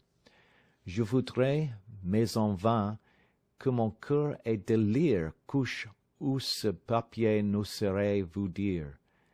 Avec soin, se sait verbaliser leurs premiers mots, vous verrez quel remède il faut à tous mes maux. Or these: quand on vous voit, on vous aime. Quand on vous aime, où vous voit-on? End of footnote. And she should cause her to send affectionate presents to the man in return. After they have mutually accepted each other's presents, then a meeting should be arranged between them on the faith of the go-between. The followers of Babhavra say that this meeting should take place at the time of going to the temple of a deity, or on occasions of fairs, garden parties, theatrical performances, marriages, sacrifices, festivals and funerals, as also at the time of going to the river to bathe, or at times of natural calamities, fear of robbers, or hostile invasions of the country. Footnote: it is supposed that storms, earthquakes, famines, and pestilent diseases are here alluded to. End of footnote. Gonikaputra is of opinion, however, that these meetings had better be brought about in the abodes of female friends, mendicants, astrologers, and ascetics. But Vatsyayana decides that that place is only well suited for the purpose which has proper means of ingress and egress, and where arrangements have been made to prevent any accidental occurrence, and when a man who has once entered the house can also leave it at the proper time without any disagreeable encounter. Now go-betweens or female messengers are of the following different kinds. 1. A go-between who takes upon herself the whole burden of the business. 2. A go-between who does only a limited part of the business. 3. A go-between who is the bearer of a letter only. 4. A go-between acting on her own account. 5. The go-between of an innocent young woman. 6. A wife serving as a go-between. 7. A mute go-between. 8. A go-between who acts the part of the wind. 1. A woman who, having observed the mutual passion of a man and woman, brings them together and arranges it by the power of her own intellect, such a one is called a go-between who takes upon herself the whole burden of the business. This kind of go-between is chiefly employed when the man and the woman are already acquainted with each other, and have conversed together, and in such cases she is sent not only by the man, as is always done in all other cases, but by the woman also. The above name is also given to a go-between who, perceiving that the man and the woman are suited to each other, tries to bring about a union between them, even though they be not acquainted with each other. 2. A go-between who, perceiving that some part of the affair is already done, or that the advances on the part of the man are already made, completes the rest of the business, is called a go-between who performs only a limited part of the business. 3. A go-between, who simply carries messages between a man and a woman who love each other, but who cannot frequently meet, is called the bearer of a letter or message. This name is also given to one who is sent by either of the lovers to acquaint either the one or the other with the time and place of their meeting. 4. A woman who goes herself to a man and tells him of her having enjoyed sexual union with him in a dream, and expresses her anger at his wife having rebuked him for calling her by the name of her rival instead of by her own name, and gives him something bearing the marks of her teeth and nails, and informs him that she knew she was formerly desired by him, and asks him privately whether she or his wife is the best looking, such a person is called a woman who is a go-between for herself. Now such a woman should be met and interviewed by the man in private and secretly. The above name is also given to a woman who, having made an agreement with some other woman to act as her go-between, gains over the man to herself by the means of making him personally acquainted with herself, and thus causes the other woman to fail. The same applies to a man who, acting as a go-between for another, and having no previous connection with the woman, gains her over for himself, and thus causes the failure of the other man. 5. A woman, who has gained the confidence of the innocent young wife of any man, and who has learned her secrets without exercising any pressure on her mind, and found out from her how her husband behaves to her, if this woman then teaches her the art of securing his favor, and decorates her so as to show her love, and instructs her how and when to be angry, or to pretend to be so, and then, having herself made marks of the nails and teeth on the body of the wife, gets the latter to send for her husband to show these marks to him, and thus excite him for enjoyment, such is called the go-between of an innocent young woman. In such cases the man should send replies to his wife through the same woman. 6. When a man gets his wife to gain the confidence of a woman whom he wants to enjoy, and to call on her and talk to her about the wisdom and ability of her husband, that wife is called a wife serving as a go-between. In this case the feelings of the woman with regard to the man should also be made known through the wife. 7. When any man sends a girl or a female servant to any woman under some pretext or other, and places a letter in her bouquet of flowers, or in her ear ornaments, or marks something about her with his teeth or nails, that girl or female servant is called a mute go-between. In this case the man should expect an answer from the woman through the same person. 8. A person who carries a message to a woman which has a double meaning, or which relates to some past transactions, or which is unintelligible to other people, is called a go-between who acts the part of the wind. In this case the reply should be asked for through the same woman. Thus ends the different kinds of go-betweens. A female astrologer, a female servant, a female beggar, or a female artist are well acquainted with the business of a go-between, and very soon gain the confidence of other women. Any one of them can raise enmity between any two persons if she wishes to do so, or extol the loveliness of any woman that she wishes to praise, or describe the arts practiced by other women in sexual union. They can also speak highly of the love of a man, of his skill in sexual enjoyment, and of the desire of other women, more beautiful even than the woman they are addressing, for him, and explain the restraint under which he may be at home. Lastly, a go-between can, by the artfulness of her conversation, unite a woman with a man, even though he may not have been thought of by her, or may have been considered beyond his aspirations. She can also bring back a man to a woman who, owing to some cause or other, has separated himself from her. End of Chapter 4. Part 5, Chapter 5, about the love of persons in authority for the wives of other men. Kings and their ministers have no access to the abodes of others, and moreover their mode of living is constantly watched and observed and imitated by the people at large, just as the animal world seeing the sun rise, get up after him, and when he sits in the evening, lie down again in the same way. Persons in authority should not therefore do any improper act in public, as such are impossible from their position, and would be deserving of censure. But if they find that such an act is necessary to be done, they should make use of the proper means, as described in the following paragraphs.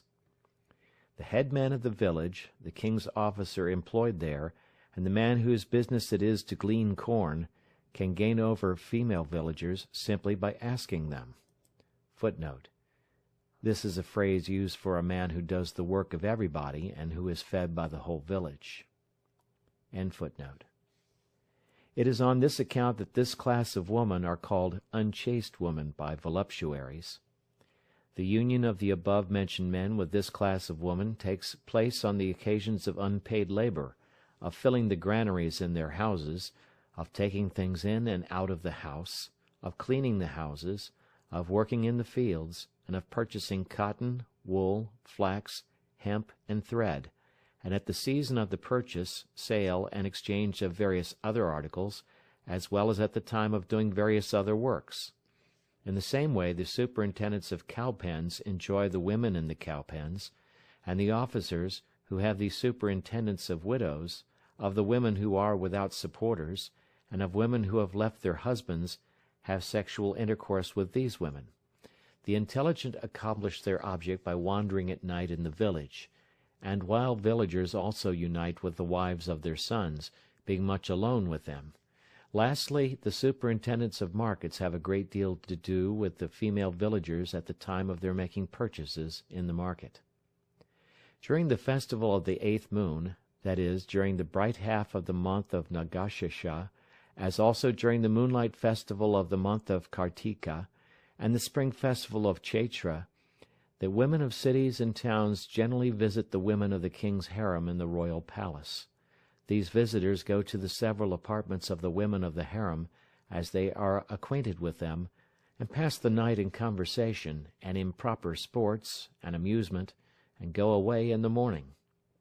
On such occasions a female attendant of the king, previously acquainted with the woman whom the king desires, should loiter about and accost this woman when she sets out to go home, and induce her to come and see the amusing things in the palace.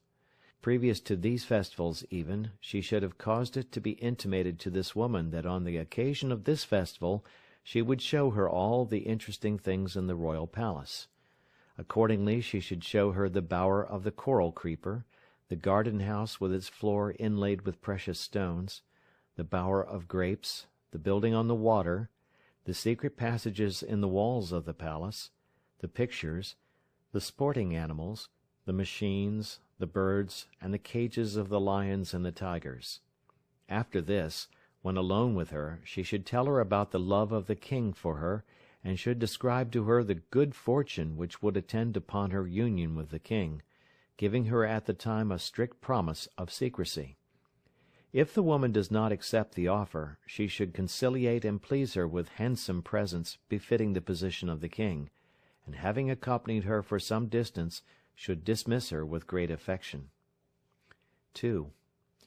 Or, having made the acquaintance of the husband of the woman whom the king desires, the wives of the king should get the wife to pay them a visit in the harem, and on this occasion a female attendant of the king, having been sent thither, should act as above described.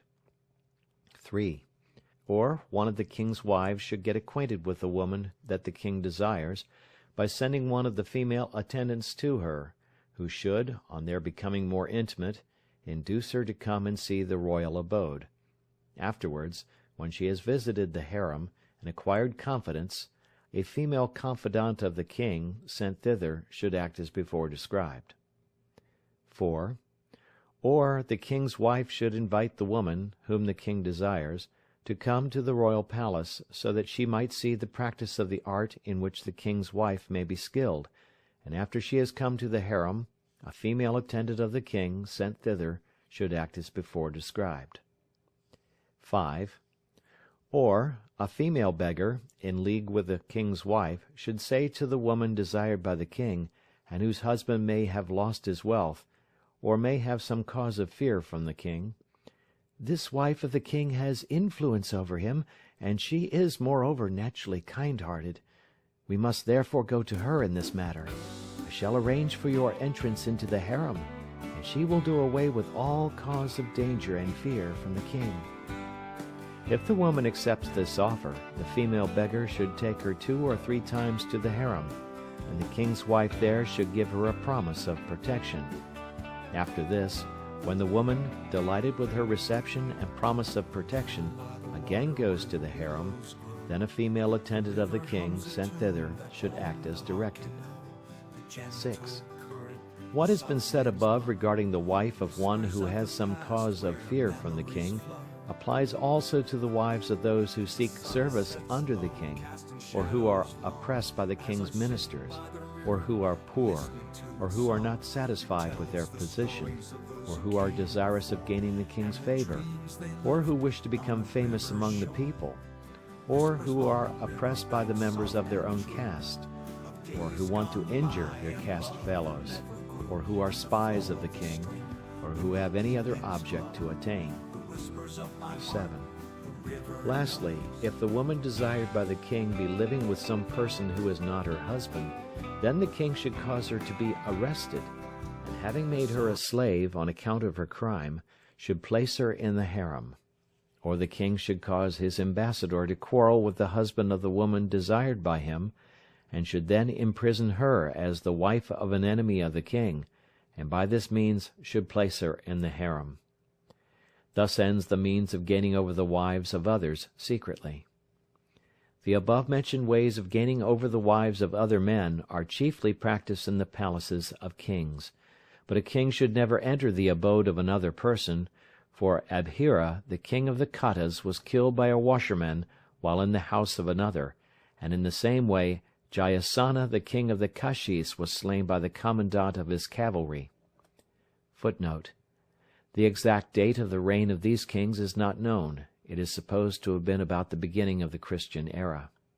End footnote.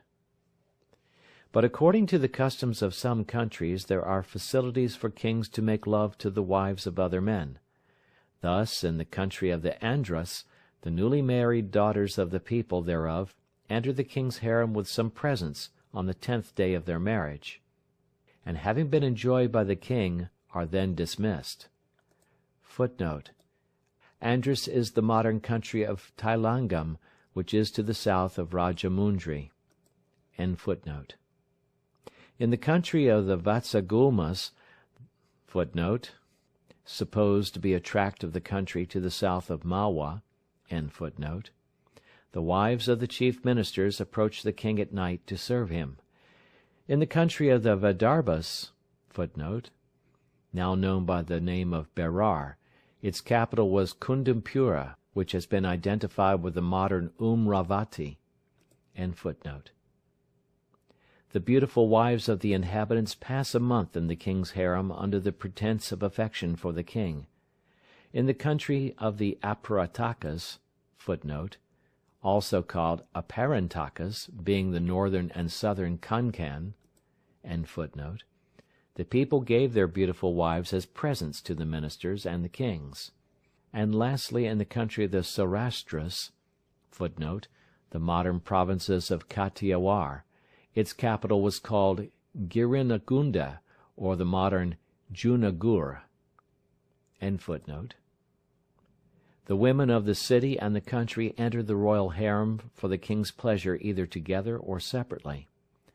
There are also 2 verses on the subject as follows: the above and other ways are the means employed in different countries by kings with regard to the wives of other persons, but a king who has the welfare of his people at heart should not on any account put them into practice.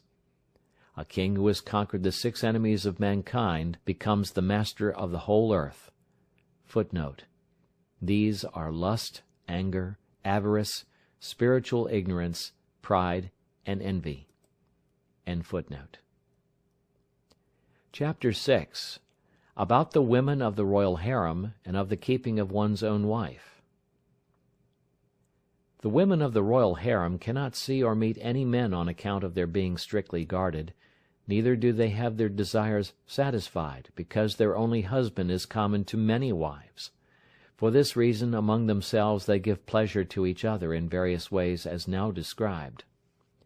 Having dressed the daughters of their nurses, or their female friends, or their female attendants, like men, they accomplish their object by means of bulbs, roots, and fruits, having the form of the lingam, or they lie down upon the statue of a male figure, in which the lingam is visible and erect. Some kings, who are compassionate, take or apply certain medicines to enable them to enjoy many wives in one night, simply for the purpose of satisfying the desire of their women, though they perhaps have no desire of their own.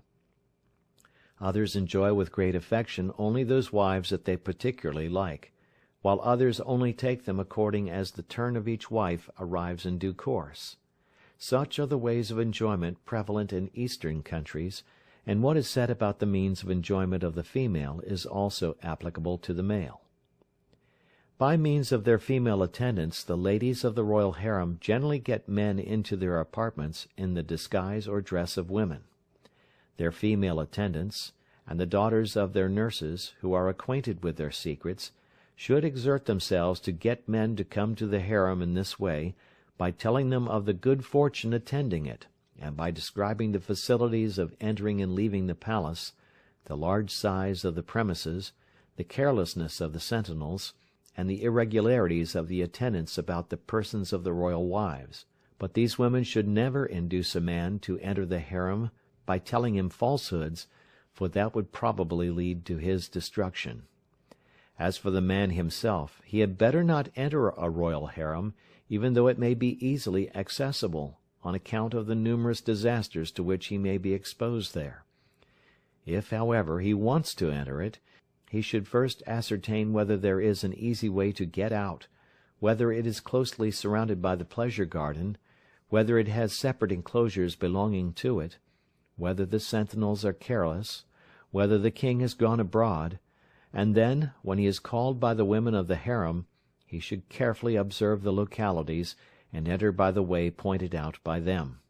If he is able to manage it, he should hang about the harem every day, and under some pretext or other make friends with the sentinels, and show himself attached to the female attendants of the harem, who may have become acquainted with his design, and to whom he should express his regret at not being able to obtain the object of his desire. Lastly, he should cause the whole business of a go-between to be done by the woman who may have access to the harem, and he should be careful to be able to recognize the emissaries of the king. When a go-between has no access to the harem, then the man should stand in some place where the lady, whom he loves, and whom he is anxious to enjoy, can be seen. If that place is occupied by the king's sentinels, he should then disguise himself as a female attendant of the lady who comes to the place, or passes by it. When she looks at him, he should let her know his feelings by outward signs and gestures, and should show her pictures, things with double meanings, chaplets of flowers, and rings. He should carefully mark the answer she gives, whether by word or by sign or by gesture, and should then try and get into the harem. If he is certain of her coming to some particular place, he should conceal himself there, and at the appointed time should enter along with her as one of the guards. He may also go in and out, concealed in a folded bed or bed covering, or with his body made invisible by means of external applications. Footnote: the way to make oneself invisible, the knowledge of the art of transmigration, or changing ourselves or others into any shape or form by the use of charms and spells, the power of being in two places at once, and other occult sciences are frequently referred to in all Oriental literature. End footnote. A recipe for one of which is as follows: the heart of an ichneumon, the fruit of the long gourd, or tumbi, and the eyes of the serpent should all be burnt without letting out the smoke. The ashes should then be ground and mixed in equal quantities with water. By putting this mixture upon the eyes, a man can go about unseen. Other means of invisibility are prescribed by Dhyana Brahmins and Yogashiras. Again, the man may enter the harem during the festival of the 8th moon in the month of Nargashirsha, and during the moonlight festivals when the female attendants of the harem are all busily occupied or in confusion. The following principles are laid down on this subject. The entrance of young men into harems, and their exit from them, generally take place when things are being brought into the palace, or when things are being taken out of it, or when drinking festivals are going on, or when the female attendants are in a hurry, or when the residence of some of the royal ladies is being changed, or when the king's wives go to gardens or to fairs, or when they enter the palace on their return from them, or lastly, when the king is absent on a long pilgrimage. The women of the royal harem know each other's secrets, and having but one object to attain, they give assistance to each other. A young man who enjoys all of them, and who is common to them all, can continue enjoying his union with them as long as it is kept quiet, and is not known abroad.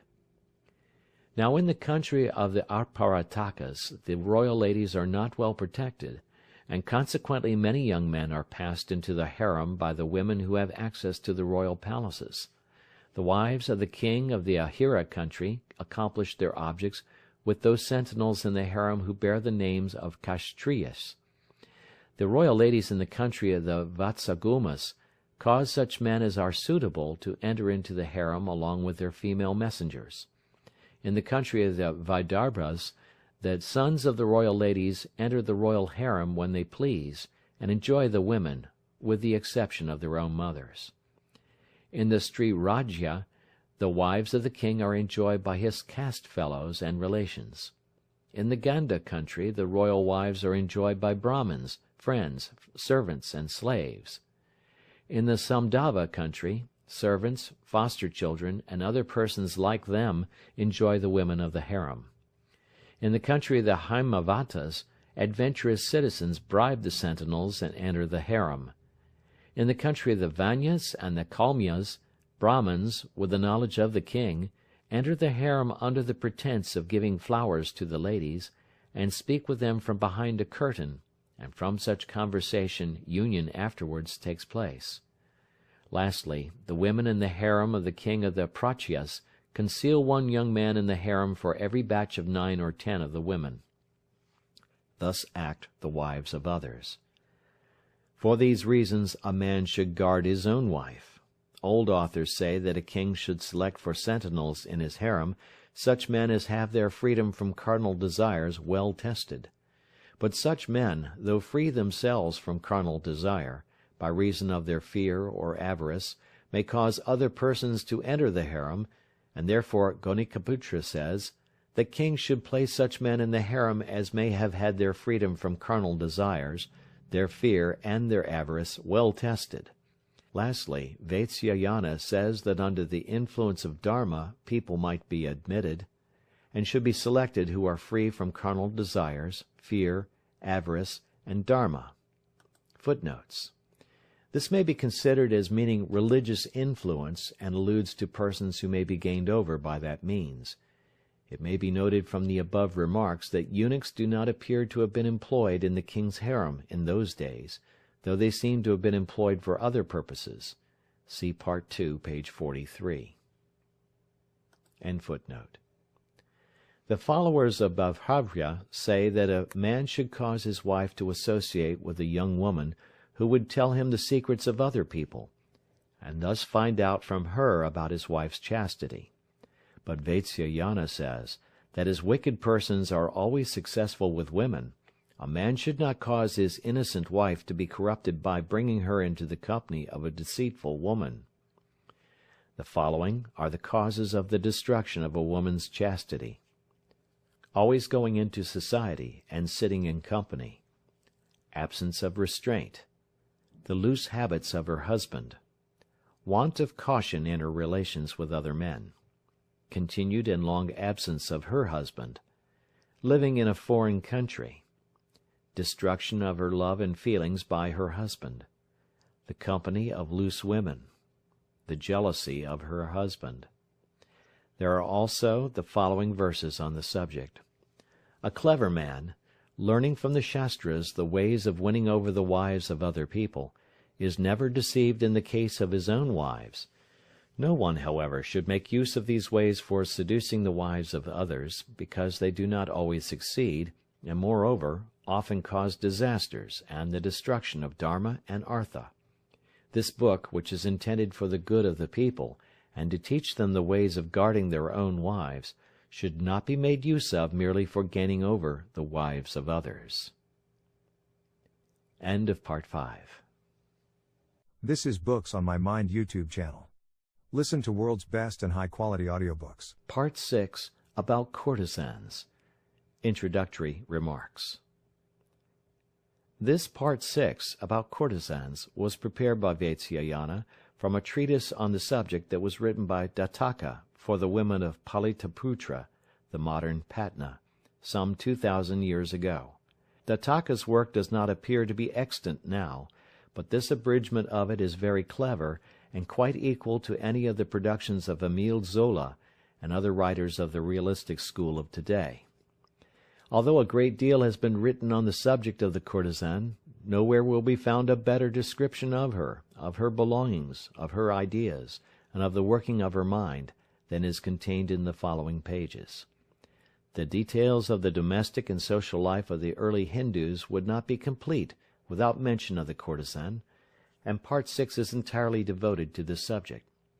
The Hindus have ever had the good sense to recognize courtesans as a part and portion of human society, and so long as they behaved themselves with decency and propriety, they were regarded with a certain respect. Anyhow, they have never been treated in the East with that brutality and contempt so common in the West, while their education has always been of a superior kind to that bestowed upon the rest of womankind in Oriental countries. In the earlier days, the well-educated Hindu dancing girl and courtesan doubtless resembled the hetera of the Greeks, and being educated and amusing, were far more acceptable as companions than the generality of the married or unmarried women of that period. At all times and in all countries, there has ever been a little rivalry between the chaste and the unchaste. But while some women are born courtesans, and follow the instincts of their nature in every class of society, it has been truly said by some authors that every woman has got an inkling of the profession in her nature, and does her best, as a general rule, to make herself agreeable to the male sex. The subtlety of women, their wonderful perceptive powers, their knowledge and their intuitive appreciation of men and things are all shown in the following pages, which may be looked upon as a concentrated essence that has been since worked up into detail by many writers in every quarter of the globe. Chapter 1.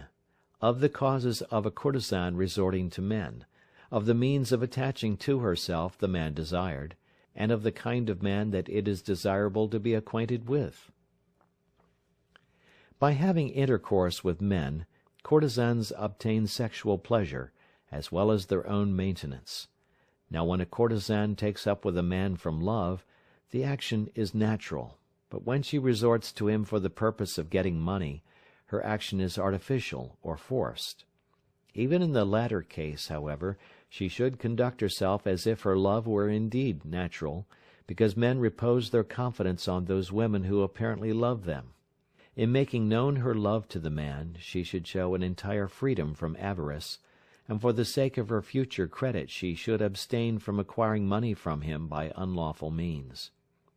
A courtesan, well dressed and wearing her ornaments, should sit or stand at the door of her house, and without exposing herself too much, should look on the public road so as to be seen by the passers-by, she being like an object on view for sale.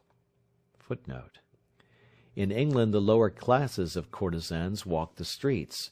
In India and other places in the East they sit at the windows or at the doors of their houses. End footnote. She should form friendships with such persons as would enable her to separate men from other women, and attach them to herself, and repair her own misfortunes, to acquire wealth, and to protect her from being bullied, or set upon by persons with whom she may have dealings of some kind or another.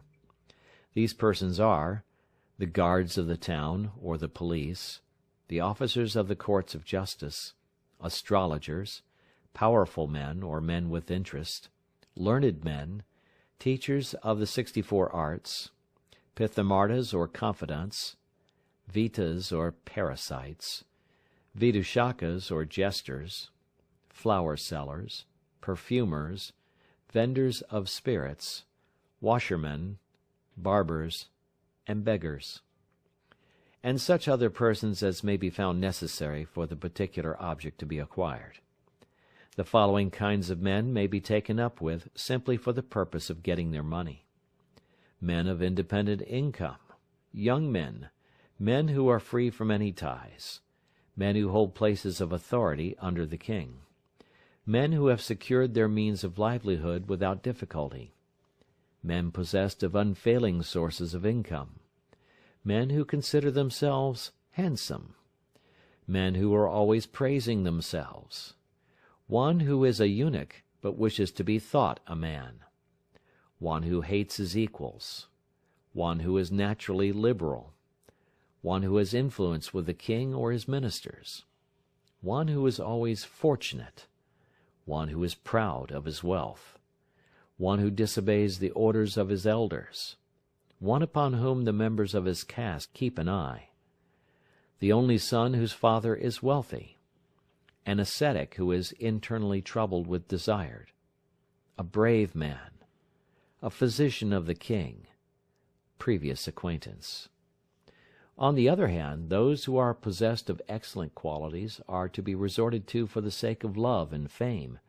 Such men are as follows: men of high birth, learned, with a good knowledge of the world, and doing the proper things at the proper times; poets, good story-tellers, eloquent men, energetic men, skilled in various arts, far-seeing into the future, possessed of great minds, full of perseverance, of a firm devotion, free from anger, liberal, affectionate to their parents, and with a liking for all social gatherings, skilled in completing verses begun by others, and in various other sports, free from all disease, possessed of a perfect body, strong, and not addicted to drinking, powerful in sexual enjoyment, sociable, showing love towards women and attracting their hearts to himself, but not entirely devoted to them, possessed of independent means of livelihood, free from envy, and last of all, free from suspicion.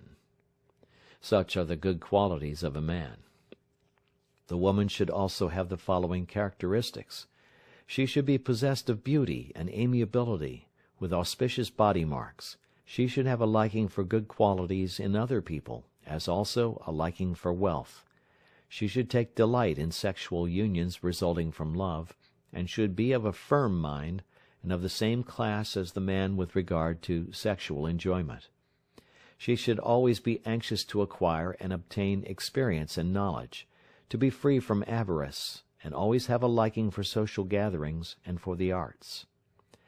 The following are the ordinary qualities of all women: to be possessed of intelligence, good disposition, and good manners; to be straightforward in behavior, and to be grateful; to consider well the future before doing anything; to possess activity; to be of consistent behavior, and to have a knowledge of the proper times and places for doing things; to speak always without meanness, loud laughter, malignity, anger, avarice, dullness, or stupidity; to have a knowledge of the Kama Sutra, and to be skilled in all the arts connected with it. The faults of the women are to be known by the absence of any of the above-mentioned good qualities.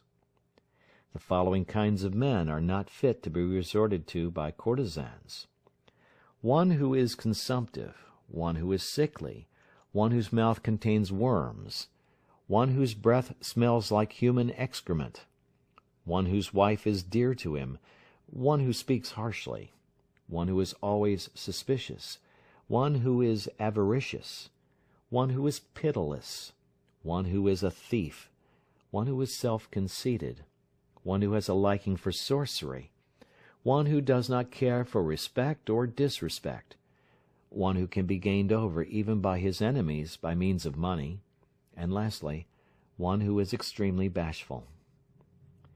Ancient authors are of opinion that the causes of a courtesan resorting to men are love, fear, money, pleasure, returning some act of enmity, curiosity, sorrow, constant intercourse, dharma, celebrity, compassion, the desire of having a friend, shame, the likeness of the man to some beloved person, the search after good fortune, the getting rid of the love of somebody else, the being of the same class as the man with respect to sexual union, living in the same place, constancy, and poverty.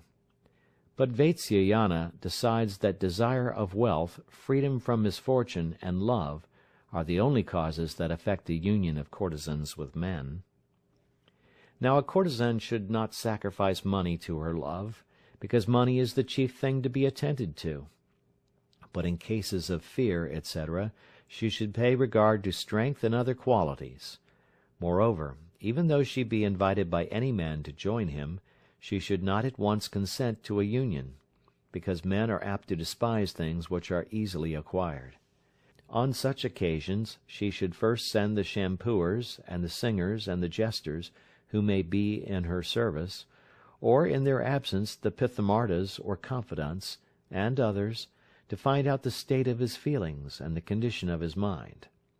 By means of these persons she should ascertain whether the man is pure or impure, affected or the reverse, capable of attachment or indifferent, liberal or niggardly, and if she finds him to her liking, she should then employ the Vita and others to attach his mind to her. Accordingly, the Pithamarda should bring the man to her house, under the pretence of seeing the fights of quails, cocks, and rams, of hearing the Maina, a kind of starling, talk, or of seeing some other spectacle, or the practice of some art, or he may take the woman to the abode of the man. After this, when the man comes to her house, the woman should give him something capable of producing curiosity and love in his heart, such as an affectionate present, telling him that it was specially designed for his use. She should also amuse him for a long time by telling him such stories and doing such things as he may take most delight in. When he goes away, she should frequently send to him a female attendant, skilled in carrying on a jesting conversation, and also a small present at the same time. She should also sometimes go to him herself under the pretence of some business, and accompanied by the Pithamarda. Thus end the means of attaching to herself the man desired. There are also some verses on the subject as follows. When a lover comes to her abode, a courtesan should give him a mixture of betel leaves and betel nut, garlands of flowers, and perfumed ointments, and showing her skill in arts, should entertain him with a long conversation. She should also give him some loving presents, and make an exchange of her own things with his, and at the same time should show him her skill in sexual enjoyment. When a courtesan is thus united with her lover, she should always delight him by affectionate gifts, by conversation, and by the application of tender means of enjoyment. Chapter 2. Of Living like a Wife. When a courtesan is living as a wife with her lover, she should behave like a chaste woman, and do everything to his satisfaction. Her duty in this respect, in short, is that she should give him pleasure, but should not become attached to him, though behaving as if she were really attached. Now the following is the manner in which she is to conduct herself, so as to accomplish the above-mentioned purpose. She should have a mother dependent on her, one who should be represented as very harsh, and who looked upon money as her chief object in life. In the event of there being no mother, then an old and confidential nurse should play the same role. The mother or nurse, on their part, should appear to be displeased with the lover, and forcibly take her away from him. The woman herself should always show pretended anger, dejection, fear, and shame on this account, but should not disobey the mother or nurse at any time. She should make out to the mother or nurse that the man is suffering from bad health, and making this a pretext of going to see him, she should go on that account. She is, moreover, to do the following things for the purpose of gaining the man's favor: sending her female attendant to bring the flowers used by him on the previous day, in order that she may use them herself as a mark of affection, also asking for the mixture of betel nut and leaves that have remained uneaten by him, expressing wonder at his knowledge of sexual intercourse and the several means of enjoyment used by him, learning from him the 64 kinds of pleasure mentioned by Bhavra, continually practicing the ways of enjoyment as taught by him and according to his liking, keeping his secrets, telling him her own desires and secrets, concealing her anger, never neglecting him on the bed when he turns his face towards her, touching any parts of his body according to his wish, kissing and embracing him when he is asleep, looking at him with apparent anxiety when he is wrapped in thought or thinking of some other subject than herself, showing neither complete shamelessness nor excessive bashfulness when he meets her, or sees her standing on the terrace of her house from the public road, hating his enemies, loving those who are dear to him, showing a liking for that which he likes, being in high or low spirits according to the state that he is in himself, expressing a curiosity to see his wives, not continuing her anger for a long time, suspecting even the marks and wounds made by herself with her nails and teeth on his body to have been made by some other woman, keeping her love for him unexpressed by words, but showing it by deeds and signs and hints, remaining silent when he is asleep, intoxicated, or sick, being very attentive when he describes his good actions, and reciting them afterwards to his praise and benefit, giving witty replies to him if he be sufficiently attached to her, listening to all his stories, except those that relate to her rivals, expressing feelings of dejection and sorrow if he sighs, yawns, or falls down, pronouncing the words "live long" when he sneezes, pretending to be ill or to have the desire of pregnancy when she feels dejected, abstaining from praising the good qualities of anybody else, and from censuring those who possess the same faults as her own man, wearing anything that may have been given to her by him, abstaining from putting on her ornaments and from taking food when he is in pain, sick, low-spirited, or suffering from misfortune, and condoling or lamenting with him over the same, wishing to accompany him if he happens to leave the country himself or if he be banished from it by the king, expressing a desire not to live after him, telling him that the whole object and desire of her life was to be united with him, offering previously promised sacrifices to the deity when he acquires wealth or has some desire fulfilled, or when he is recovered from some illness or disease, putting on ornaments every day, not acting too freely with him, reciting his name and the name of his family in her songs, placing his hand on her loins, bosom, and forehead, and falling asleep after feeling the pleasure of his touch, sitting on his lap and falling asleep there, wishing to have a child by him, desiring not to live longer than he does, abstaining from revealing his secrets to others, dissuading him from vows and fasts by saying, "Let the sin fall upon me," keeping vows and fasts along with him when it is impossible to change his mind on the subject, telling him that vows and fasts are difficult to be observed, even by herself, when she has any dispute with him about them, looking on her own wealth and his without any distinction, abstaining from going to public assemblies without him, and accompanying him when he desires her to do so, taking delight in using things previously used by him, and in eating food that he has left uneaten, venerating his family, his disposition, his skill in the arts, his learning, his caste, his complexion, his native country, his friends, his good qualities, his age, and his sweet temper, asking him to sing and to do other such like things, if able to do them, going to him without paying any regard to fear, to cold, to heat, or to rain, saying with regard to the next world that he should be her lover even there, adapting her tastes, disposition, and actions to his liking, abstaining from sorcery, disputing continually with her mother on the subject of going to him, and when forcibly taken by her mother to some other place, expressing her desire to die by taking poison, by starving herself to death, by stabbing herself with some weapon, or by hanging herself, and lastly, assuring the man of her constancy and love by means of her agents, and receiving money herself, but abstaining from any dispute with her mother with regard to pecuniary matters.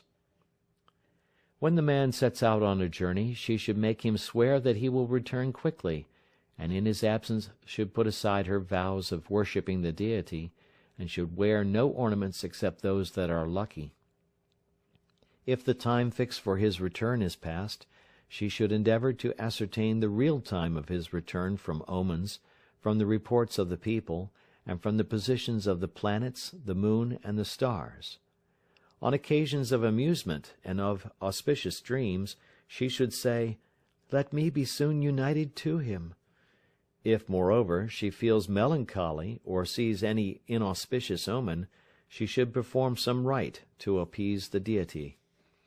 When the man does return home, she should worship the god Kama, that is, the Indian Cupid, and offer oblations to other deities, and having caused a pot filled with water to be brought by her friends, she should perform the worship and honor of the crow who eats the offerings which we make to the manes of deceased relations. After the first visit is over, she should ask her lover also to perform certain rites, and this he will do if he is sufficiently attached to her. Now a man is said to be sufficiently attached to a woman when his love is disinterested, when he has the same object in view as his beloved one, when he is quite free from any suspicions on her account, and when he is indifferent to money with regard to her.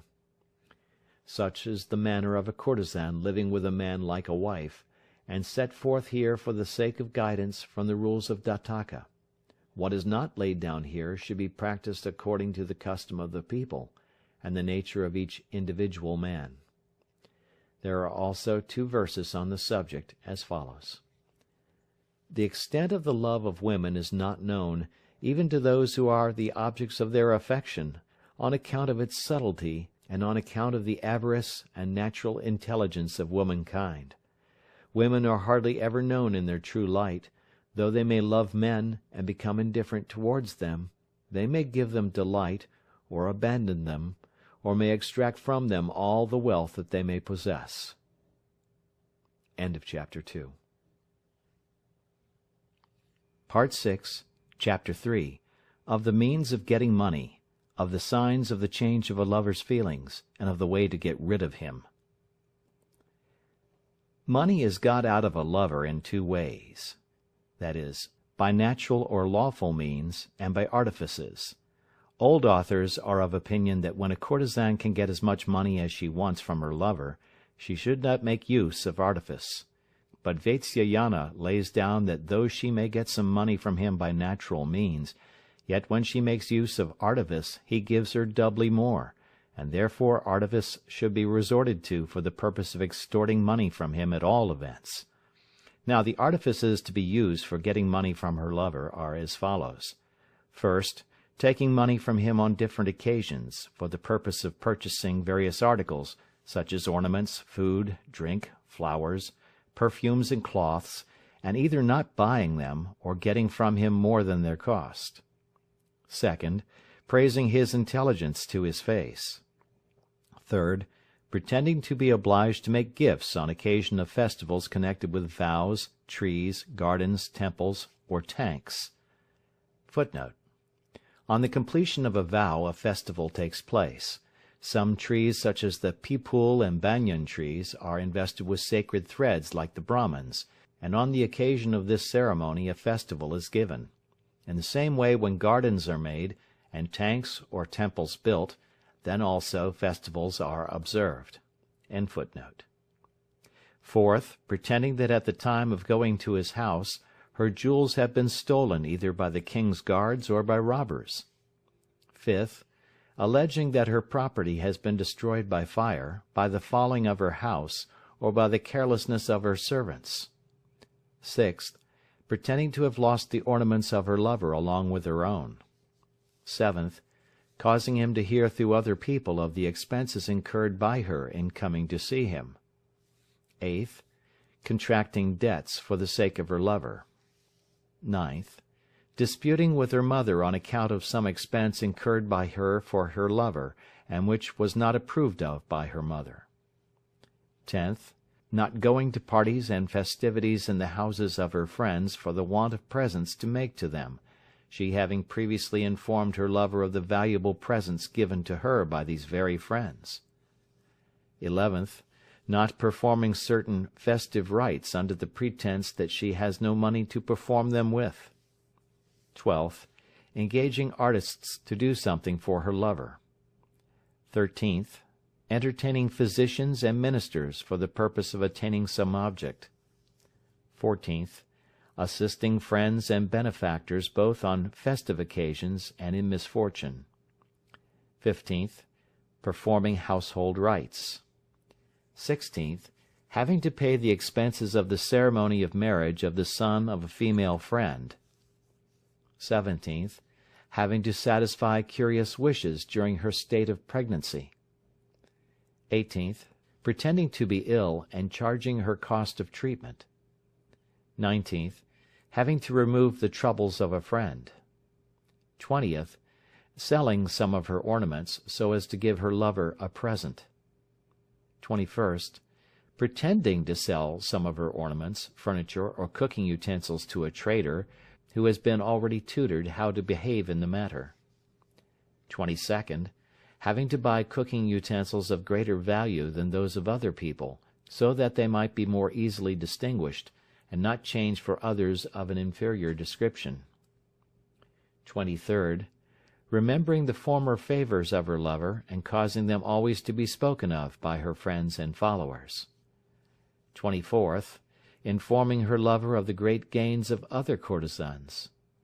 25th, describing before them, and in the presence of her lover, her own great gains, and making them out to be greater even than theirs, though such may not have been really the case. 26th, openly opposing her mother when she endeavors to persuade her to take up with men with whom she has been formerly acquainted, on account of the great gains to be got from them. 27th, lastly, pointing out to her lover the liberality of his rivals. Thus end the ways and means of getting money. A woman should always know the state of the mind, of the feelings, and of the disposition of her lover towards her, from the changes of his temper, his manner, and the color of his face. The behavior of a waning lover is as follows. First, he gives the woman either less than is wanted, or something else than that which is asked for. Second, he keeps her in hopes by promises. Third, he pretends to do one thing and does something else. Fourth, he does not fulfill her desires. Fifth, he forgets his promises, or does something else than that which he has promised. Sixth, he speaks with his own servants in a mysterious way. Seventh, he sleeps in some other house under the pretense of having to do something for a friend. Eighth, lastly, he speaks in private with the attendants of a woman with whom he was formerly acquainted. Now when a courtesan finds that her lover's disposition towards her is changing, she should get possession of all his best things before he becomes aware of her intentions, and allow a supposed creditor to take them away forcibly from her in satisfaction of some pretended debt. After this, if the lover is rich, and has always behaved well towards her, she should ever treat him with respect. But if he is poor and destitute, she should get rid of him as if she had never been acquainted with him in any way before. The means of getting rid of a lover are as follows. First, describing the habits and vices of the lover as disagreeable and censurable, with the sneer of the lip and the stamp of the foot. Second, speaking on a subject with which he is not acquainted. Third, showing no admiration for his learning, and passing a censure upon it. Fourth, putting down his pride. Fifth, seeking the company of men who are superior to him in learning and wisdom. Sixth, showing a disregard for him on all occasions. Seventh, censuring men possessed of the same faults as her lover. Eighth, expressing dissatisfaction at the ways and means of enjoyment used by him. Ninth, not giving him her mouth to kiss. 10th, refusing access to her jagana, that is, the part of the body between the navel and the thighs. 11th, showing a dislike for the wounds made by his nails and teeth. 12th, not pressing close up against him at the time when he embraces her. 13th, keeping her limbs without movement at the time of congress. 14th, desiring him to employ her when he is fatigued. 15th, laughing at his attachment to her. 16th, not responding to his embraces. 17th, turning away from him when he begins to embrace her. 18th, pretending to be sleepy. 19th, going out visiting or into company when she perceives his desire to enjoy her during the daytime. 20th, misconstruing his words. 21st, laughing without any joke, or at the time of any joke made by him, laughing under some pretense. 22nd, looking with side glances at her own attendants, and clapping her hands when he says anything. 23rd, interrupting him in the middle of his stories, and beginning to tell other stories herself. 24th, reciting his faults and his vices, and declaring them to be incurable. 25th, saying words to her female attendants calculated to cut the heart of her lover to the quick. 26th, taking care not to look at him when he comes to her. 27th, asking him what cannot be granted. 28th, and after all, finally dismissing him. There are also 2 verses on this subject, as follows. The duty of a courtesan consists in forming connections with suitable men after due and full consideration, and attaching the person with whom she is united to herself, in obtaining wealth from the person who is attached to her, and then dismissing him after she has taken away all his possessions. A courtesan leading in this manner the life of a wife is not troubled with too many lovers, and yet obtains abundance of wealth. Chapter 4. About reunion with a former lover. When a courtesan abandons her present lover after all his wealth is exhausted, she may then consider about her reunion with a former lover. But she should return to him only if he has acquired fresh wealth, or is still wealthy, and if he is still attached to her. And if this man be living at the time with some other women, she should consider well before she acts. Now such a man can only be in one of the 6 following conditions. First, he may have left the first woman of his own accord, and may even have left another woman since then. Second, he may have been driven away from both women.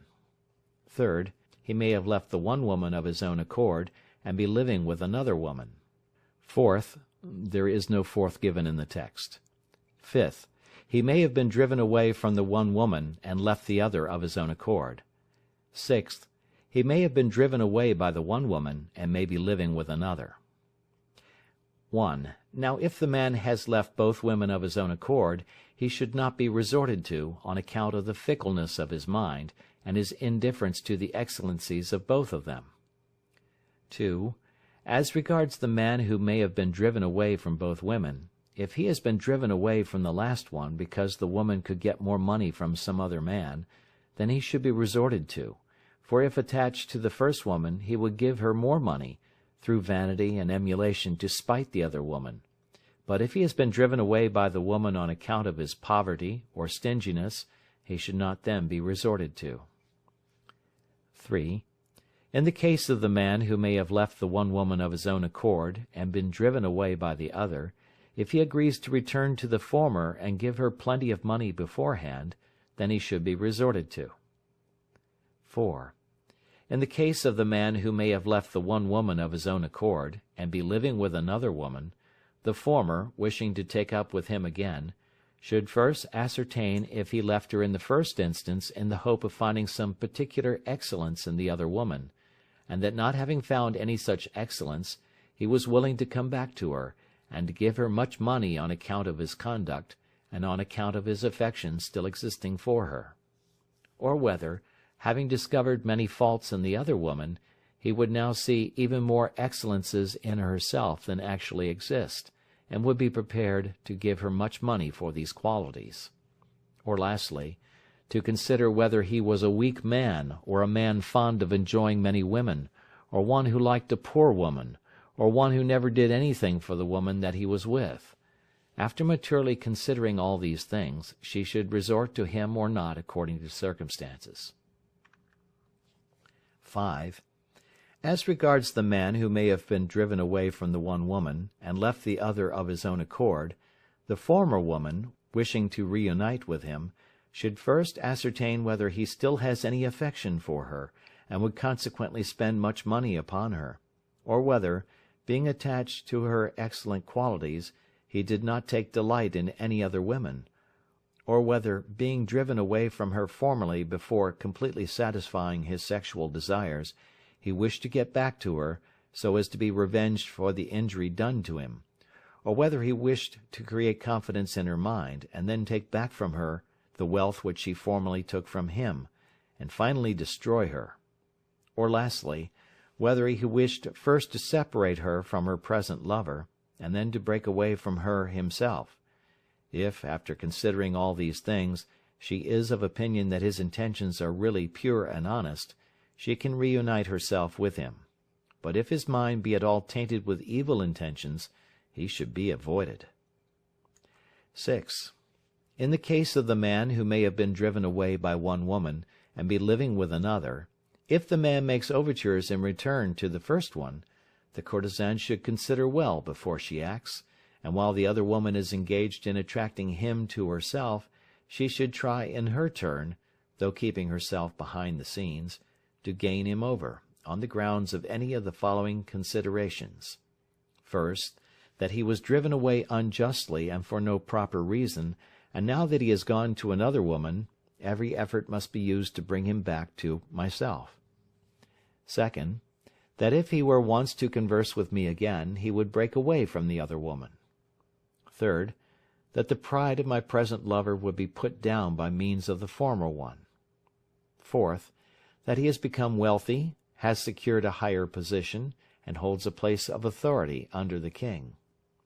Fifth, that he is separate from his wife. Sixth, that he is now independent. Seventh, that he lives apart from his father or brother. Eighth, that by making peace with him I shall be able to get hold of a very rich man, who is now prevented from coming to me by my present lover. Ninth, that as he is not respected by his wife, I shall now be able to separate him from her. 10th, that the friend of this man loves my rival, who hates me cordially. I shall therefore by this means separate the friend from his mistress. 11th, and lastly, I shall bring discredit upon him by bringing him back to me, thus showing the fickleness of his mind.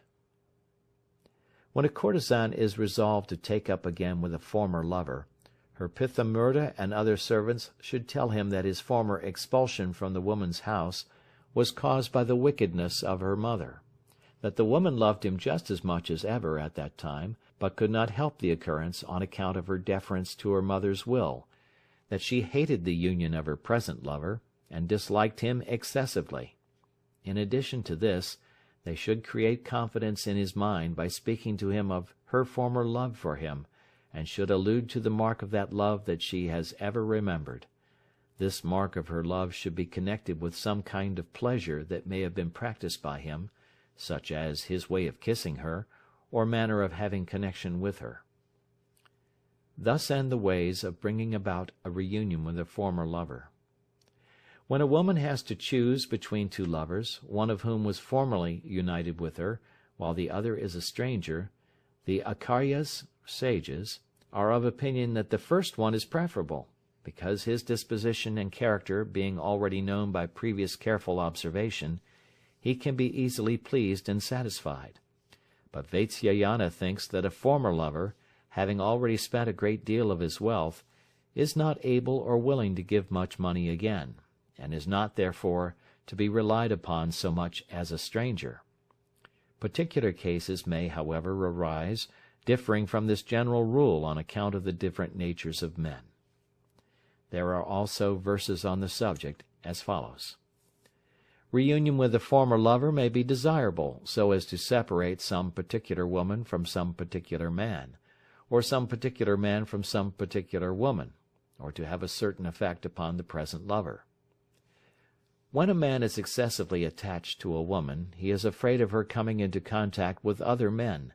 He does not then regard or notice her faults, and he gives her much wealth through fear of her leaving him. A courtesan should be agreeable to the man who is attached to her, and despise the man who does not care for her. If while she is living with one man a messenger comes to her from some other man, she may either refuse to listen to any negotiations on his part, or appoint a fixed time for him to visit her, but she should not leave the man who may be living with her and who may be attached to her. A wise woman should only renew her connection with a former lover if she is satisfied that good fortune, gain, love, and friendship are likely to be the result of such a reunion. End of Chapter 4. Part 6, Chapter 5, of different kinds of gain. Many a courtesan is able to realize much money every day by reason of many customers. She should not confine herself to a single lover. Under such circumstances, she should fix her rate for one night, after considering the place, the season, and the condition of the people, and having regard to her own good qualities and good looks, and after comparing her rates with those of other courtesans. She can inform her lovers and friends and acquaintances about these charges. If, however, she can obtain a great gain from a single lover, she may resort to him alone and live with him like a wife. Now the sages are of opinion that when a courtesan has the option of an equal gain from two lovers at the same time, a preference should be given to the one who would give her the kind of thing which she wants. But Vatsyayana says that the preference should be given to the one who gives her gold, because it cannot be taken back like some other things, it can be easily received, and is also the means of procuring anything that may be wished for.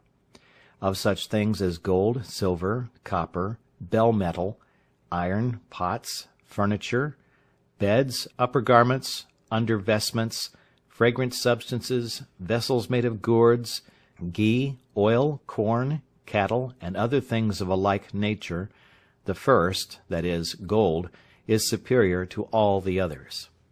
When the same labor is required to gain any two lovers, or when the same kind of thing is to be got from each of them, the choice should be made by the advice of a friend, or it may be made from their personal qualities, or from the signs of good or bad fortune that may be connected with them.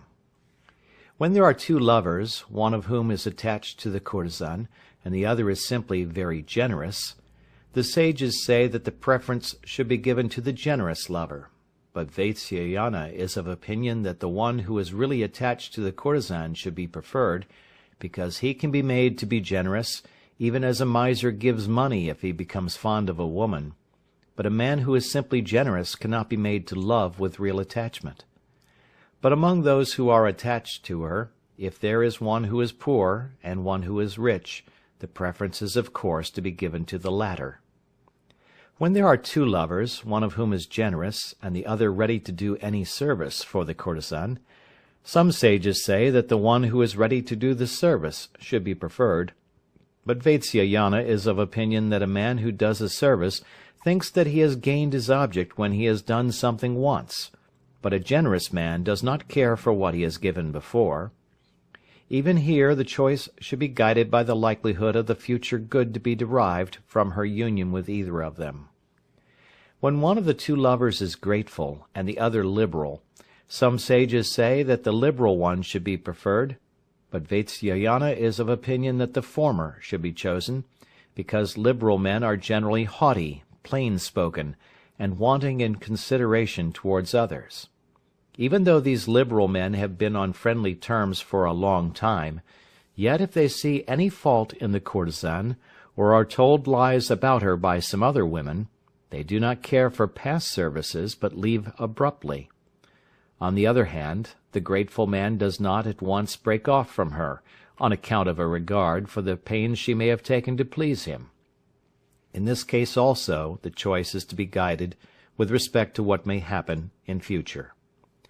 When an occasion for complying with the request of a friend and a chance of getting money come together, the sages say that the chance of getting money should be preferred. But Vatsyayana thinks that the money can be obtained tomorrow as well as today, but if the request of a friend be not at once complied with, he may become disaffected. Even here, in making the choice, regard must be paid to future good fortune. On such an occasion, however, the courtesan might pacify her friend by pretending to have some work to do, and telling him that his request will be complied with next day, and in this way secure the chance of getting the money that has been offered her. When the chance of getting money and the chance of avoiding some disaster come at the same time, the sages are of opinion that the chance of getting money should be preferred, but Vatsyayana says that money has only a limited importance, while a disaster that is once averted may never occur again. Here, however, the choice should be guided by the greatness or smallness of the disaster. The gains of the wealthiest and best kind of courtesans are to be spent as follows: building temples, tanks, and gardens, giving 1,000 cows to different Brahmins, carrying on the worship of the gods, and celebrating festivals in their honor, and lastly, performing such vows as may be within their means. The gains of other courtesans are to be spent as follows: having a white dress to wear every day, getting sufficient food and drink to satisfy hunger and thirst, eating daily a perfumed tambula, that is, a mixture of betel nut and betel leaves, and wearing ornaments gilt with gold. The sages say that these represent the gains of all the middle and lower classes of courtesans, but Vatsyayana is of opinion that their gains cannot be calculated or fixed in any way, as these depend on the influence of the place, the customs of the people, their own appearance, and many other things. When a courtesan wants to keep some particular man from some other woman, or wants to get him away from some woman to whom he may be attached, or to deprive some woman of the gains realized by her from him, or if she thinks that she would raise her position, or enjoy some great good fortune, or become desirable to all men by uniting herself with this man, or if she wishes to get his assistance in averting some misfortune, or is really attached to him and loves him, or wishes to injure somebody through his means, or has regard to some former favor conferred upon her by him, or wishes to be united with him merely from desire, or any of the above reasons, she should agree to take from him only a small sum of money in a friendly way.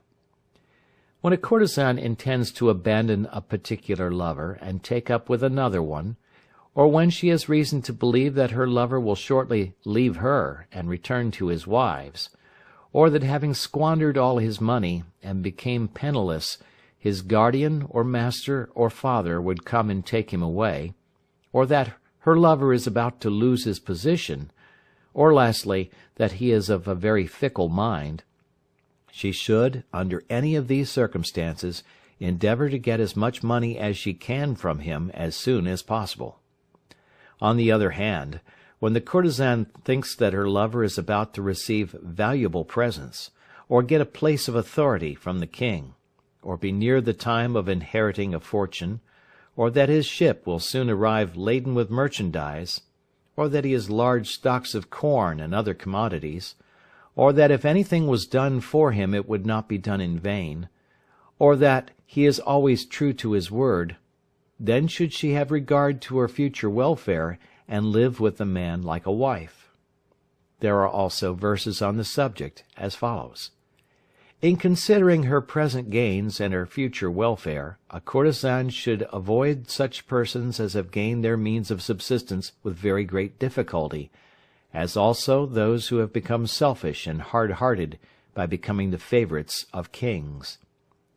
She should make every endeavor to unite herself with prosperous and well-to-do people, and with those whom it is dangerous to avoid or to slight in any way.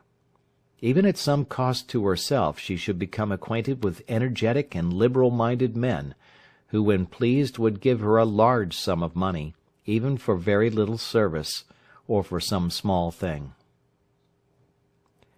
Chapter 6. Of gains and losses, attendant gains and losses, and doubts, as also of the different kinds of courtesans.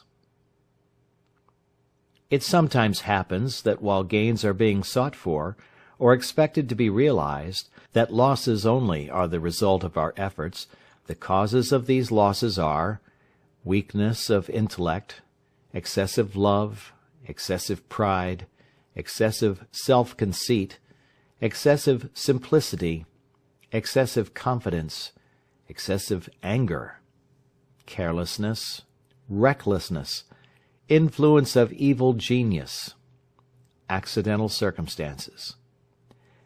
The results of these losses are expense incurred without any result, destruction of future good fortune, stoppage of gains about to be realized, loss of what is already obtained, acquisition of a sour temper, becoming unamiable to everybody, injury to health, loss of hair and other accidents. Now gain is of three kinds, that is, gain of wealth, gain of religious merit, and gain of pleasure. And similarly, loss is of three kinds, that is, loss of wealth, loss of religious merit, and loss of pleasure. At the time when gains are sought for, if other gains come along with them, these are called attendant gains. When gain is uncertain, the doubt of its being a gain is called a simple doubt. When there is a doubt whether either of two things will happen or not, it is called a mixed doubt. If while one thing is being done two results take place, it is called a combination of two results. And if several results follow from the same action, it is called a combination of results on every side. We shall now give examples of the above. As already stated, gain is of three kinds, and loss, which is opposed to gain, is also of three kinds. A. When by living with a great man a courtesan acquires present wealth, and in addition to this becomes acquainted with other people, and thus obtains a chance of future fortune, and an accession of wealth, and becomes desirable to all, this is called a gain of wealth attended by other gain. B. When by living with a man a courtesan simply gets money, this is called a gain of wealth not attended by any other gain. C. When a courtesan receives money from other people besides her lover, the results are the chance of the loss of future good from her present lover, the chance of disaffection of a man securely attached to her, the hatred of all, and the chance of a union with some low person tending to destroy her future good. This gain is called a gain of wealth attended by losses. D. When a courtesan at her own expense, and without any results in the shape of gain, has connected with a great man or an avaricious minister, for the sake of diverting some misfortune, or removing some cause that may be threatening the destruction of a great gain, this loss is said to be a loss of wealth attended by gains of the future good which it may bring about. E.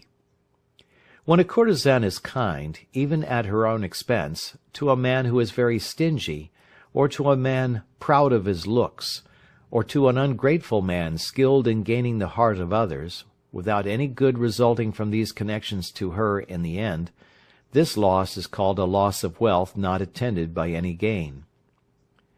F.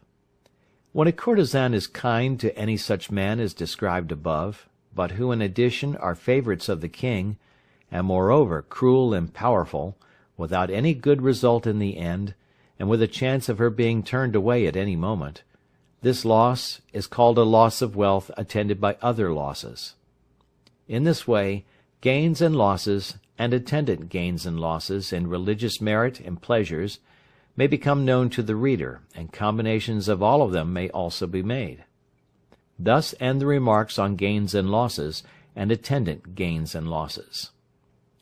In the next place we come to doubts, which are again of three kinds, that is, doubts about wealth, doubts about religious merit, and doubts about pleasures. The following are examples. A. When a courtesan is not certain how much a man may give her, or spend upon her, this is called a doubt about wealth.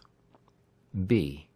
When a courtesan feels doubtful whether she is right in entirely abandoning a lover from whom she is unable to get money, she having taken all his wealth from him in the first instance, this doubt is called a doubt about religious merit. C. When a courtesan is unable to get hold of a lover to her liking, and is uncertain whether she will derive any pleasure from a person surrounded by his family, or from a low person, this is called a doubt about pleasure. D. When a courtesan is uncertain whether some powerful but low-principled fellow would cause loss to her on account of her not being civil to him, this is called a doubt about the loss of wealth. E. When a courtesan feels doubtful whether she would lose religious merit by abandoning a man who is attached to her without giving him the slightest favor, and thereby causing him unhappiness in this world and the next, this doubt is called a doubt about the loss of a religious merit. Footnote: the souls of men who die with their desires unfulfilled are said to go to the world of the manes, and not direct to the Supreme Spirit. End of footnote. F. When a courtesan is uncertain as to whether she might create disaffection by speaking out, and revealing her love, and thus not get her desire satisfied, this is called a doubt about the loss of pleasure. Thus end the remarks on doubts. Mixed doubts. A. The intercourse or connection with a stranger, whose disposition is unknown, and who may have been introduced by a lover, or by one who possessed authority, may be productive either of gain or loss, and therefore this is called a mixed doubt about the gain and loss of wealth. B. When a courtesan is requested by a friend, or is impelled by pity to have intercourse with a learned Brahmin, a religious student, a sacrificer, a devotee, or an ascetic, who may have all fallen in love with her, and who may be consequently at the point of death, by doing this she might either gain or lose religious merit, and therefore this is called a mixed doubt about the gain and loss of religious merit. C.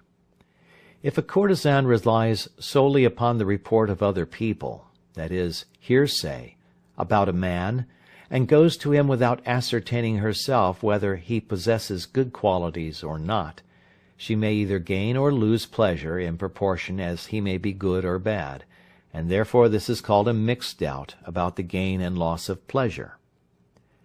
Uddalika has described the gains and losses on both sides as follows. A. If, when living with a lover, a courtesan gets both wealth and pleasure from him, it is called a gain on both sides.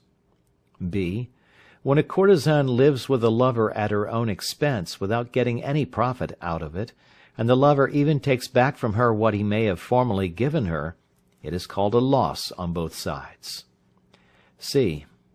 When a courtesan is uncertain whether a new acquaintance would become attached to her, and moreover, if he became attached to her, whether he would give her anything, it is then called a doubt on both sides about gains.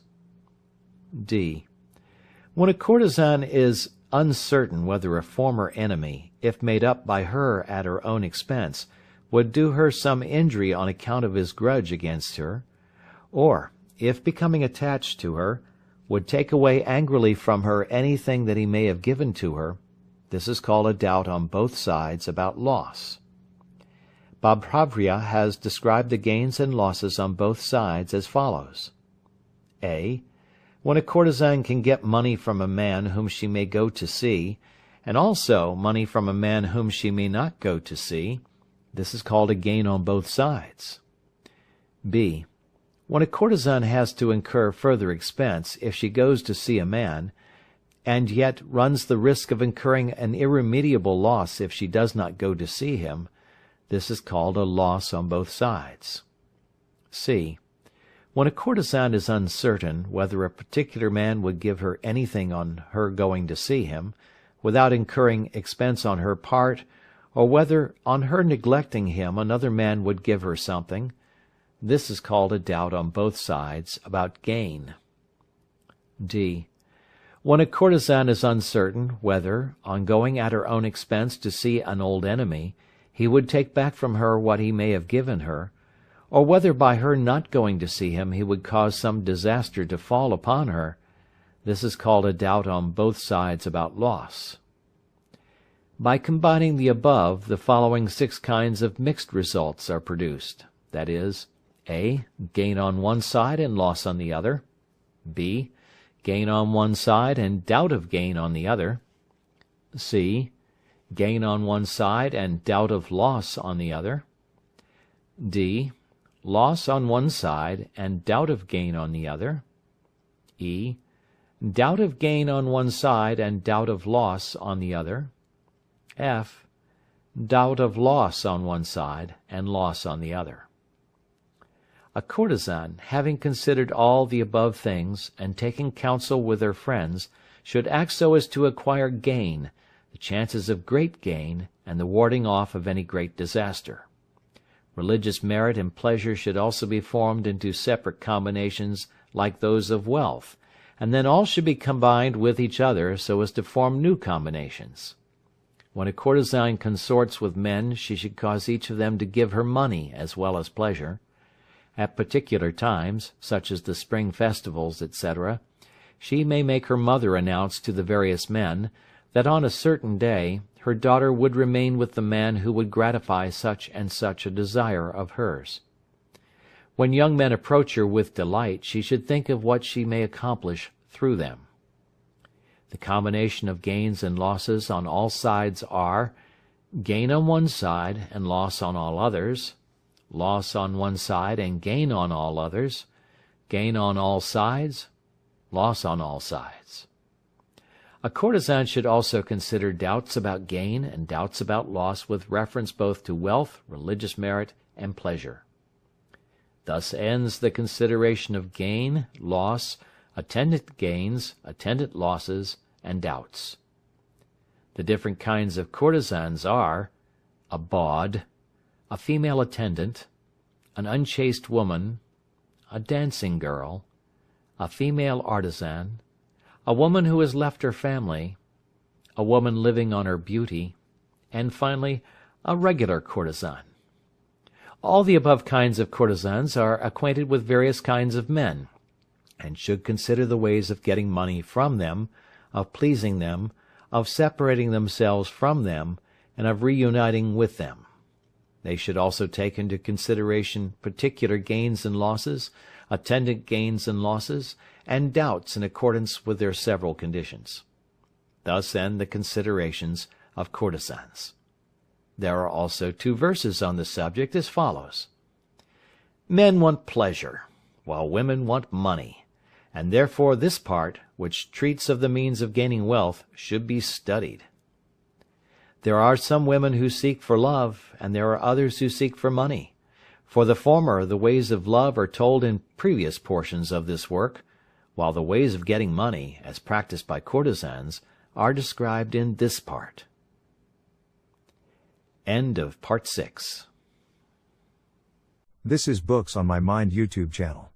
Listen to world's best and high-quality audiobooks. Part 7. About the means of attracting others to yourself.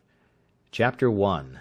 On personal adornment, on subjugating the hearts of others, and on tonic medicines. When a person fails to obtain the object of his desires by any of the ways previously related, he should then have recourse to other ways of attracting others to himself. Now, good looks, good qualities, youth, and liberality are the chief and most natural means of making a person agreeable in the eyes of others. But in the absence of these, a man or a woman must have resort to artificial means, or to art, and the following are some recipes that may be found useful. A. An ointment made of the Taberna montana coronaria, the Costus speciosus or arabicus, and the Flacourtia cataphracta, can be used as an unguent of adornment. B. If a fine powder is made of the above plants, and applied to the wick of a lamp, which is made to burn with the oil of blue vitriol, the black pigment or lamp black produced therefrom, when applied to the eyelashes, has the effect of making a person look lovely. C. The oil of the hogweed, the Echites putescens, the serena plant, the yellow amaranth, and the leaf of the nymphae, if applied to the body, has the same effect. D. A black pigment from the same plants produce a similar effect. E.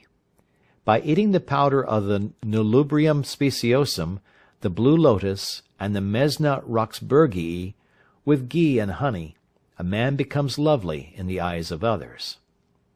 F.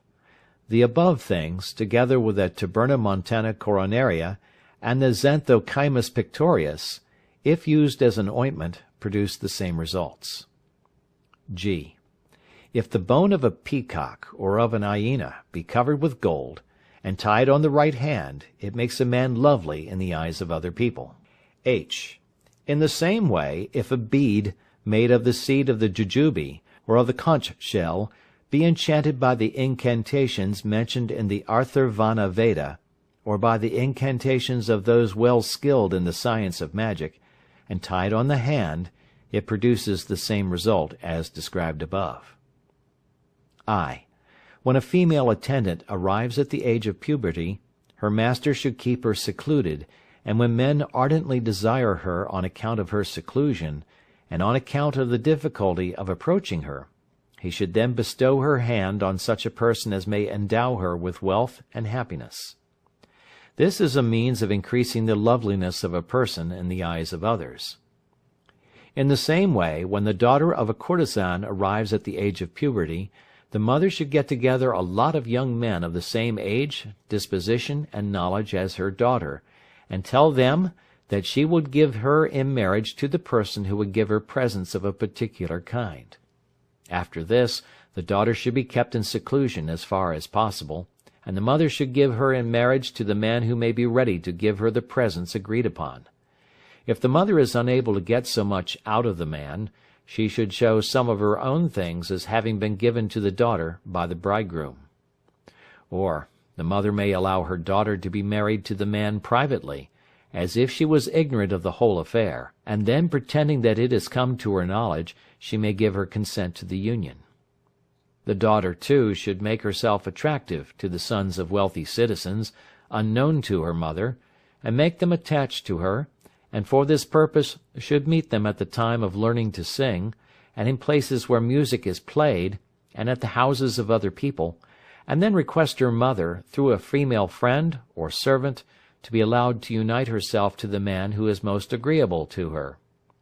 Footnote: It is a custom of the courtesans of Oriental countries to give their daughters temporarily in marriage when they come of age, and after they have received an education in the Kama Sutra and other arts. Full details are given of this at page 76 of Early Ideas, a group of Hindu stories collected and collated by Anaryan, W. H. Allen & Company, London, 1881. End of footnote. When the daughter of a courtesan is thus given to a man, the ties of marriage should be observed for 1 year, and after that she may do what she likes. But even after the end of the year, when otherwise engaged, if she should be now and then invited by her first husband to come and see him, she should put aside her present gain, and go to him for the night. Such is the mode of temporary marriage among courtesans, and of increasing their loveliness and their value in the eyes of others.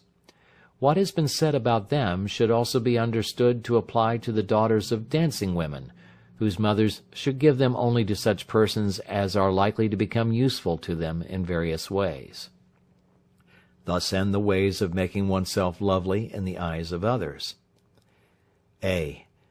If a man, after anointing his lingam with the mixture of the powders of the white thorn apple, the long pepper, and the black pepper, and honey, engages in sexual union with a woman, he makes her subject to his will. B. The application of a mixture of the leaf of the plant Vitobranta, of the flowers thrown on a human corpse when carried out to be burnt, and the powder of the bones of the peacock, and of the Jiwanjiva bird, produces the same effect. C. The remains of a kite who has died a natural death, ground into powder and mixed with kowach and honey, has also the same effect. D. Anointing oneself with an ointment made of the plant Emblica mirabilans has the power of subjecting women to one's will. E. If a man cuts into small pieces the sprouts of the Vajnasuni plant, and dips them into a mixture of red arsenic and sulfur, and then dries them 7 times, and applies this powder mixed with honey to his lingam, he can subjugate a woman to his will directly that he has had sexual union with her. Or, if, by burning these very sprouts at night and looking at the smoke, he sees a golden moon behind, he will then be successful with any woman. Or, if he throws some of the powder of these same sprouts, mixed with the excrement of a monkey, upon a maiden, she will not be given in marriage to anybody else. F. If pieces of the arris root are dressed with the oil of the mango, and placed for 6 months in a hole made in the trunk of the sisu tree, and are then taken out and made up into an ointment, and applied to the lingam, this is said to serve as the means of subjugating women. G. If the bone of a camel is dipped into the juice of the plant Eclipta prostata, and then burnt, and the black pigment produced from its ashes is placed in a box also made of the bone of a camel, and applied together with antimony to the eyelashes with a pencil also made of the bone of a camel, then that pigment is said to be very pure and wholesome for the eyes, and serves as a means of subjugating others to the person who uses it. The same effect can be produced by black pigment made of the bones of hawks, vultures, and peacocks. Thus end the ways of subjugating others to one's own will. Now the means of increasing sexual vigor are as follows. A. A man obtains sexual vigor by drinking milk mixed with sugar, the root of the uchchada plant, the piper chaba, and licorice. B.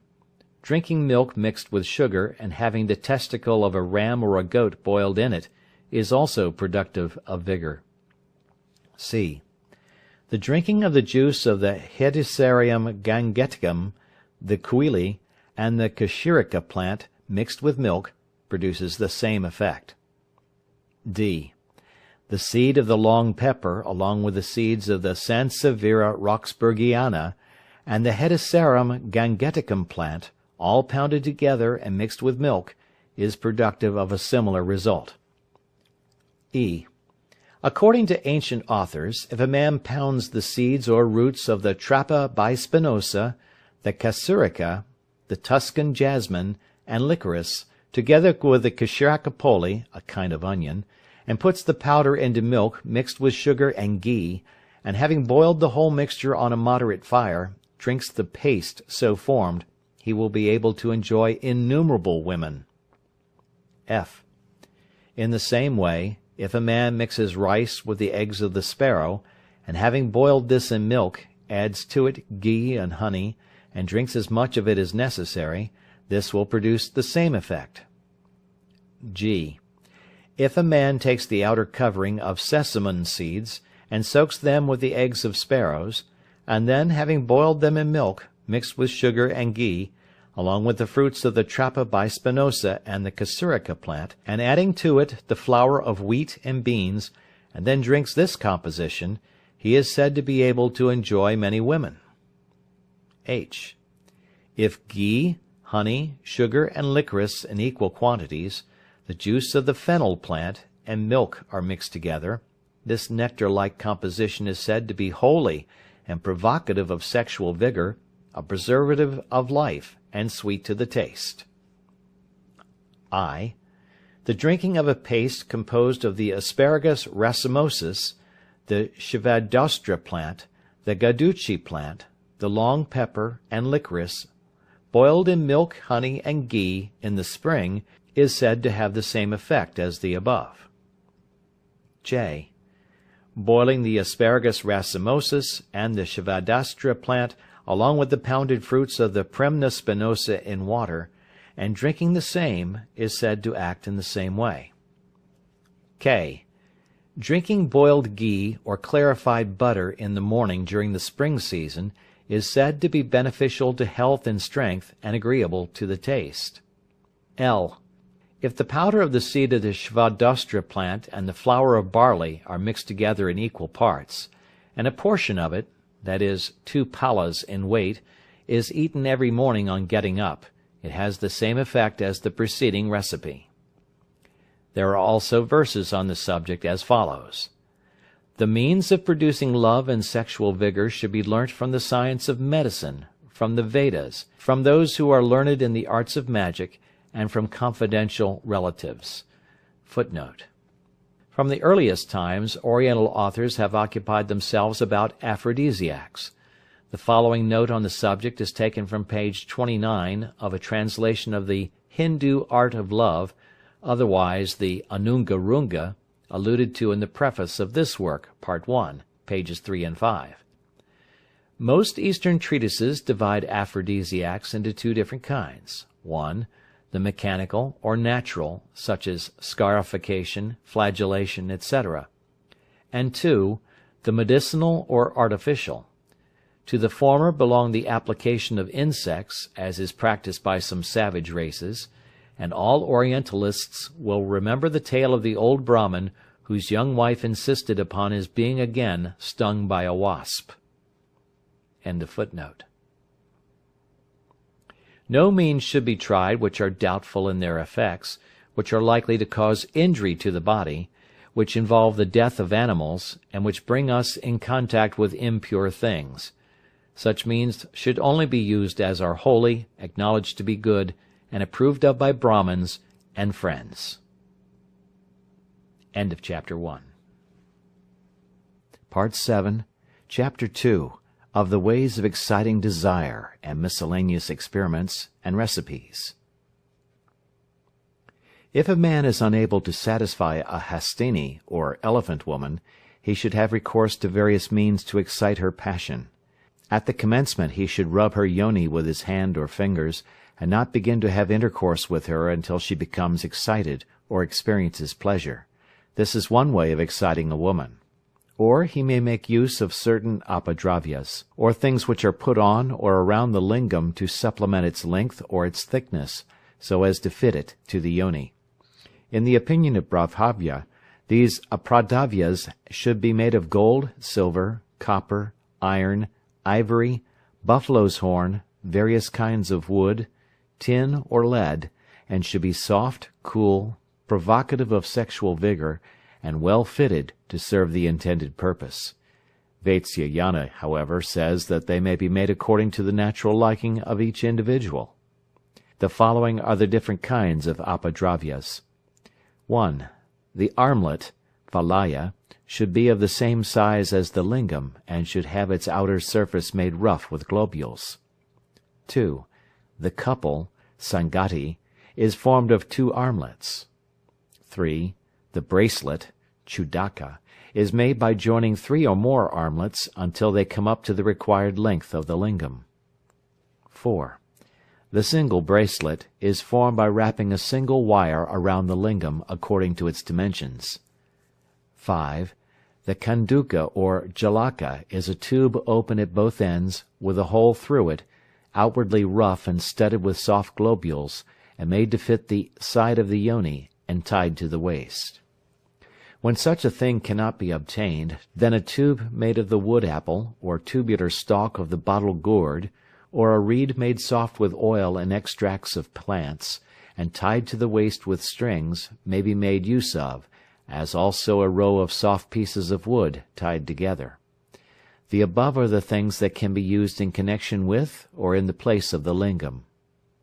The people of the southern countries think that true sexual pleasure cannot be obtained without perforating the lingam, and they therefore cause it to be pierced like the lobes of the ears of an infant pierced for earrings. Now when a young man perforates his lingam, he should pierce it with a sharp instrument, and then stand in water so long as the blood continues to flow. At night he should engage in sexual intercourse, even with vigor, so as to clean the hole. After this he should continue to wash the hole with decoctions, and increase the size by putting into it small pieces of cane, and the wrightia antidysenterica, and thus gradually enlarging the orifice. It may also be washed with licorice mixed with honey, and the size of the hole increased by the fruit stalks of the Simapatra plant. The hole should be anointed with a small quantity of oil. In the hole made in the lingam a man may put apadravyas of various forms, such as the round on one side, the wooden mortar, the flower, the armlet, the bone of the heron, the goad of the elephant, the collection of 8 balls, the lock of hair, the place where 4 roads meet, and other things named according to their forms and means of using them. All these apadravyas should be rough on the outside according to their requirements. The ways of enlarging the lingam must be now related.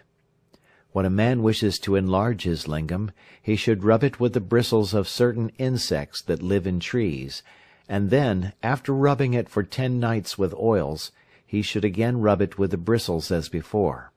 By continuing to do this, a swelling will be gradually produced in the lingam, and he should then lie on a cot, and cause his lingam to hang down through a hole in the cot. After this, he should take away all the pain from the swelling by using cool concoctions. The swelling, which is called sukha, and is often brought about among the people of the Dravida country, lasts for life. If the lingam is rubbed with the following things, that is, the plant Physalis flexuosa, the Shavara Kandaka plant, the Jayusuka plant, the fruit of the eggplant, the butter of a she-buffalo, the Hastri Sharma plant, and the juice of the Vajra Rasa plant, a swelling lasting for 1 month will be produced. By rubbing it with oil boiled in the concoctions of the above things, the same effect will be produced, but lasting for 6 months. The enlargement of the lingam is also effected by rubbing it or moistening it with oil boiled on a moderate fire, along with the seeds of the pomegranate and the cucumber, the juices of the Valuka plant, the Hasti Sharma plant, and the eggplant. In addition to the above, other means may be learnt from experienced and confidential persons. The miscellaneous experiments and recipes are as follows. A. If a man mixes the powder of the milk-hedge plant and the kantaka plant with the excrement of a monkey, and the powdered root of the lanjalalika plant, and throws this mixture on a woman, she will not love anybody else afterwards. B. If a man thickens the juice of the fruits of the cassia fistula and the eugenia jambulana by mixing them with the powder of the soma plant, the vernonia anthomintica, the eclipta prostata, and the lohopa jahirka, and applies this composition to the yoni of a woman, and then has sexual intercourse with her, his love for her will be destroyed. C. The same effect is produced if a man has connection with a woman who has bathed in the buttermilk of a she-buffalo mixed with the powders of the gopalika plant, the banu padika plant, and the yellow amaranth. D. An ointment made of the flowers of the Nauclea kadamba, the hog plum, and the Eugenia jambulana, and used by a woman, causes her to be disliked by her husband. E. Garlands made of the above flowers, when worn by the woman, produce the same effect. F. An ointment made of the fruit of the Asteracantha longifolia, or kokulaksha, will contract the yoni of a hastini or elephant woman, and this contraction lasts for 1 night. G. An ointment made by pounding the roots of the Nelumbrium speciosum and of the blue lotus, and the powder of the plant Physalis flexuosa, mixed with ghee and honey, will enlarge the yoni of the mrigi or deer woman. H. An ointment made of the fruit of the Emblica mirabolans, soaked in the milky juice of the milk-hedge plant, of the soma plant, the Calotropsis gigantea, and the juice of the fruit of the Vernonia anthomintica, will make the hair white. I. The juice of the roots of the Madhyantaka plant, the yellow amaranth, the Anjanika plant, the Clitoria ternatia, and the Shlakshnaparni plant, used as a lotion, will make the hair grow. J. An ointment made by boiling the above roots in oil and rubbed in will make the hair black and will also gradually restore hair that has fallen out. K. If lac is saturated 7 times in the sweat of the testicle of a white horse and applied to a red lip, the lip will become white. L. The color of the lips can be regained by means of the Madhyantika and other plants mentioned under I. M. A woman who hears a man playing on a reed pipe, which has been dressed with the juices of the Bahupatika plant, the Taberna montana coronaria, the Costus speciosus or arabicus, the Pinus deodora, the Euphorbia antiquorum, the Vajra and the Kantaka plant, becomes his slave. N. If food be mixed with the fruit of the thorn apple, or dathura, it causes intoxication. O. If water be mixed with oil and the ashes of any kind of grass except the kusha grass, it becomes the color of milk. P. If yellow myrabolans, the hog plum, the shrawana plant, and the priyangu plant be all pounded together and applied to iron pots, these pots become red. Q. If a lamp trimmed with oil extracted from the shrawana and priyangan plants, its wick being made of cloth and the slough of the skins of snakes, is lighted, and long pieces of wood placed near it, those pieces of wood will resemble so many snakes. R. Drinking the milk of a white cow who has a white calf at her feet is auspicious, produces fame, and preserves life. S. The blessings of venerable Brahmins, well propitiated, have the same effect. There are also some verses in conclusion. Thus have I written in a few words the science of love, after reading the texts of ancient authors, and following the ways of enjoyment mentioned in them. He who is acquainted with the true principles of this science pays regard to Dharma, Artha, Kama, and to his own experiences, as well as to the teachings of others, and does not act simply on the dictates of his own desire.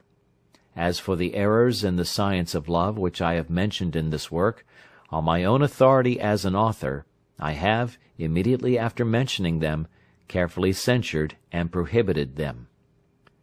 An act is never looked upon with indulgence for the simple reason that it is authorized by the science, because it ought to be remembered that it is the intention of the science that the rules which it contains should only be acted upon in particular cases. After reading and considering the works of Bhavya and other ancient authors, and thinking over the meaning of the rules given by them, the Kama Sutra was composed, according to the precepts of Holy Writ, for the benefit of the world, by Vatsyayana, while leading the life of a religious student, and wholly engaged in the contemplation of the Deity. This work is not intended to be used merely as an instrument for satisfying our desires. A person, acquainted with the true principles of this science, and who preserves his Dharma, Artha, and Kama, and has regard for the practices of the people, is sure to obtain the mastery over his senses. In short, an intelligent and prudent person, attending to Dharma and Artha, and attending to Kama also, without becoming the slave of his passions, obtains success in everything that he may undertake.